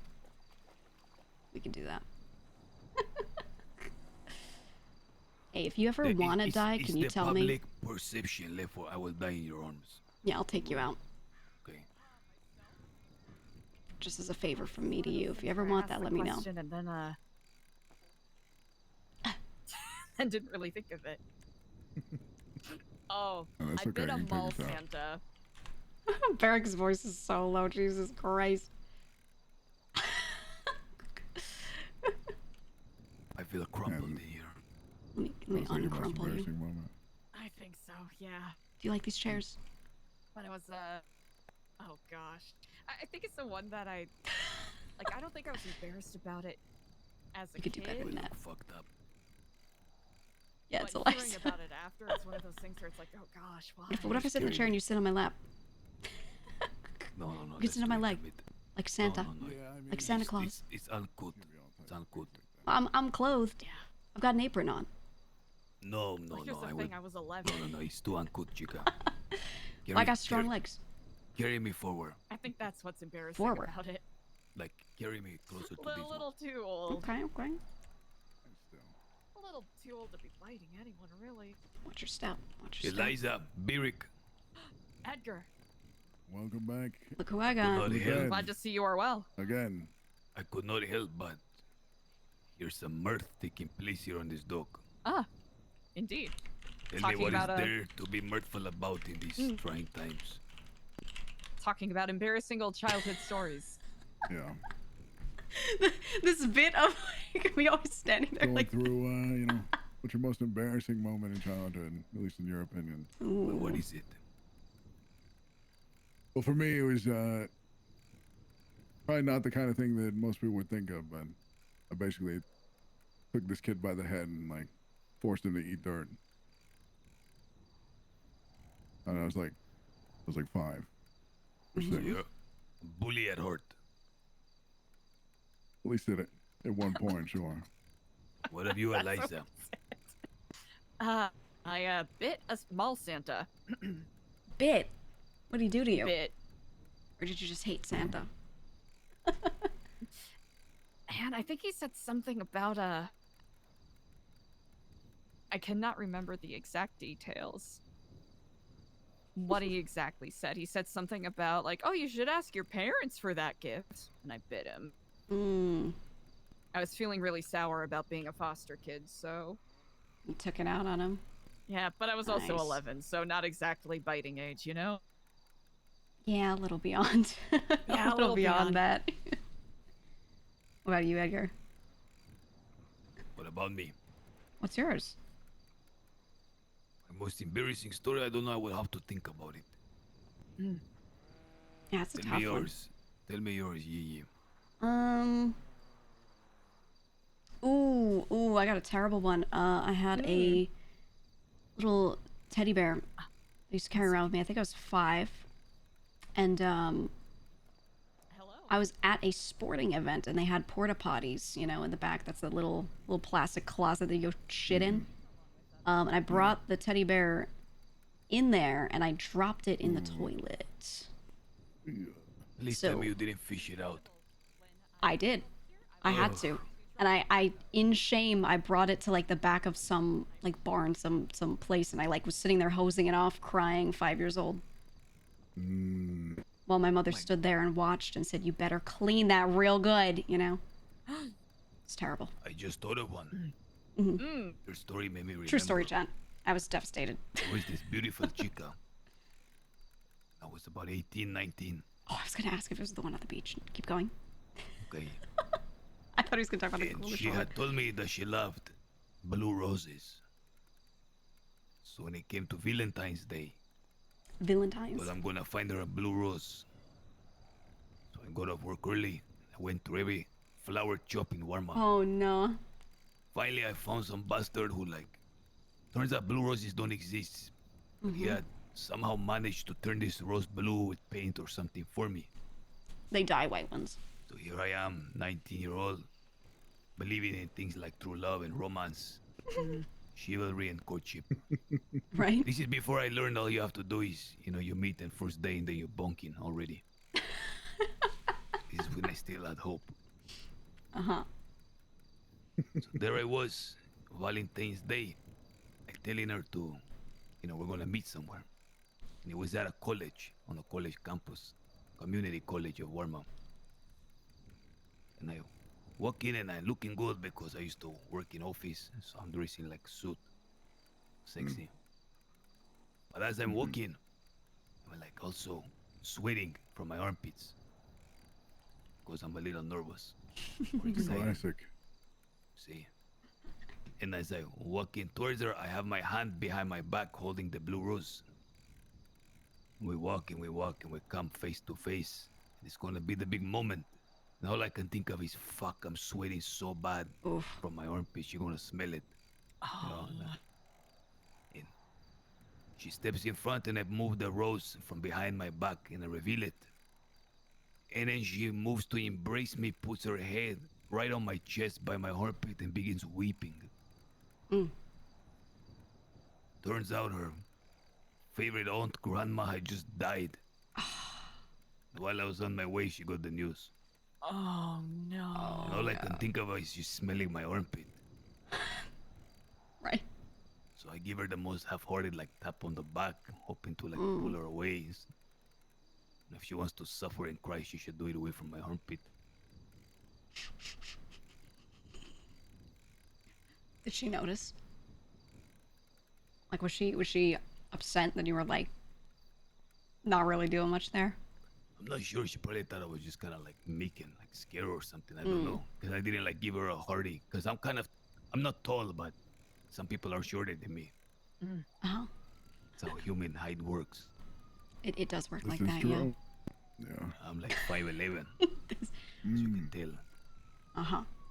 I wear like platform shoes. I'm like 6'1". But on this day I was regular, but her head was like right on her nose was like in my armpit. Yeah. See. Ugh. Did she have a ghoulish posture? No, but she was definitely out of my league. Ugh. See. How'd it go? She was also incredibly wealthy. No, it didn't go any like in the kind of. Oh, that was it. See, that was it. Oh man. Our That's paths your just most embarrassing? It's the only one that came to my mind. Fair enough, fair enough. There is one that's more embarrassing, but I never tell it. Well, this is the place. No, you have to. Your guys' stories are not even embarrassing. Your children, like children are not conscious and therefore are infallible. Not conscious. That's a lot to say. I mean, I'm being serious. How That's can a you? bold statement. It's such a cop out that your guys' most embarrassing story is when you're a barely conscious child who's not aware of the world. Yo, I in, like, fished a social teddy bear out customs. of a shit pile. I You're mean, a baby. You're allowed to. okay. You could eat your own poop and you would be forgiven. At 5? I suppose. I don't know. I don't think my mother would have forgiven me. Something tells 5-year-old, me that's no. nothing. Like, you have to be at least teenager for the embarrassing stories to begin. 16, 17, where you have an excuse. Like, you don't have an I excuse guess for so. being I a guess jackass. so. Okay, Right. I'm. Might have a better one. I guess better than the one. Not better than yours, but better than the one I gave, I suppose. Hmm. Wasn't so much a child, but I got it in my mind. This was before I dropped out of high school. To ask my best friend out to junior prom. That Up until girl. that point, I avoided, dating anyone because I just, didn't feel like it. Was more focused on my studies and drugs at the time. And it was, Kimia. One of my best friends. We were thick as thieves, one could say. Would consider her a bosom friend, and kind of had romantic feelings for her a little bit, but didn't want to fuck up the friendship. Yeah. But then I got it in my mind, after watching Say Anything, that what if I made one grand gesture? Showing her how I feel, invite her to the junior prom. Surely she would, reciprocate my feelings, right? So, gotta... Oh, no. Gotta go, a little beat up Honda Accord. Wrote on it in that, window chalk. Will you go to prom with me? Ooh. All of that cheesy stuff. I got a mandolin. I borrowed a mandolin from one of my foster siblings. I couldn't play it worth shit, but I figured, I could feel it out. One of her favorite songs was Seal's Kiss from a Rose. Yeah. Is it? I love that song. Yep. So, went to her house. Does she know? Stood outside. 3 a.m. Mind you. Gigi and Edgar It would be like a sweating. big surprise if I did it during the witching hour, because we were obsessed with the witching hour and all of that. Ain't no goddamn way. And I took out the mandolin. Was struggling. Did the thing where you throw rocks at the window. Ended up cracking it. That's so That was funny. eventually what woke her up. Oh. Stuck her head out the window. It's like, Eliza, what the fuck are you doing? It's like, oh, shoot, wrong house, sorry. Jumped in the car, drove away as fast as I could. I hard bailed. Oh, no. Just the second she started yelling, I lost all nerve. Oh, man. And I was hoping that it was dark enough outside that she couldn't see what was on the car. So your idea of a like romance is to Should have gone for Luther. Any comment, Edgar? He said nothing. It's a classic. I've never been. Yeah, you know. They had a little Zen garden outside the front of their Does house. she know that Edgar has called Gigi and played that song on the phone? Pebbles. Like, that's so funny. So I tried throwing it gently, but you know. So fucking What funny. you do for day number 2? Fucking breaking and entering. Yeah. Like, what's the next step? No, we just stayed friends. Oh, good. Okay, so it didn't Doing it. completely disastrously destroy everything. That's usually how it goes. Yeah. That is usually how it goes. I have something kind of like that, but I'm not really. I always look back on it and I'm not embarrassed about it, but thinking back on it now, it's kind of, at the very least, like cringe. So. Ooh, yeah. I like the piano a lot. Don't get me wrong, but I'm very bad at playing piano. And this, like, I guess, person that I was trying to impress, I just like randomly as a laugh started playing the piano, not with the intention of trying to make this person laugh, but it definitely like made her laugh, and you know, it spun into one of those like quippy jokes that you get with somebody, or like inside jokes and stuff like that. So as I thought about this because because Eliza mentioned prom, but to ask this person out for prom, I imagine had, Barrick like, in the Alba pose. You know that 8 one? people helped me put a piano on the back of a pickup truck and played the piano in her driveway awfully. Okay, that's pretty great. Amigo, that is beautiful. Man. Why is that embarrassing?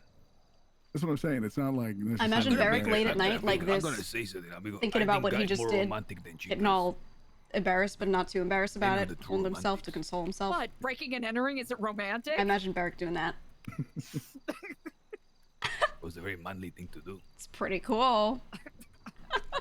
It shows a lot of feelings, you know? You have to say breaking and entering is really a guy thing to do. Yeah. Throwing bricks through windows is very male coded. Would you do that for the one you love? Would you break through their window to make sure you can tell them? 100%. Yeah. Breaking and entering boyfriend, arsenic, and tea girlfriend. There you go. That used to be my line. Wait, what? Huh? Say I'm gonna come through your window and kidnap you. Oh my god, it is. That's your line? He does say that. That's your line? See, Isn't that horrifying? not kidnap, but like take you away. I mean, That's what he says yeah, in the after he right- says that. He says, I'm That's gonna what kidnap chicas you, and want, then he like, goes, not like they they want really, literally, though. I don't think they want that. I Is mean, there the anything? right, the right tone, that 100% works. Tell me, did the chica like fall in love with you after that? Yeah, I'd say so. Bye. Ooh, okay, then it worked. You said I said so. How is that embarrassing, amigo? Well, I mean, we're not still like together today, type and shit like that. Eliza, did you play Kiss in the Rose while you threw the brick in the window? It wasn't a Like in brick, the it was a car rock. stereo? How you? I You're adding honestly imagery. gave up on the idea when she started yelling. But like, That's a was there, good like, song choice. That's a really Boombox good like one. playing while you chucked the rock Oh in the window. no! In my brain, I thought, okay, I'm gonna do a little small pebble ding against the window. She's going to stick her hat and go, Eliza, what are you doing here? And then I would start jamming on the mandolin. But I did not know how to play mandolin. I figured, you know, just like the spirit of like Eric Clapton would move through me. Right. As he does. He just does. He just does. And it did not. Yeah. Amazing. Oh man. Is there any more thing that you need to update me on something important before I go rest? I can only stay up for so long. Oh, of course. Not that I can think about. Just applications and all of that whatnot. But I'm certain that can wait for another day. Were you ever able to contact Tony? Still have not been able to contact him, but I will continue trying. I imagine he's probably out and about doing other errands. Which Tony? Corleone. That's my best friend. I can, It is. No, no, I no. can get Leave you a it little- for it. No, it must No, be I know. less. I'm just saying if you need me to, like, poke him ever, you can let me know. Mm-hmm. Also, my husband applied. Who's your husband? I don't know yet. Daniel. Ooh. He was your husband on the outside. You have to have leave him behind. Oh, we spoke about it. We'll get remarried in here. Granted, he gets accepted. See. Ooh, we can have a Babylonian wedding. Okay, yeah, begin to take me back, please. I'm feeling really weak. Okay, I got you. Thank I'm you, glad to guys. see that you're doing better. Rest well. And take care of yourself. Babylonian wedding. You think it would be like? Please, we're not turning this into weird. Low Island. No, I'm you. I don't We're want to not hear you turning talk. Babylon I don't want to into hear you say that. Low Island. I'm not. I left Los Santos Oh not to come my here to God. have it be couples. You were the one who was talking about fucking repopulating people, taking spouses for genetic purposes. All right. I'm talking about future population of Babylon. Right. Will I be safe to sleep by my disc? Yeah, but I'm gonna get you oxygen. I think you should sleep with it. Okay, I want to be on my disc in case I wake up in the evening or in the night. I can at least work. If I stay in that bed, I'm gonna go crazy. That should be okay. Sitting upright is gonna be better for you than laying down either way for your recovery. Absolutely. Your lung, just so you're aware. So I removed the shrapnel, and I sutured it. So when you're breathing in and out, it's not perfect. It'll hold, but it needs to heal up. It will probably be an issue taking full deep breaths for about a week, I would say. Wait, you're gonna stick me in here, chica? No, I'm grabbing If I must, I will stay oxygen in tank. here. No. Before you do, I would like hold me by Alfonso. Alfonso, tell me how the ceremony went. Really well. I wish you were there, but that's okay. Next one. Every 100 contracts is a ceremony, so we'll Ooh. celebrate more often. Who was the ones with distinction? The highest honor, that would be Zeke Apple. And who follow after him? CJ. And after her? Hassan. Ah, wonderful. That's who was the third. I was trying to remember who it was. It was Hassan, and then what, Pauly, Then you. and me. Yeah. Okay, I have don't something for you. Well, what is it? Well, your name was called. You have performed 3 contracts through 100, and we want to award you with something for your contribution. Lace this around your necklace. Yeah, there you go. Ah, a ribbon. Just like you talked about. Thank you, brother Alfonso. I am very weak now, and I don't think I could stay awake much longer without relapsing into some bad illness. I will go take rest now. I'm gonna prop him up at his desk. He'll be sleeping, but I'm gonna leave an oxygen tank next to him, hooked up. Just make sure no one touches it. Okay. Yeah, take it easy for sure, Edgar, and let's talk tomorrow or next time you're awake. Okay, amigo. All right. Go ahead, Gigi. Take me. Yep. Also, Gigi. Is there? Hold on, Alfonso. Is there a cell phone that I can check some messages on? Of course, I'll get you one. Please, thank you. Do you need a SIM card or just a phone? No, I have my SIM card. I would like to see if any important messages. You know, I have a comment on that. I know Luch, so his call was made that he wanted to have everyone throw away the phones, hold their SIM cards, because he was afraid of getting tracked, right? And he had everyone swap to pagers. Anything with a signal can be tracked, even pagers. So I just want to make that really clear that it doesn't solve anything there.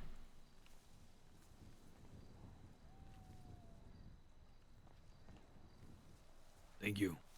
There you go, brother.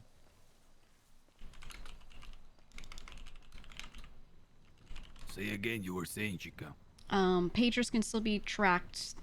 All of the modern ones have GPS tech. And even older ones were getting signals from towers, so, you know, either way, they can still be tracked. It's a little different from a cell phone where maybe they're not getting, they don't know what specific device is whose, but they would find out eventually. So, it doesn't help as much as he thinks. But I understand him making the call. I just want to note that it's not... Basically, we're never not going to be tracked, is what I'm saying. What do you recommend? Because we nearly died, you know? It seemed as though it was a coordinated hit, and there was no escape. Yeah, personally, I think if people are going to drop devices as far as cell phones go, they would have to also drop pagers and use radios instead. A radio, they might be able to pick up the signal, but it would be a little harder for them to triangulate when it's not being used. Whereas something like a pager, it's easy to constantly get a ping from. They're kind of similar, but not as bad. Yeah, the radio's a little harder to track because of the types of waves it's using. I wonder if something can be created like a scrambler that doesn't allow that to happen. Because it seems like an extremely dangerous breach. Chica, I'm telling you. Yeah. When I was in that, like when they moved me, because we were here and a piece of shrapnel got lodged in my fucking side from strong winds. Right. When we were moved to the other place, it was like on my fucking body, right around me. 3, 4, 5 explosions, like a deliberate, targeted, exact strike, carpet bomb.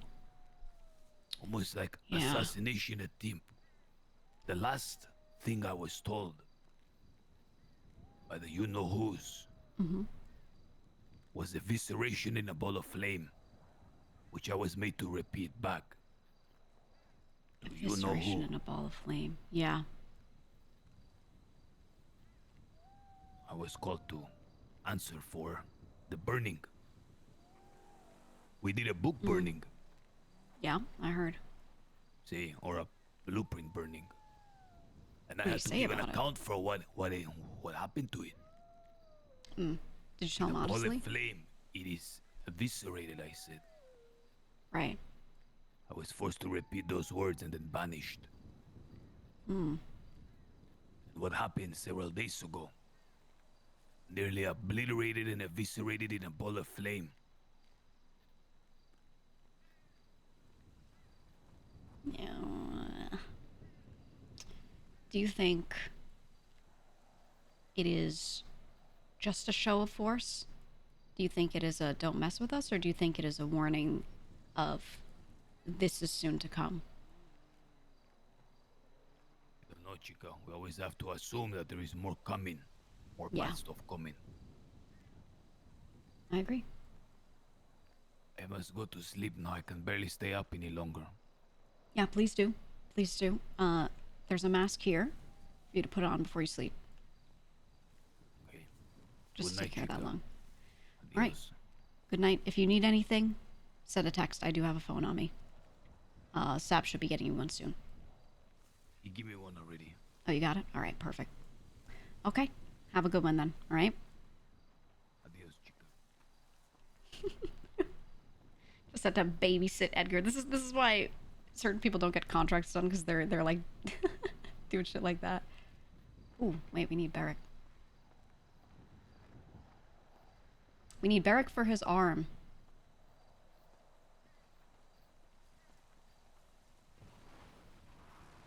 This is a stick up. You need to Please tell don't me take about your my arm. fertilizer back. No, but I might take your arm. When? I don't know. Whenever you want to arrange that. Probably like Monday Probably like Monday. Okay. or Tuesday Or Tuesday. Okay. or Wednesday. I'm usually... something like that. Or Wednesday. I tend to be around at these hours on Tuesdays. On the other days, I'm around late, if you're around late. So, Yeah, that's fine. I can do late. yeah, we can make it work. But Yeah. I'll just catch up with you on it. For the record, I have attached things like this to people many times. I've helped fabricate these sorts of things. If you want something different, if you want something that feels a little more like a replica, whatever, we can arrange for this sort of thing to happen. So you don't have to be without one for a long time. What do you mean by that? Without an arm. So you let me know what would make you most comfortable, and we can work on it. Yeah, I'd prefer to not be without an arm because I will feel pretty useless. Yeah, I can imagine.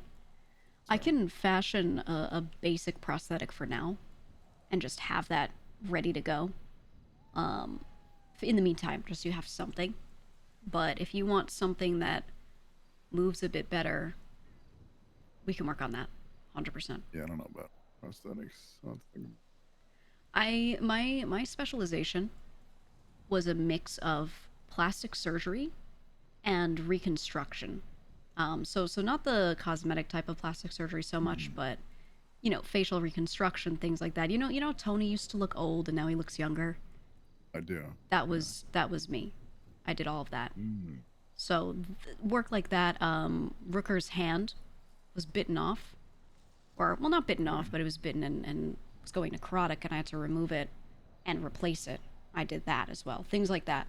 So a lot of people have missed limbs in the city. I've literally been one to work on that stuff. So anything you need relating to that, that is quite literally what I do. Okay. And if you want a BBL, I do those too. Oh, and I replaced Skipper's foot. Yeah.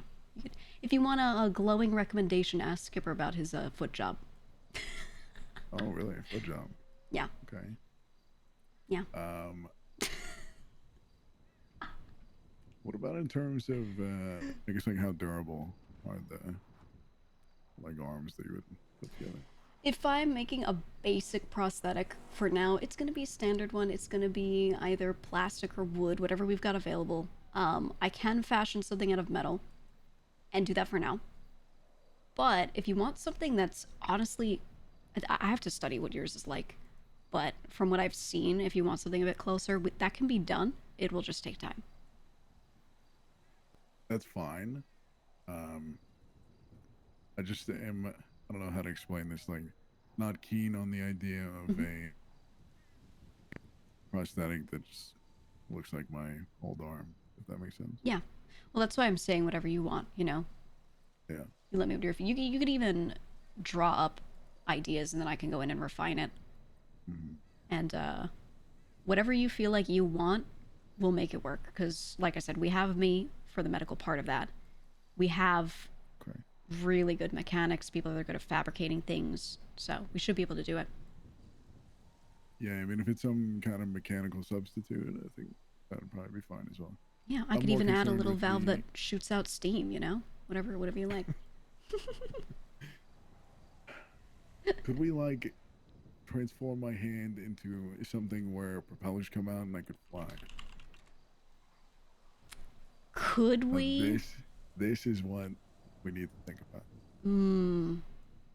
What, so you can like fan yourself when it's really hot out? You have like one of those little portable fans attached to yourself? I mean, I suppose you could do that. I was more just thinking about, you know, the concept of, oh, I'm too lazy to climb this ladder, so I can just like, you know, zip my way straight up.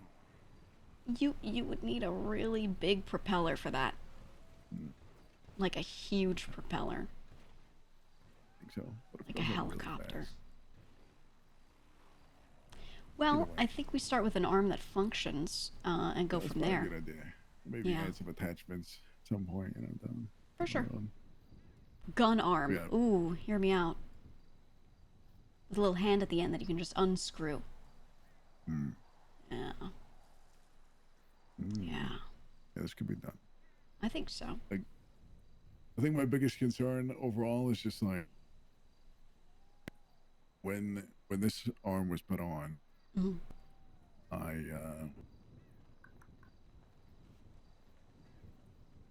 the best way of putting this? It's like the like shoulder and bicep that remained, it basically went over that and through like a whole bunch of different like pincers or needles, basically like keeps itself in place that way, and connects itself to my nervous system like that, like all the way up to my shoulder.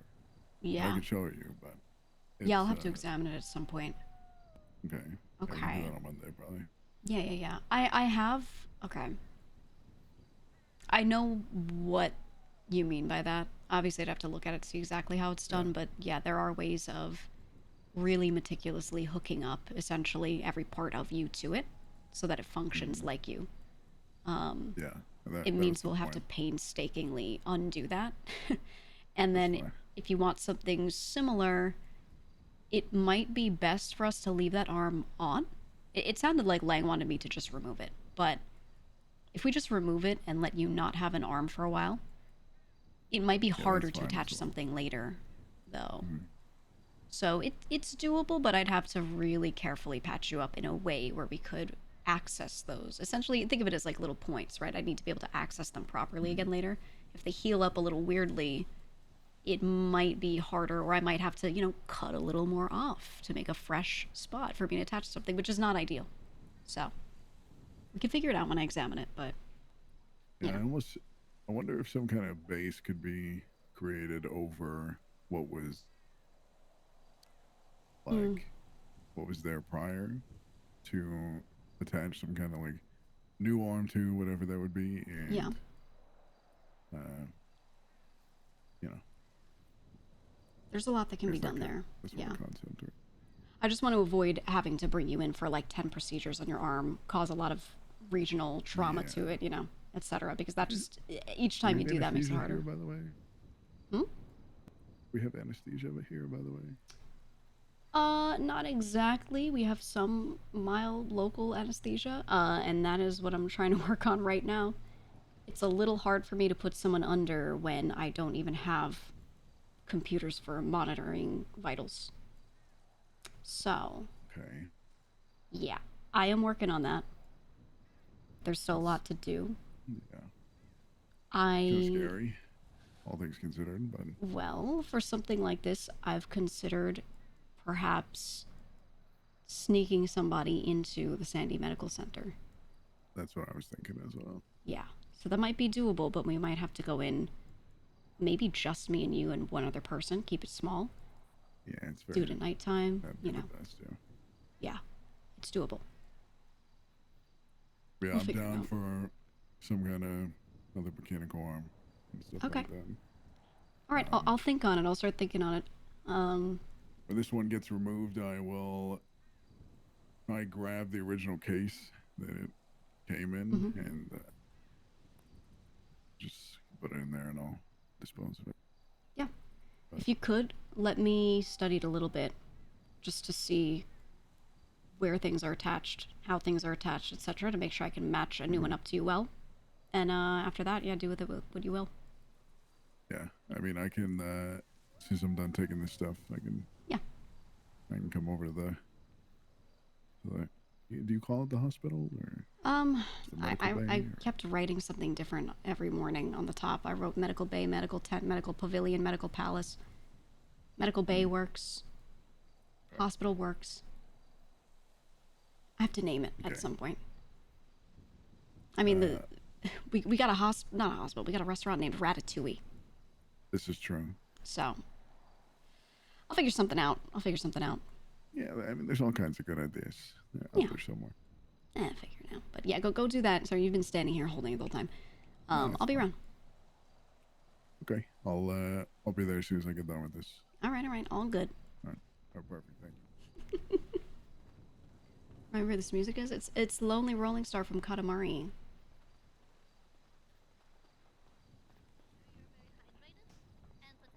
Didn't I have a contract for said? No, I handed it in. I did this one, and then I had...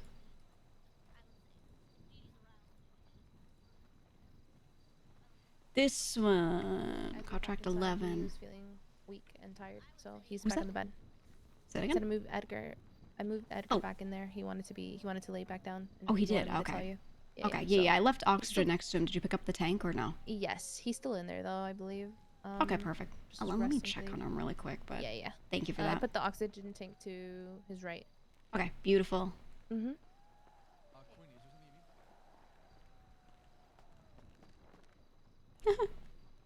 Look who ended up in the bed after all. I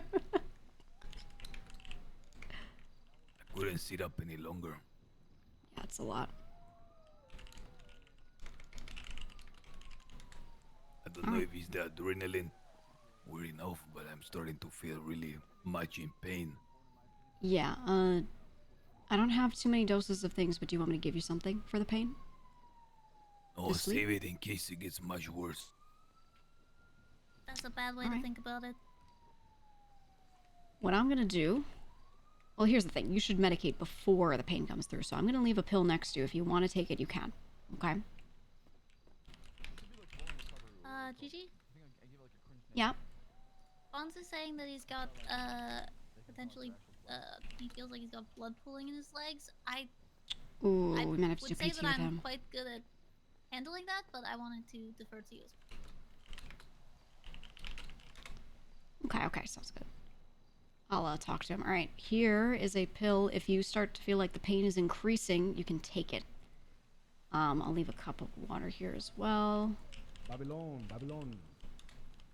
Benicio, I was wondering if anybody knows where Edgar's whereabouts are and is he asleep? He's here, Benny. In the medical tent, Benny. Thank you. Sorry, you're gonna have to sleep through all these announcements. And then also, in that book. Okay. They're not mad. If you need to take that, just, it is there. If you don't take it, I will grab it in the morning. Alright, I'll leave you to it. Good night. Oh my god, There I'm he so is. sorry. I'm so sorry, Yee, we're dancing. I'm so sorry. I'm so sorry. Oh no, please. no, I no, stay you here, go. You go. No, I stay no, here, you I go. stay, I you stay go. right here. No, Not you, even gonna move. no, I. Edgar.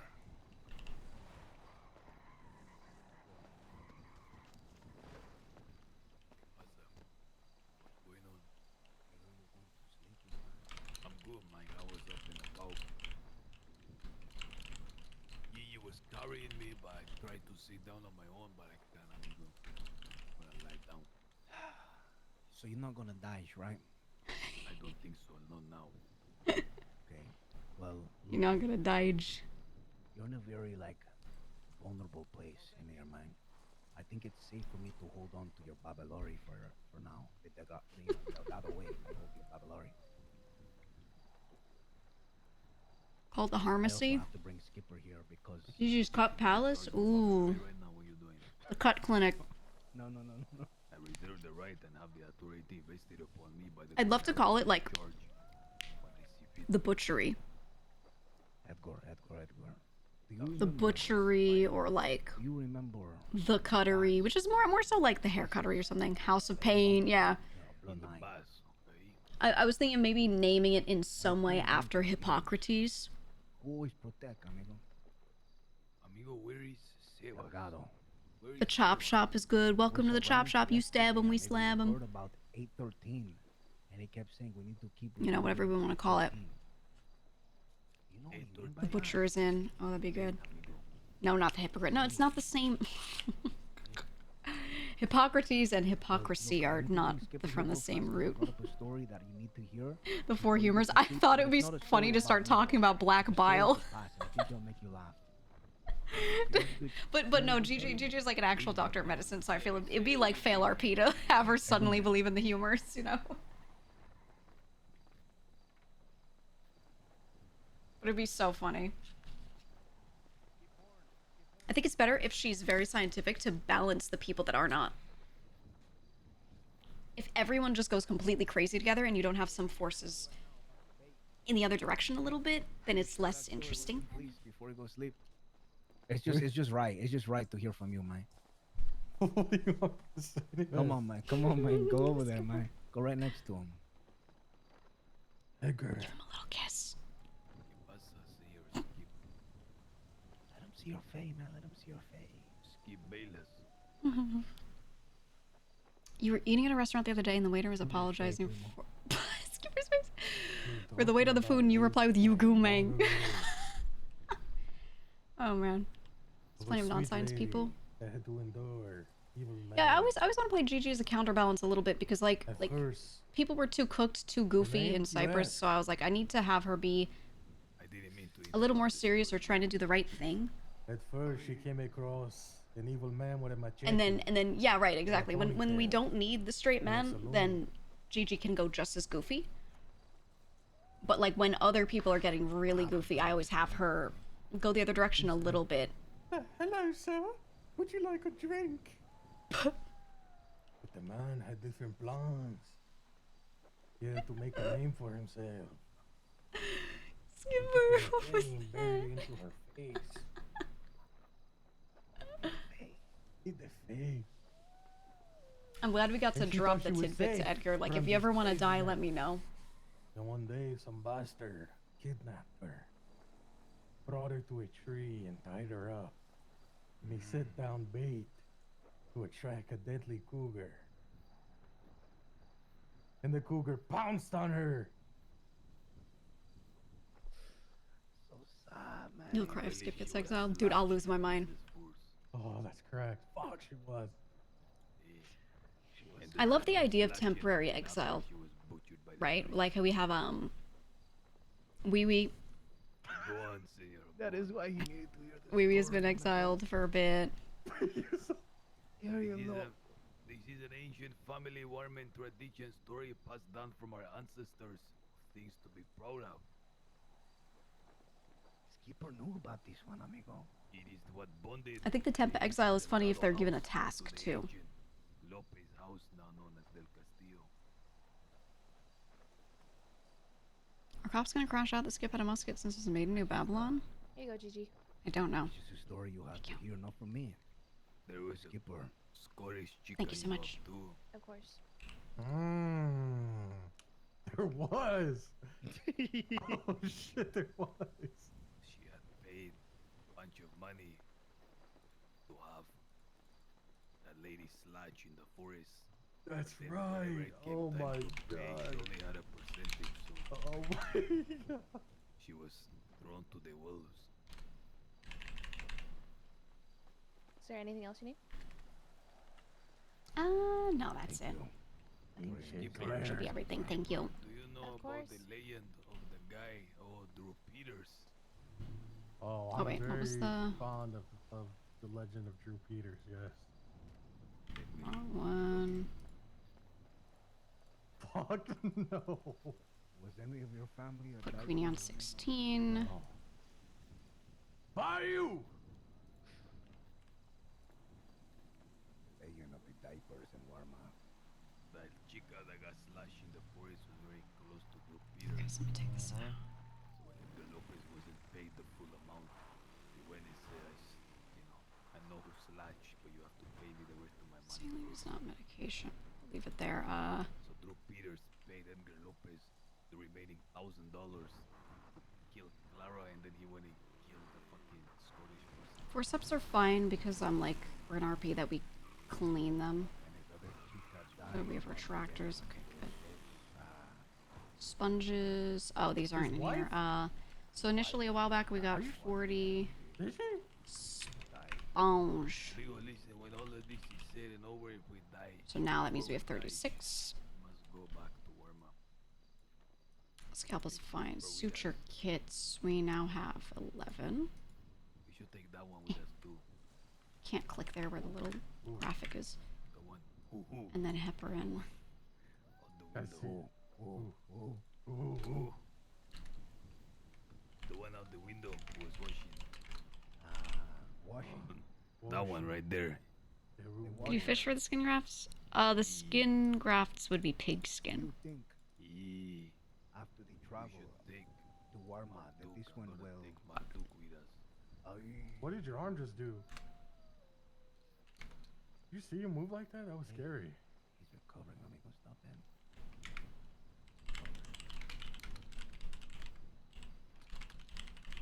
I'll just say sutures. That's That all you wanted to tell me, make me That's remember. it, Edgar. I'm sorry. Just a little story time for my primos. So The dappers. the diapers. Street dance ensemble promenade. I forgot this is what they were called.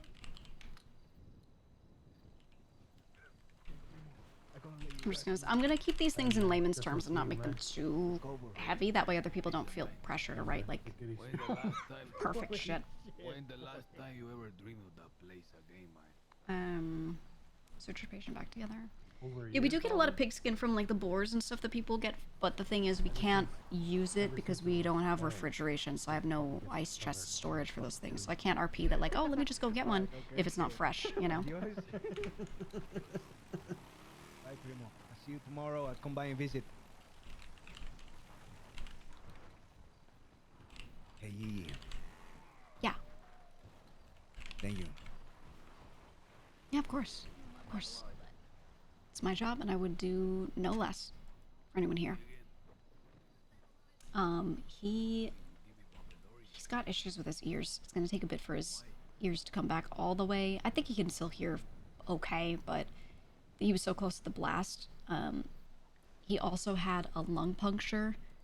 He won't be able to fully breathe all the way in deeply for about a week, I would say, to heal, but he can breathe just fine for now. I sutured that together.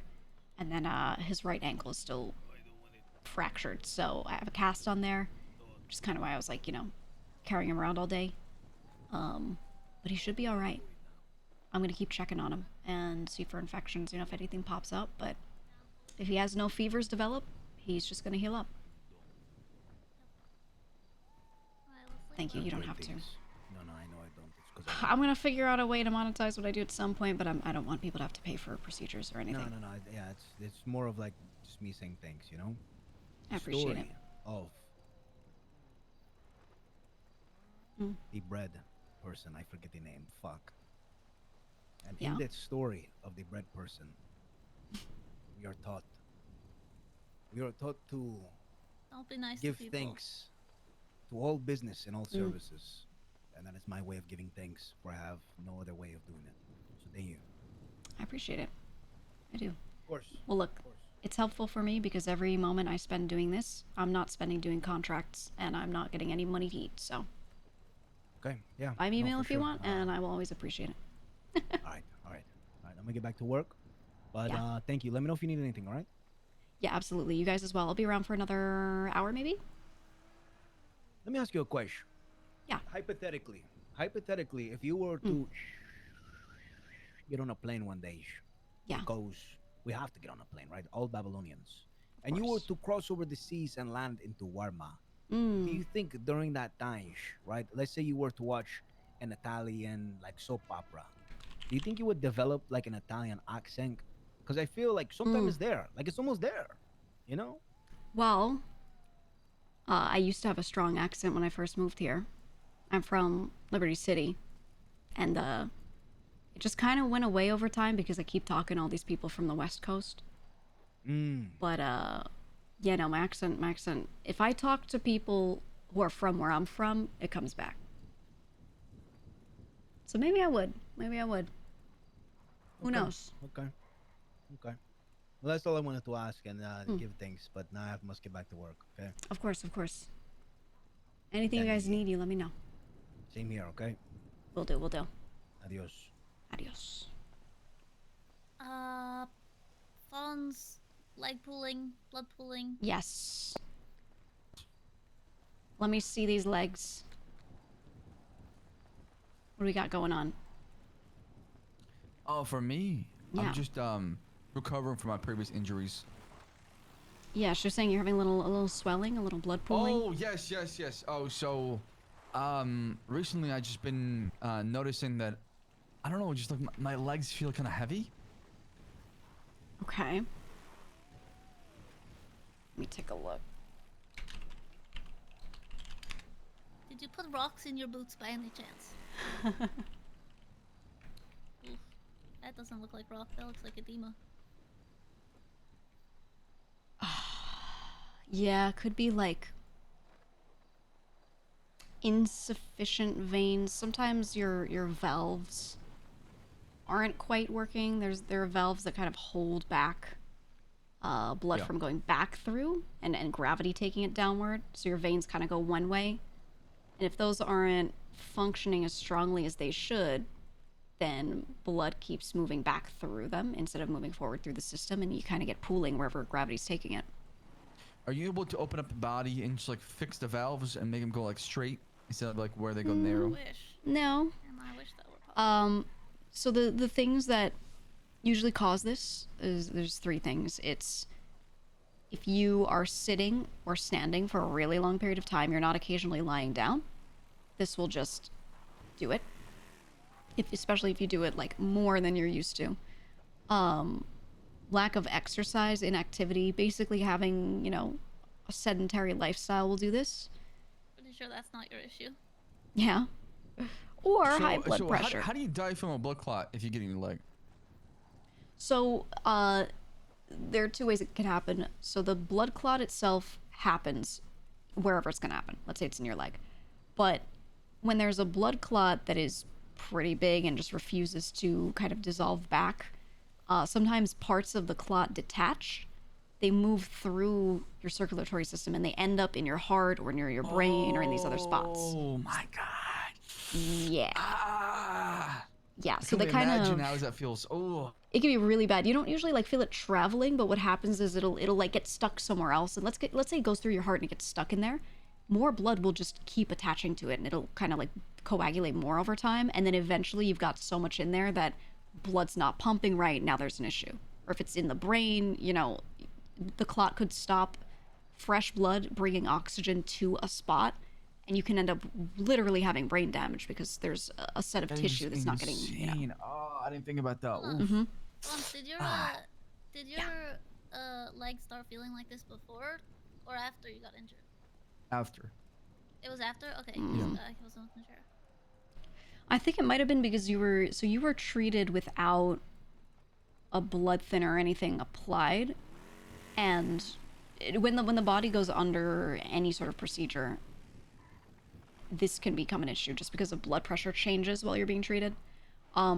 We don't have any more heparin. We used the last dose, so I would say ideally if Herbal alternatives, but that's up to you. yeah, I would give him something because other option is somebody goes and tries to steal specifically heparin if they can find it. I don't even know if they're gonna know how to find it. So maybe tonight I'll go see what I can grab. But yeah, if you have any herbal alternatives to just help that, along with honestly just drinking so much water, as much as you possibly can, that would be the best solution right now. Yeah. We All could right. just see if that helps it. If it's like a hypotension issue, potentially, Gigi, would you say like compression socks or like elevation? Yeah, I think elevation is the simplest right now. If you're able to sit, like when you're sitting over there, if you can put, you know, stack 2 stools or something across from yourself and keep your legs elevated. Yeah, I'm gonna do that. I'm gonna do that when I rest tonight. I'm gonna try to elevate for sure. Yeah, It's do just that. just the legs or the feet feel very heavy, and it's just distracting. I almost can feel like my blood flowing through my feet. It's kind of weird. Like, do you feel like your heartbeat feels very heavy? It's very strong. You notice sometimes, but more like just I can feel just like the pulse. it? Okay, in the leg area. Yeah. Yeah. What is it? What does it mean if it's pulsing like that? We do have a pressure cuff. If it's pulsing like that, it's just that there's so much pressure in that area because there is so much blood present that all the movement from the heartbeat can be felt. Normally you don't feel it when your blood pressure is a bit lower, but when it's higher in an area you do, so. Because it's pressing against the skin, is that why? Yeah, it's quite literally that the veins in that area are just so filled that every movement you physically feel it, you know, nerves get moved around. Yeah, we just need to lower your blood pressure most likely. We do have a blood pressure cuff. I did have people grab that last week, so we can take your blood pressure right now. Let me grab that. So if I can get because there's certain anticoagulants, plant forms, but also separately I can find something for hypotension. Do you think both? Or? I would just do the one. I would just do something for hypotension instead of. Not an anticoagulant? Okay. No, I wouldn't do them together.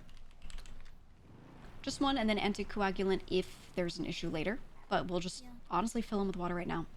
Let me put this cuff in. He did have a big gash on his leg that was sutured up, so it's also possible that some of the fascia sutures right. cut off some circulation. But if it's both legs, then that's less likely. Yeah. That's I wouldn't do both at the same time, but if this gash is healing up nicely, then we should be okay. But typically, if I do something surgical, I would give someone a dose of heparin early if we're doing a lot of like internal work, especially if you're cutting into any organs or like inner muscle layers, that kind of thing, any fascia. That's, you know, something like that is needed. Yeah, for sure. Okay. Let me actually check if there's garlic in the kitchen. Let me see. What is that reading is? I never understand blood pressure reading. Like, what is 135 divided by like 85? What does that mean? So it's the systolic pressure, the top, and that's like the contraction of the heart muscle itself. And then I see. The bottom is the diastolic pressure, and that's the pressure when the heart is relaxing, like in between beating. So it's doing the pressure both when beating and when not beating, and it measures the difference between the two, puts them in a fraction. So that's kind of what that is. You are at the upper end, but you're not quite getting a lot of hypertension right now. That would be if you're like at 140, 90 higher. Okay. 135, 185 to 85 is a little high. What does that mean? Like high blood pressure, just a lot of pressure.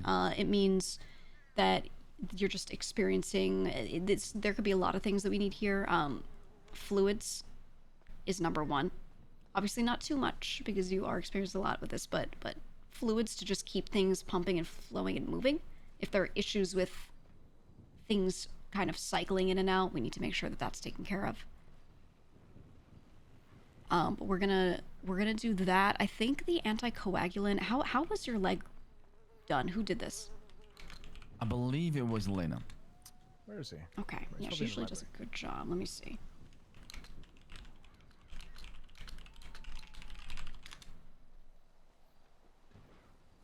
Do you have WebMD on second monitor? Just know this for real. This one I know at least.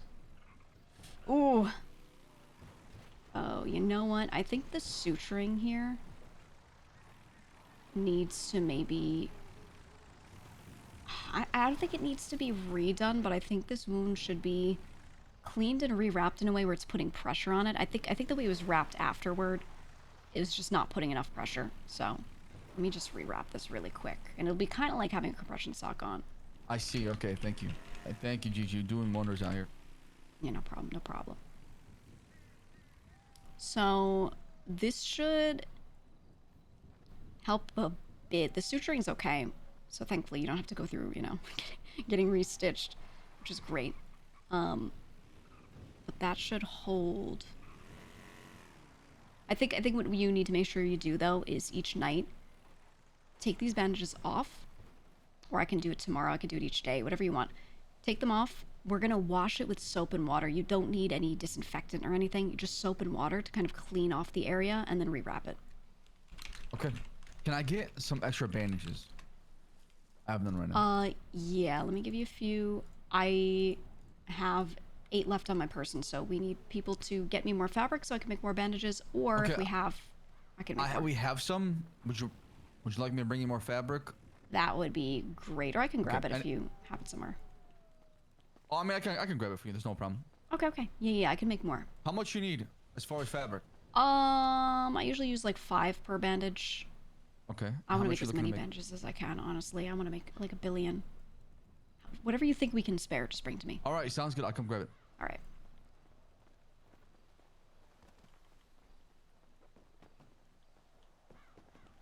Edgar leaves note.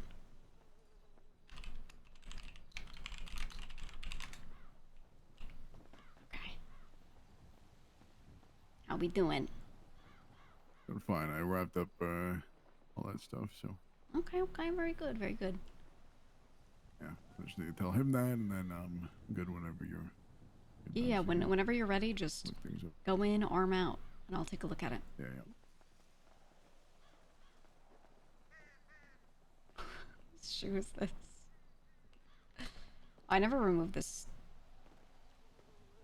RP note. How are people getting up on the beds and then I can't? Okay, there we go.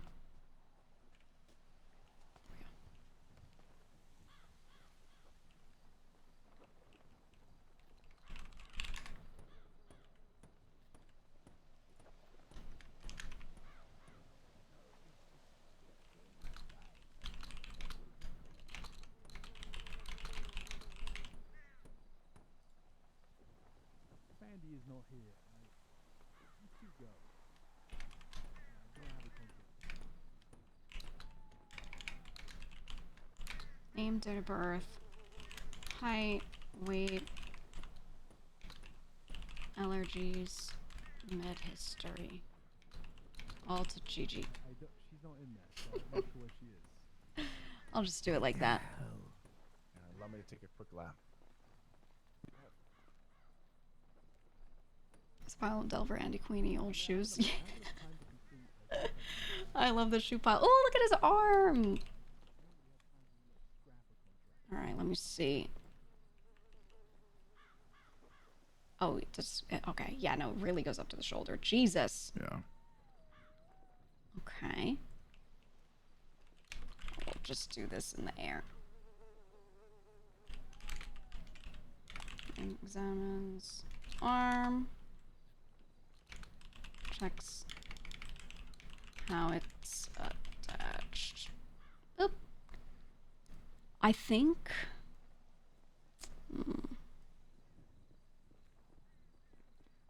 We can make something that can attach in the same way. I think we'd be remiss not to. Yeah, because you know, a lot of the time when people need a prosthetic, everything's all healed up. If you want to attach something to nerves or to muscles, whatever, you have to, like, you know, open it back up. And it's a lot of surgery that feels almost unnecessary at times.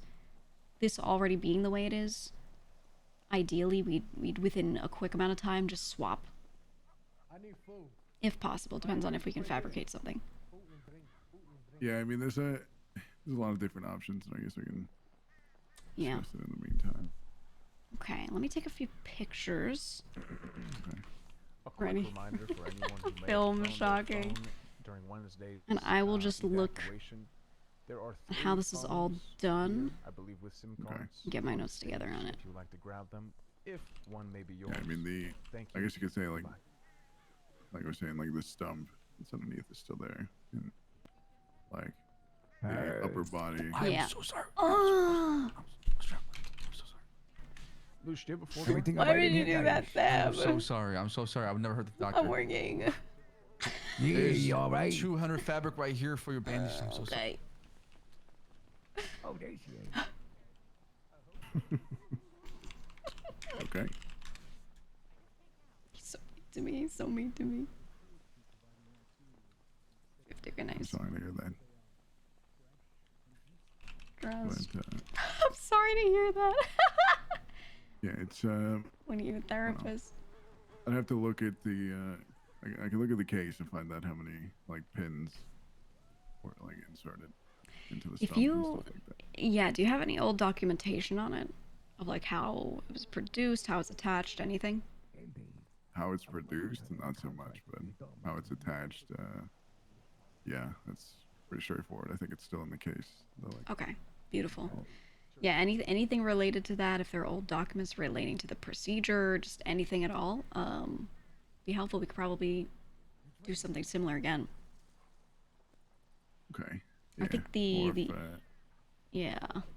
yeah, either that or like I was saying, like, I don't know if some kind of base would be able to be made, like, over it to just attach whatever is Yeah, whatever is left to that. that could be done. Something I think that could be really interesting is, like you're saying, like a base, almost to act as a port for now. So I can attach you to something and then attach something to that later once we've built what it is that you need. Yeah, I mean, that sounds good to me as well. That Yeah. sounds like it would work. Okay, I'll start working on plans for something like that. As you can see here, we have medications and things that we've taken, but we don't have a perfect environment to run surgeries in. I absolutely can.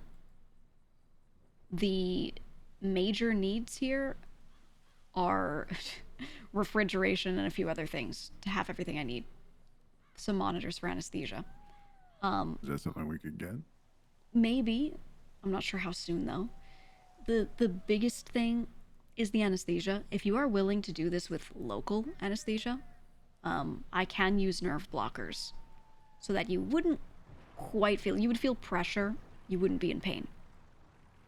That can be done. However, for big surgeries and things, I tend to not recommend people are awake for it at all. Just naturally, you know, your heart rate will go up, all these things that can make the success of the surgery be a bit worse. But if we don't have, prefer not to you be know, awake for that. yeah, I think it'd be better. It'd be a lot better. So I'll look and see what the Sandy Medical Center has. I'm probably gonna sneak in there tonight and see if I can grab anything. But if not, I'll see if maybe if we bring you in there, if we could just do it in there. Okay. Yeah, that sounds fine to me. All right. Okay, perfect. Well, I have as much as I need right now until you give me any other documentation, and then should be good.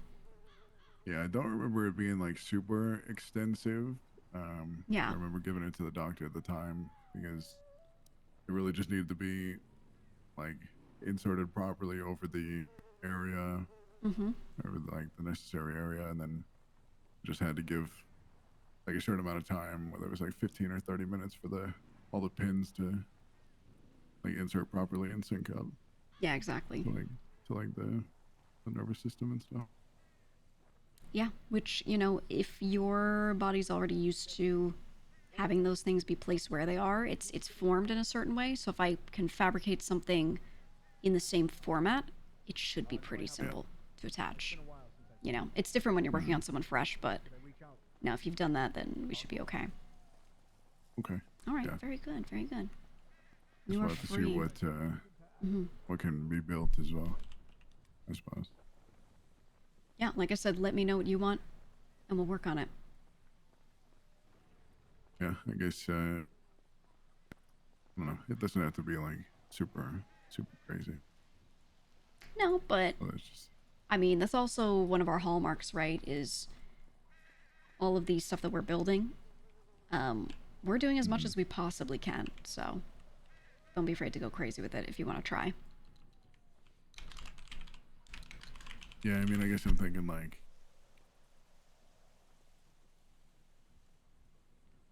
mostly like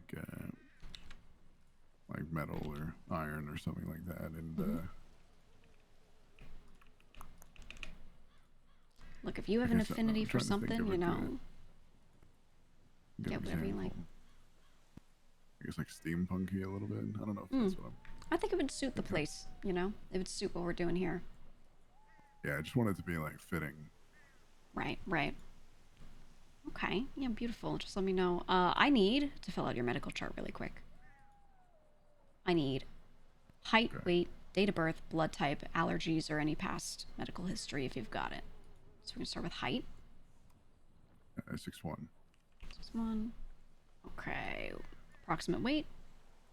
220. Okay. Date of birth. 12/14/97. 97. Yeah, Okay. Do you know your blood type? I do not. Got it. We'll test you. Any allergies? Peanuts. Really? Okay. And then any medical history I need to know about besides the arm?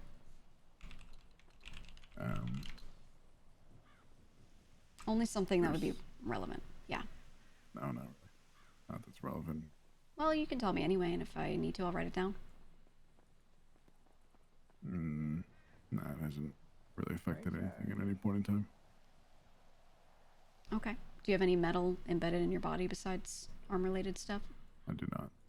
Perfect. Okay. Then we are good. I'll write up a report on your arm and get to cooking on it. Okay. Oh, perfect. Thank you. No worries. No worries. How's Edgar looking? He's looking. He still needs oxygen at least for a week, because he had a puncture in the side of his lung. There was shrapnel, so they brought him to the medical center. But the person didn't finish the procedure, so he was like very quickly, poorly wrapped back up, kind of stitched back up. I went and opened things again because the wound wasn't looking too good, and there was still shrapnel in his lung. Had to take that out. It cut through his lung. Had to suture that together. Everything. Second degree burns all over his body. a broken, well, fractured right ankle. So, not good, but he's doing okay. His eardrums are kind of ruptured, kind of. So, did what I could. It's a lot of stuff where he just has to sit there and rest, though, you know, now that he's been patched up. Yeah, that makes sense. Yeah. Procedure on his lung went okay, though, so that was the part I was most worried about. Since that went okay, he just needs to spend time healing. He was, you know, saying crazy shit and talking about praying and the gods are angry at him and blah, blah, blah, but he just needs rest and some apple juice, you know? Okay. Yeah. At least he's doing all right. Yeah, At least they for will now. be all right, for that matter. Eventually. He's gonna be in pain. I have some codeine and some fentanyl, and that's it. So, you know. Is there anything else that can be gotten? Yeah, I mean, if people go into medical facilities and are able to find a cabinet with painkillers, take something out, you know, they might be able to find something, but it's just on what they find. I don't know what's going to be stocked in a public area versus what's going to be only in the back, because they take things out as they do work. So, we'll see. We'll see what they find. Yeah, I'm sure we can find something. Yeah. One way or another. I need heparin. I need blood thinner. That's what I need. For the record, if you find any, I use my only dose on him so I could perform a procedure and he wouldn't get blood clots that would kill him. Everyone's going to need that at some point if they get major surgery, though. So. Okay. Of course. Well, Yeah. if we're out that way, I'll keep an eye on it. Please do. Thank you. All right. Thanks, Gigi. No problem. Ooh, we get to do so much medical therapy with cool stuff. It's fun because I did have Gigi actually legitimately specialize in plastic surgery. I saw you paged me. I did, yeah. I realized that I haven't actually, had a real doctor check up on me since Wednesday. That would be great. Yeah. And then also, in terms of blood thinners, I can also, go out and find some herbal ones that work pretty well. That Ginkgo's a good would one, be really and nice. Yeah. some general ones that work, like actually cinnamon is extremely useful as a blood thinner. Yeah. But too much of it can cause liver damage. Right. And again, so, they're all gonna have some kind of. Well, if we can make like a tiny little cinnamon tablet that doesn't give them too much, and every time someone has a big gash on their leg, we make them take a little, things like that would be good. Anytime there's a really deep cut, I'd rather use that than worry about getting like insane medical grade blood thinners, because they don't always need that unless I'm working on an organ or deep muscle 100%. tissue. So. And even within plants, there's different levels of ones. Like what I gave Fawns just now was basically just garlic and ginseng, which is good for hypotension and circulation, and also just good for the immune system. Yeah, exactly. No, I appreciate that. Just keep writing. I'm gonna leave the log here once I'm done for today, and just keep writing down whatever you have, how many, and that way we can keep making stuff as we need it. And I'll start writing down also like next to them, or even in a different notebook, like what they do, just in case I'm not around. Yeah, that's my next step. So I'm writing up like triage procedure and the most important in crisis time stuff we need. But yeah, that's next step for me is how-tos, and I wanted to make a like trauma surgery flowchart. So if I'm not around and there's someone who's not going to the main hospital or anything like that, I want someone who at least knows how to physically do things, be able to have the decision-making flowchart in front of them, so they can make an educated, procedure happen somewhat. I think it'd be good. Because you might know how to suture, but you're like, what do I do in this situation? And, maybe you can flowchart through it, and that might help you. There's definitely certain issues that I have nothing, when it comes to any injury that is like, only came up in the past 100 years, I don't know what to do about. But when it comes to like, impalement or someone who has been, hit by shrapnel, we have trebuchets back home. People would still have to, we would still have to do surgery to do that kind of stuff. I'm not good with illnesses. That's the thing I don't know much about. But also like electrocution. I don't know what that. I've never dealt with that because I never had electricity. So Yeah, no, that's the stuff that I can fill in. And you know, with the herbal remedies and things, it's helpful because I always had standard medicines available. So while I do know some of what's used for what, I'm not used to sitting there and making these actual products or any of that.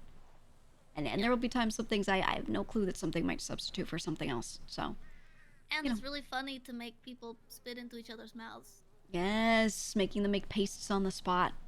Yep. And it was completely 100% necessary, but it was still kind of funny. Hey, if I need to baby bird something to a patient, I will do it. Yep. You know, it's part of the oath. But Yeah. all right, let me Does it say that in the oath? yeah, one of the lines is if you must baby bird medication to a patient, you must do it. Thou shalt. Yep. Yeah. Good Samaritan rule.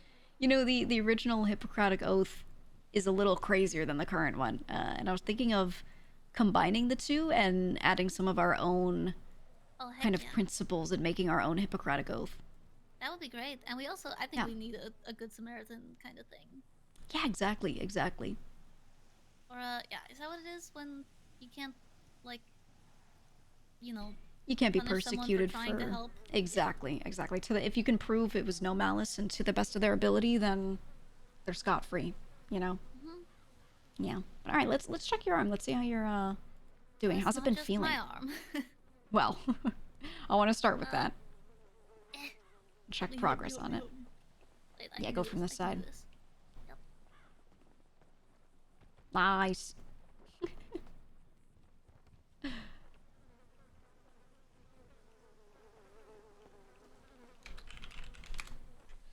All right, tell me what ails you. Well, so all the sutures burnt off, when I got exploded. Okay. I have been trying as best I can to keep the bandaging, you know, wrapped and everything. I'll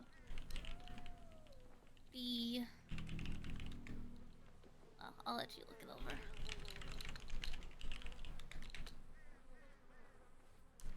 Okay. Checks. Condition. So I can tell you've been keeping up on the bandaging, which is good. I don't think you need help there. As for sutures being burnt off, good, well, good and weird news. They were burnt off because of excessive heat, right? Yeah. They've also kind of cauterized the wounds together, in a way. So there's no need for us to redo the sutures, but I would like to maybe treat these, like, burn wounds a little better. Okay. I also, if it, you know, in the burn wounds, my whole leg is, a little burnt up. Ooh, okay. And I got some burns on my abdomen as well that I've just been treating with aloe and plantain. Okay. Well, aloe and plantain are actually all we would need for these because when a burn wound is bad, you either skin graft or you don't. And you apply things to make sure it doesn't get affected and you let skin grow back. So let me get, we need to wash it. That's the important thing though. You have to keep washing. So let me get I have my squirt bottle here with the soapy water.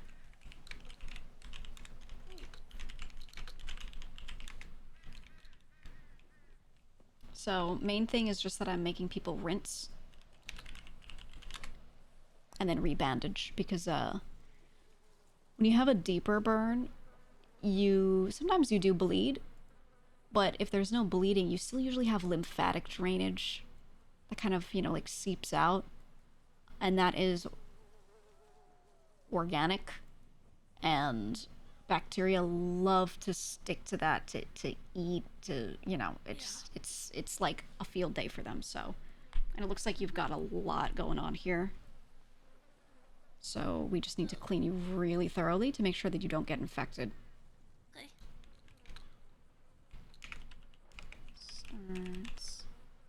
Starts spring squirting water. Yeah, but I've been doing, like, when it comes to infection, for me, I'm like, if I smell it, that's probably a bad thing. So, Yeah, right? You can that's smell my yourself test. cooking. Yep. Yeah, or you can smell the bacteria cooking. That's what they do, right? Is when they're working, when they're eating, they're doing a little respiration. They basically just shit out gas constantly, and you know the smell.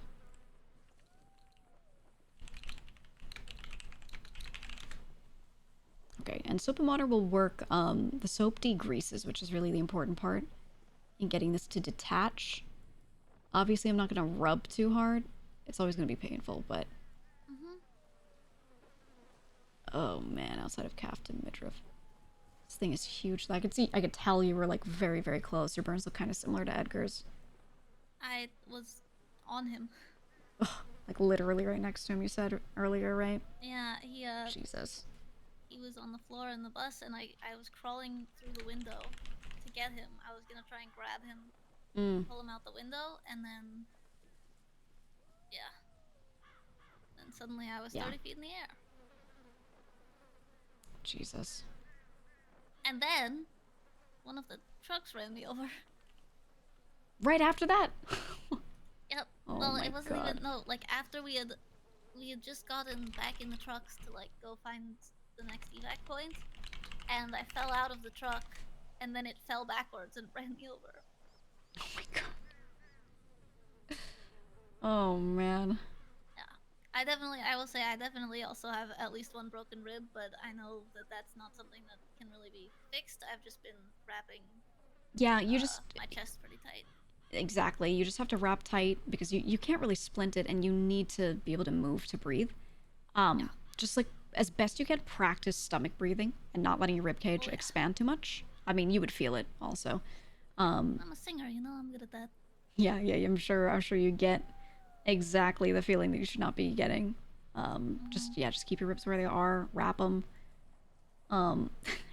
Edgar said that the doctor tried to remove his broken ribs, which is crazy. Yeah, that's insane. I would understand if they were turned and stabbing him or something insane, or whatever, but they're just cracked. That's all. Yeah. Well, I think I said it in the medical chart that the piece of shrapnel that I removed was embedded in one of his ribs, but it was only like a little like nick in the side of his rib, and it probably cracked a little bit more, but it looked to me like something that could repair itself. Yeah, I mean, even a full break, if the pieces of bone are near each other, it's okay to leave them. Yeah. Okay, I'm wrapping you back up. You're quite covered, so you're gonna look like a mummy. Hi. How's it going? Let me know when you're free. I don't know if you'll talk now while Jesus work on you or not, but That's let's get off fine. the phone with Brian Knight. Oh, love that. Regarding your case. Great. That guy called us a sex cult yesterday. Yeah. Did he? In if this is a possibility, would you plead guilty to no time in jail? Yes. Okay. Because the sheriff wants to meet maybe tomorrow, or he wants to meet right now, but I do have to leave, and I want to go with you. Okay. So maybe we can come up with some sort of plea deal. So who cares how much they fund? You don't care about that? Yeah. Really, I don't want you to be in jail for a long time. I really appreciate that, Fonz. Yeah, I definitely, I'm super up for that. I need to double check because someone texted me yesterday. It was a number I didn't have saved, but they said that the docket post was 1 day after statute of limitations should have been up. So Really? Okay, so you might I even don't play actually know ball. if it even. Yeah, I don't actually know. I have to double check because it would have been when the incident happened, which was the day after I got out of prison, I guess. So which would be can I before ask you a personal Babylon. question? Yeah. The day you got out of prison, you sold those properties because of Babylon, right? No, that was Then why'd you those do properties. I gave them away because I was stepping down as mayor, and in the trial they had ruled that giving properties to businesses wasn't embezzlement. And so there were still 2 additional properties that were in my possession and were being essentially like permanently leased to businesses. And so when I stepped down as mayor to make sure that those businesses could continue, I transferred those properties to the business owners. Which business? It was Hanna-Barbera Maybury ran the Oh, I know Hana. What was it in Polito? Forest dwellers.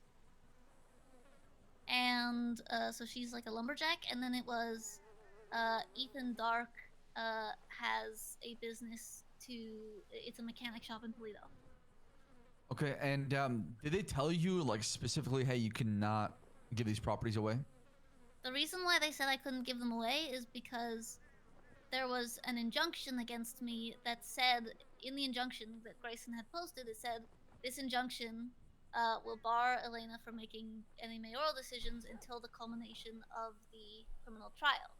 And so, Okay, so I transferred the properties after the culmination of the criminal trial. Mm. However, they then asked Grayson, like, well, is the injunction still going? And he said yes, and so they retroactively decided that. Oh, yeah, but he that closed it sucks down for though. her. Yeah. So I don't understand. He said it was open, but he closed it because there's a new mayor. So how does he? No, this was all before that. This was all before the new mayor. This was, I transferred the properties while I was still mayor. It was after the trial had occurred, but before Like they have a any crazy hate boner hearing or for her. anything like that. But basically, Grayson's Not that she was an angel injunction mayor, said, like you she know, did Elena some can't shit make any- here and there where I was can't like, that's use not the any best. mayoral money, can't use the accounts or whatever. But until the end of the trial. Okay, so And the so- trial You know, ended, shouldn't the injunction end? you get to play It should. lawyer And battles so I and transferred stuff. the properties, and then LSPD asked Grayson subsequently. And if she's to doing it by the say book, they gotta that do it by the book. You the know what I mean? injunction had never ended, and so Grayson, after I transferred the properties, he was like, "Yeah, the injunction's still going on, and therefore the properties that were already transferred, were transferred under the injunction that I just decided is still going on." Oy vey. Sounds like just DOJ playing with fire or whatever, or just doing whatever they want. Well, you were right. They're beating a dead horse. They're like kicking a crippled puppy. I don't know if Marduk told you. I told him and Marduk. immediately watched him put in a 311. And I feel like he's gonna go angrily talk to Haley Maxwell. So I don't know. We how did, that's we gonna did. go. We did You talk to her. Okay. So I spoke with Brian Knight. Mhm. The sheriff and wants to meet, and I told Brian, can we just move past this? This is definition of, like you said, beating a dead horse. And you know what? It's in the past. It's almost past the statute of limitations. It's been last minute. Like, why? What's the point? I get, okay. According to them, you're in the wrong as far as a court order violation, but Right. embezzlement, come on, really? Yeah. And for what, like $50,000? Like, I don't understand why they're even doing that, because that just seems arbitrary, because I don't even have any money. You know, they're saying it's embezzlement, but it wouldn't even be my embezzlement. I don't know. I know that they were trying to get those properties back. Like, Junior was trying to sue the property owners to get those properties back into Blaine County's ownership.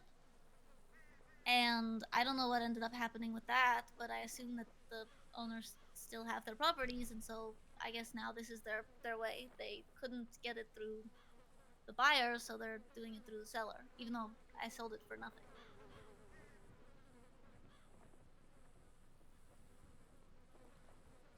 Yeah, I don't understand. Just I don't understand that this digging of an old wound that PD does in DOJ. It's just, can we just move past it? Don't you have other more important things to worry about than you know? Yep. Just want to live, you know. All right. Well, are you gonna be around tomorrow? Yeah. Okay, then we'll talk to him tomorrow. Okay. Talk to you then. All right, you should be good here. Thank you. The good news, well, things look bad. Things were cauterized, so we just have to keep you clean. That's all. I can do that. I have been bathing. That's good. Not everyone else has Do you been. actually, I know you said you had some, like, unscented soap. I don't want to, ideally, I don't want to I need to get clean out the wounds with... more. Yeah, I need to make more. I can hand you my last little bit here. There's some in this bottle I already. mean, if it's gonna be more useful for someone else to have it, I can I can just use what I have. Yeah, I'll see if I can make more though. I wanted to make a lot. That was a tester, so. Yeah, if you need like, I don't know if you use beeswax for soap, but I produce a lot of beeswax. Ooh, I could use it. Yeah, I've been using boar fat actually as one of the That bases. works too. Been doing that. I've been burning down wood to ash and making, you know, using lye and doing the whole fucking thing. So when you don't see me for a while, I'm usually in the forest either doing that or like holding my hands under a waterfall so they're strong. That's pretty cool. It's for surgery. But yeah, I'm gonna I'll make Yeah, more. I can get I'll you make some more. beeswax.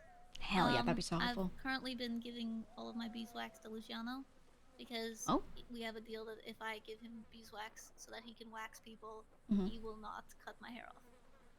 Ooh, okay, okay. I like that. Well, I'll take a little bit of it. Okay, yeah, I will get you some. Okay, cool. All right, Thank I you. really appreciate that, Gigi. Thank you. Yeah, no problem. I'm gonna leave the medical book here in a little bit, so Okay, you'll be able amazing. to grab it. Perfect. Thanks so much. Thank you.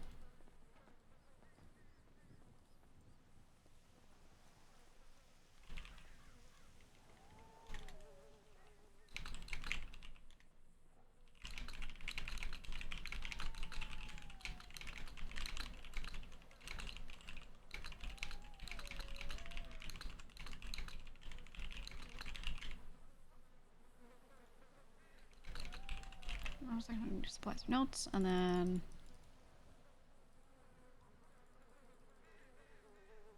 med charts start on page 14. Please add yourself to a page and fill out the basic info. Blood typing can be done by any medic with a test kit. Okay. Just got a holistic.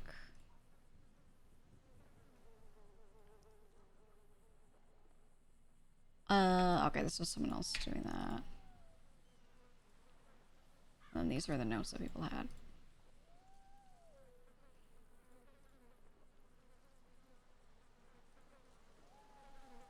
Do mine.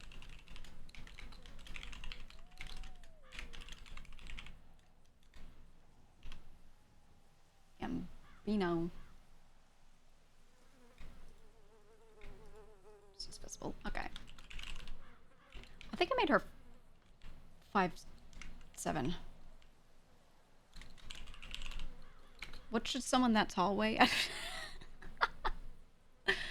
What should a normal woman that tall weigh? Let me see.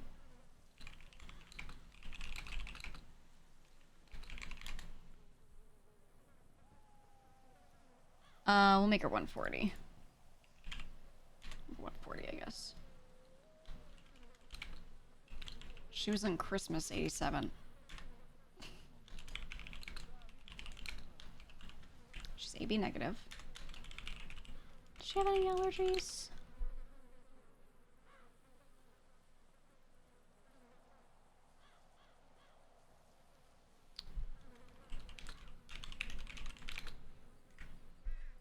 I personally don't have any allergies, so I never gave my character allergies. I just didn't even think about it. Bullshit.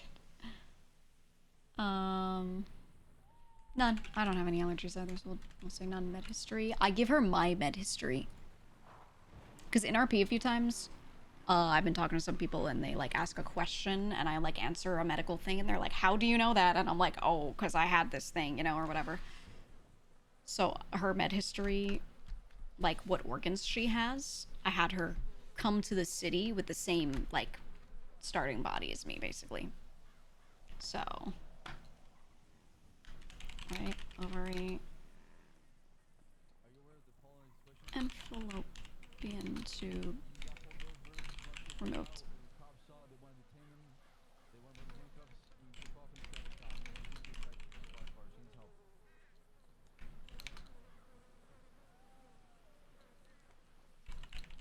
I'll say avoid.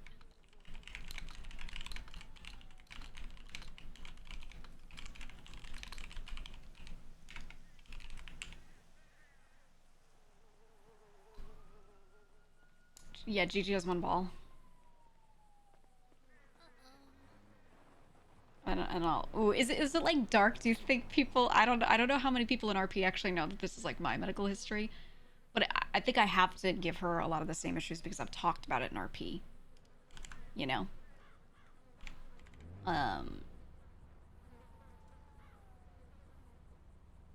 Also, I'll say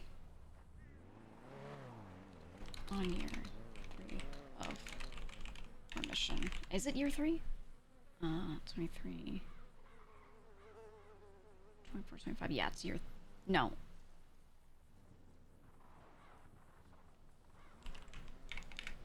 Say 2 years of remission completed. Yeah, you told Edgar. Yeah.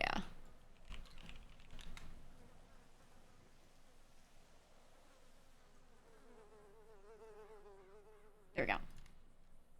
Yeah, I gave her my stuff. Just make it interesting, because I was like, what else do I give her? I didn't want to give her anything cringe, but then I myself have had this issue, so I know it well. So I've just decided to, or I did a while ago, decided to give her my same history of former surgery and stuff like that, because I'll at least be able to recount it accurately. I was kind of worried that if I gave her a medical issue that I wasn't like very familiar with, hadn't experienced myself, then when describing it or talking about it, like, you know, you might get some stuff wrong. And I'm like, I think it's better to do something that you actually have had a brush in with. That way, you know, you actually know what you're talking about. Told Shank to, yeah, I did. Okay, I think that's good.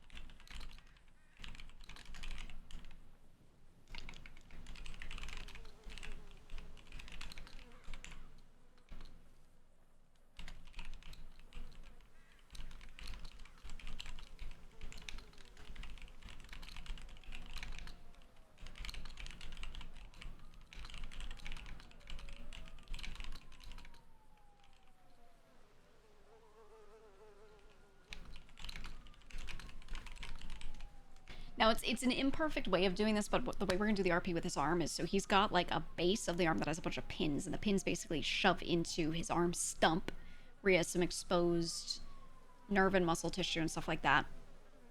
We're not fully exposed, it's like, but it's, you know, it's going through the skin toward that stuff.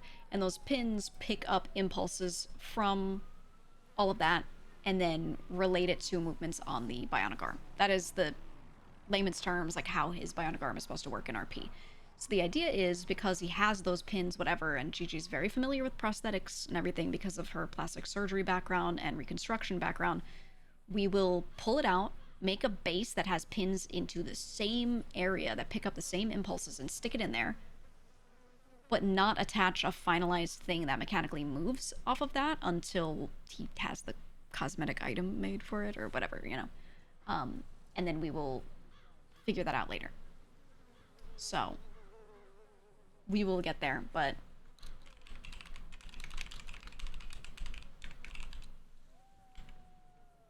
that's what we're RPing right now.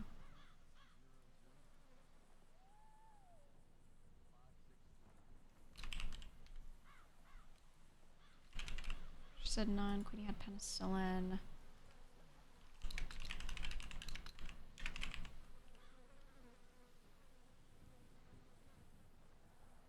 Yeah, we need to get his, but I didn't want to. He was like getting ready to go to bed, so.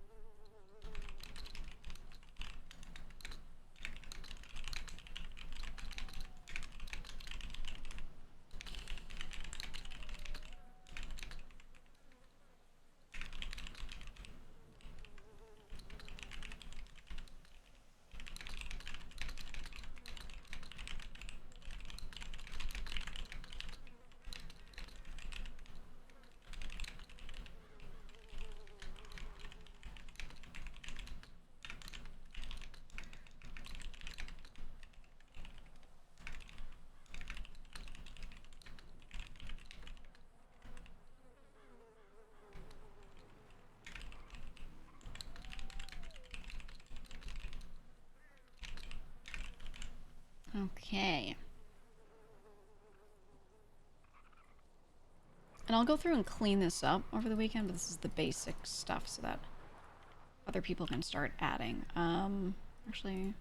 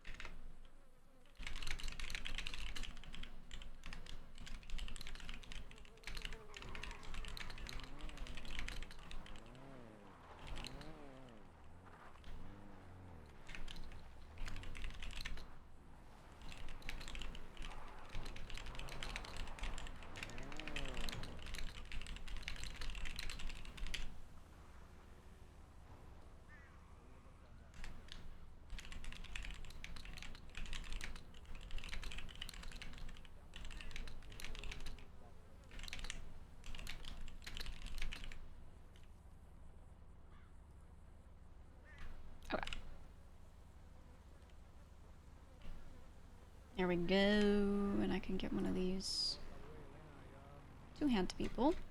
I need to get rid of this gun. It was one that I found. Are you real?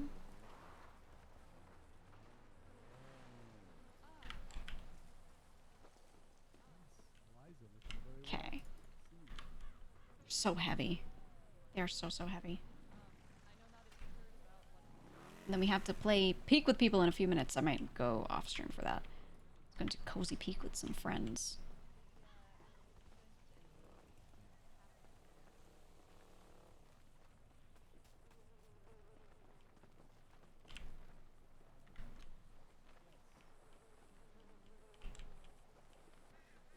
People of New Babylon, your doctor is going to bed. If you need anything, please let me know within the next 2 minutes. I will be sleeping. I will be around for some time tomorrow. Please go into the medical hut at some point today and fill out your med chart. Instructions are in the book left on the shelf. Please do that and return the book. Do not take it with you. Thank you.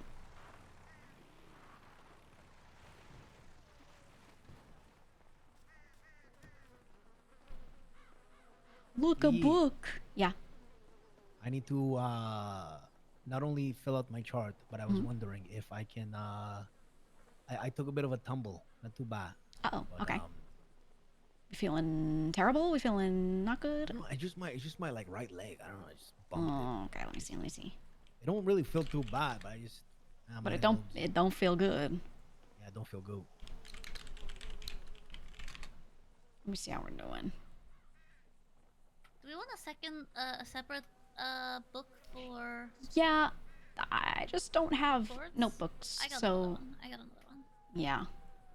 I think you just need to be wrapped so you don't hurt this any further, so you're not like walking on it weird. Honestly, I feel fine, but after I took the tumble, I was like, maybe I come get checked out, so I feel at my best. Yeah, no, I appreciate that. You should always I was gonna wrap always it check myself, in. but I have no bandages. Actually, let me give you a few more. I just made some more. I'm gonna leave some more on the shelf here. I'll give you some too, Elena, just so you have a bunch on you. Thank you. Yeah, no problem. Yeah, I'll just wrap this in a way that compresses it a little more, so you don't, like, when you're walking, you don't hurt it further. Gigi, can I ask you a question? Yeah.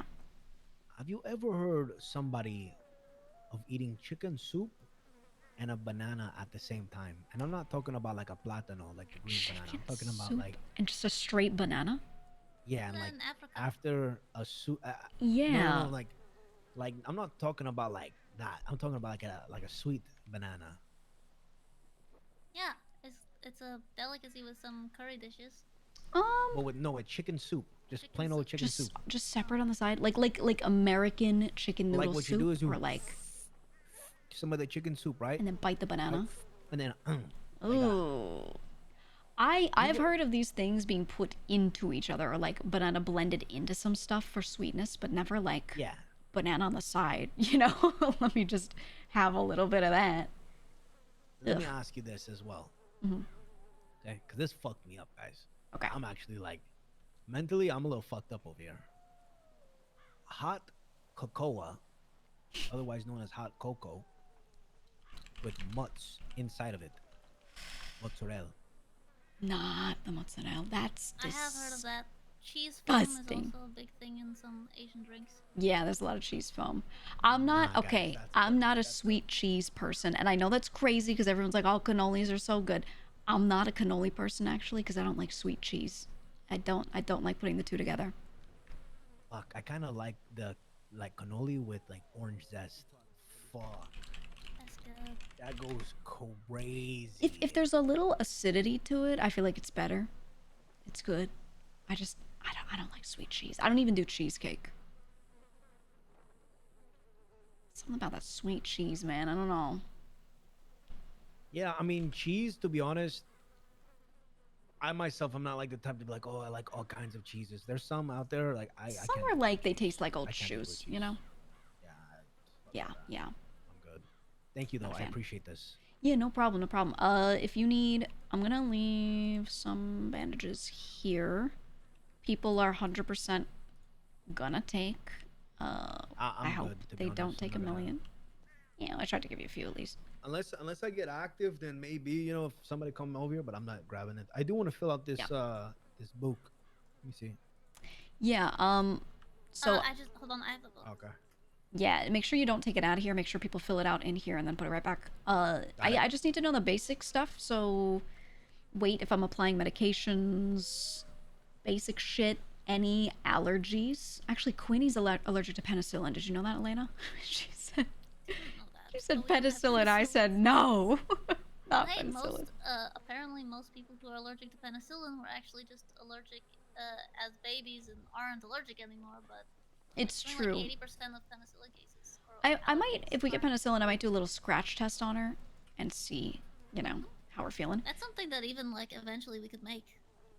Yeah, I think so. I think so. It's not too hard to culture.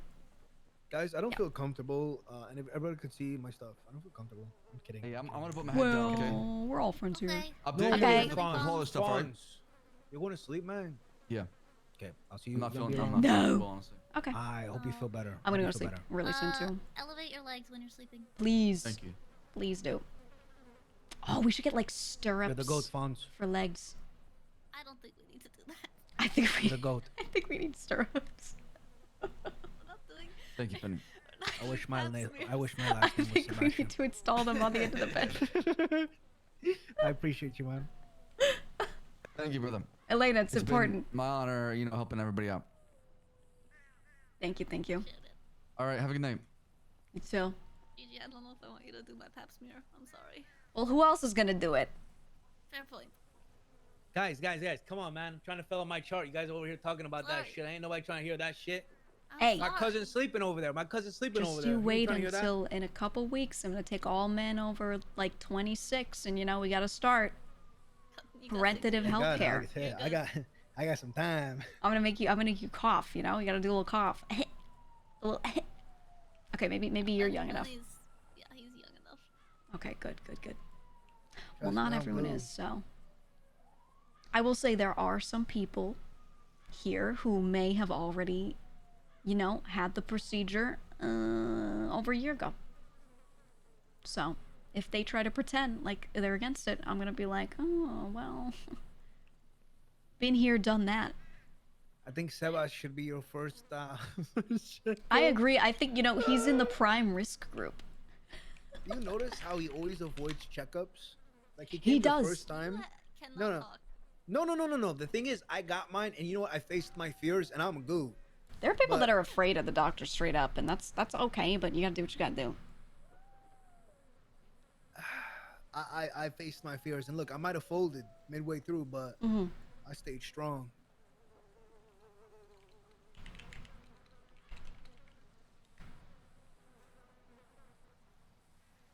Hi, Wolfie. Oh, my baby boy is here. Hi. Oh, baby boy. All right, I am gonna go to bed. It's time for me. Adios. Good night. All right, thank you. Wait, Penny, you wanted to get? Did you get checked out? I got him. I got him. did. Okay. Yeah, he's looking fine. Thank you. Yeah, no problem. Oh, he is. Thank you guys. I'll see you maybe tomorrow when I see you. Woo! Woo! Also, I want to show you guys. Over the weekend, we're gonna change this. I moved this wall up a little. Can't really notice it, but you can see because of the chair. It was here. Moved it out a little more. We might extend it. What I'm gonna do, get rid of this door, move it to here. Get rid of this. We have door and then immediately this and, like, you know, frame it out. Make this a chunk of wall. So that way I can move this up against here and use the space, right? There's just like empty space that we don't need. Chair can go. This, I want to turn it and face it this way. So when you walk in, it's facing toward you and there's a wall behind it. And then the vault is like behind there. So basically I just move this up more and move this door to the middle. So it's like same thing. So I'm just being more space efficient by breaking out the space a little more. Because right now there's a lot of open walkway. And when you add more walls or things, you can turn shit and use the space more efficiently. This tool chest is a bit of an issue because it's so long. But, you know, if I make this into a wall, I can move it over and then... Ugh, we should be okay with that turning. But yeah, I'm gonna adjust a little. Harry saw this and Harry was like, oh, how funny. But yeah, I'm working on making this a bit better.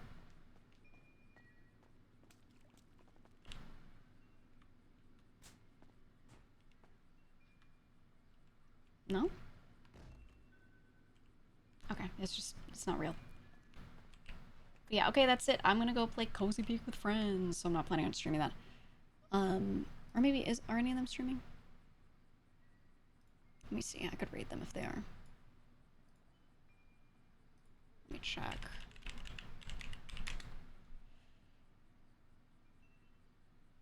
I think some of them might stream. Oh yeah, Garrick is live. Okay, we'll raid Garrick.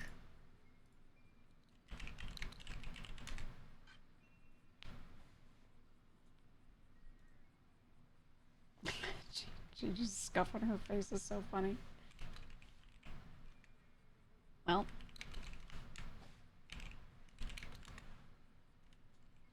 This is disabled. No.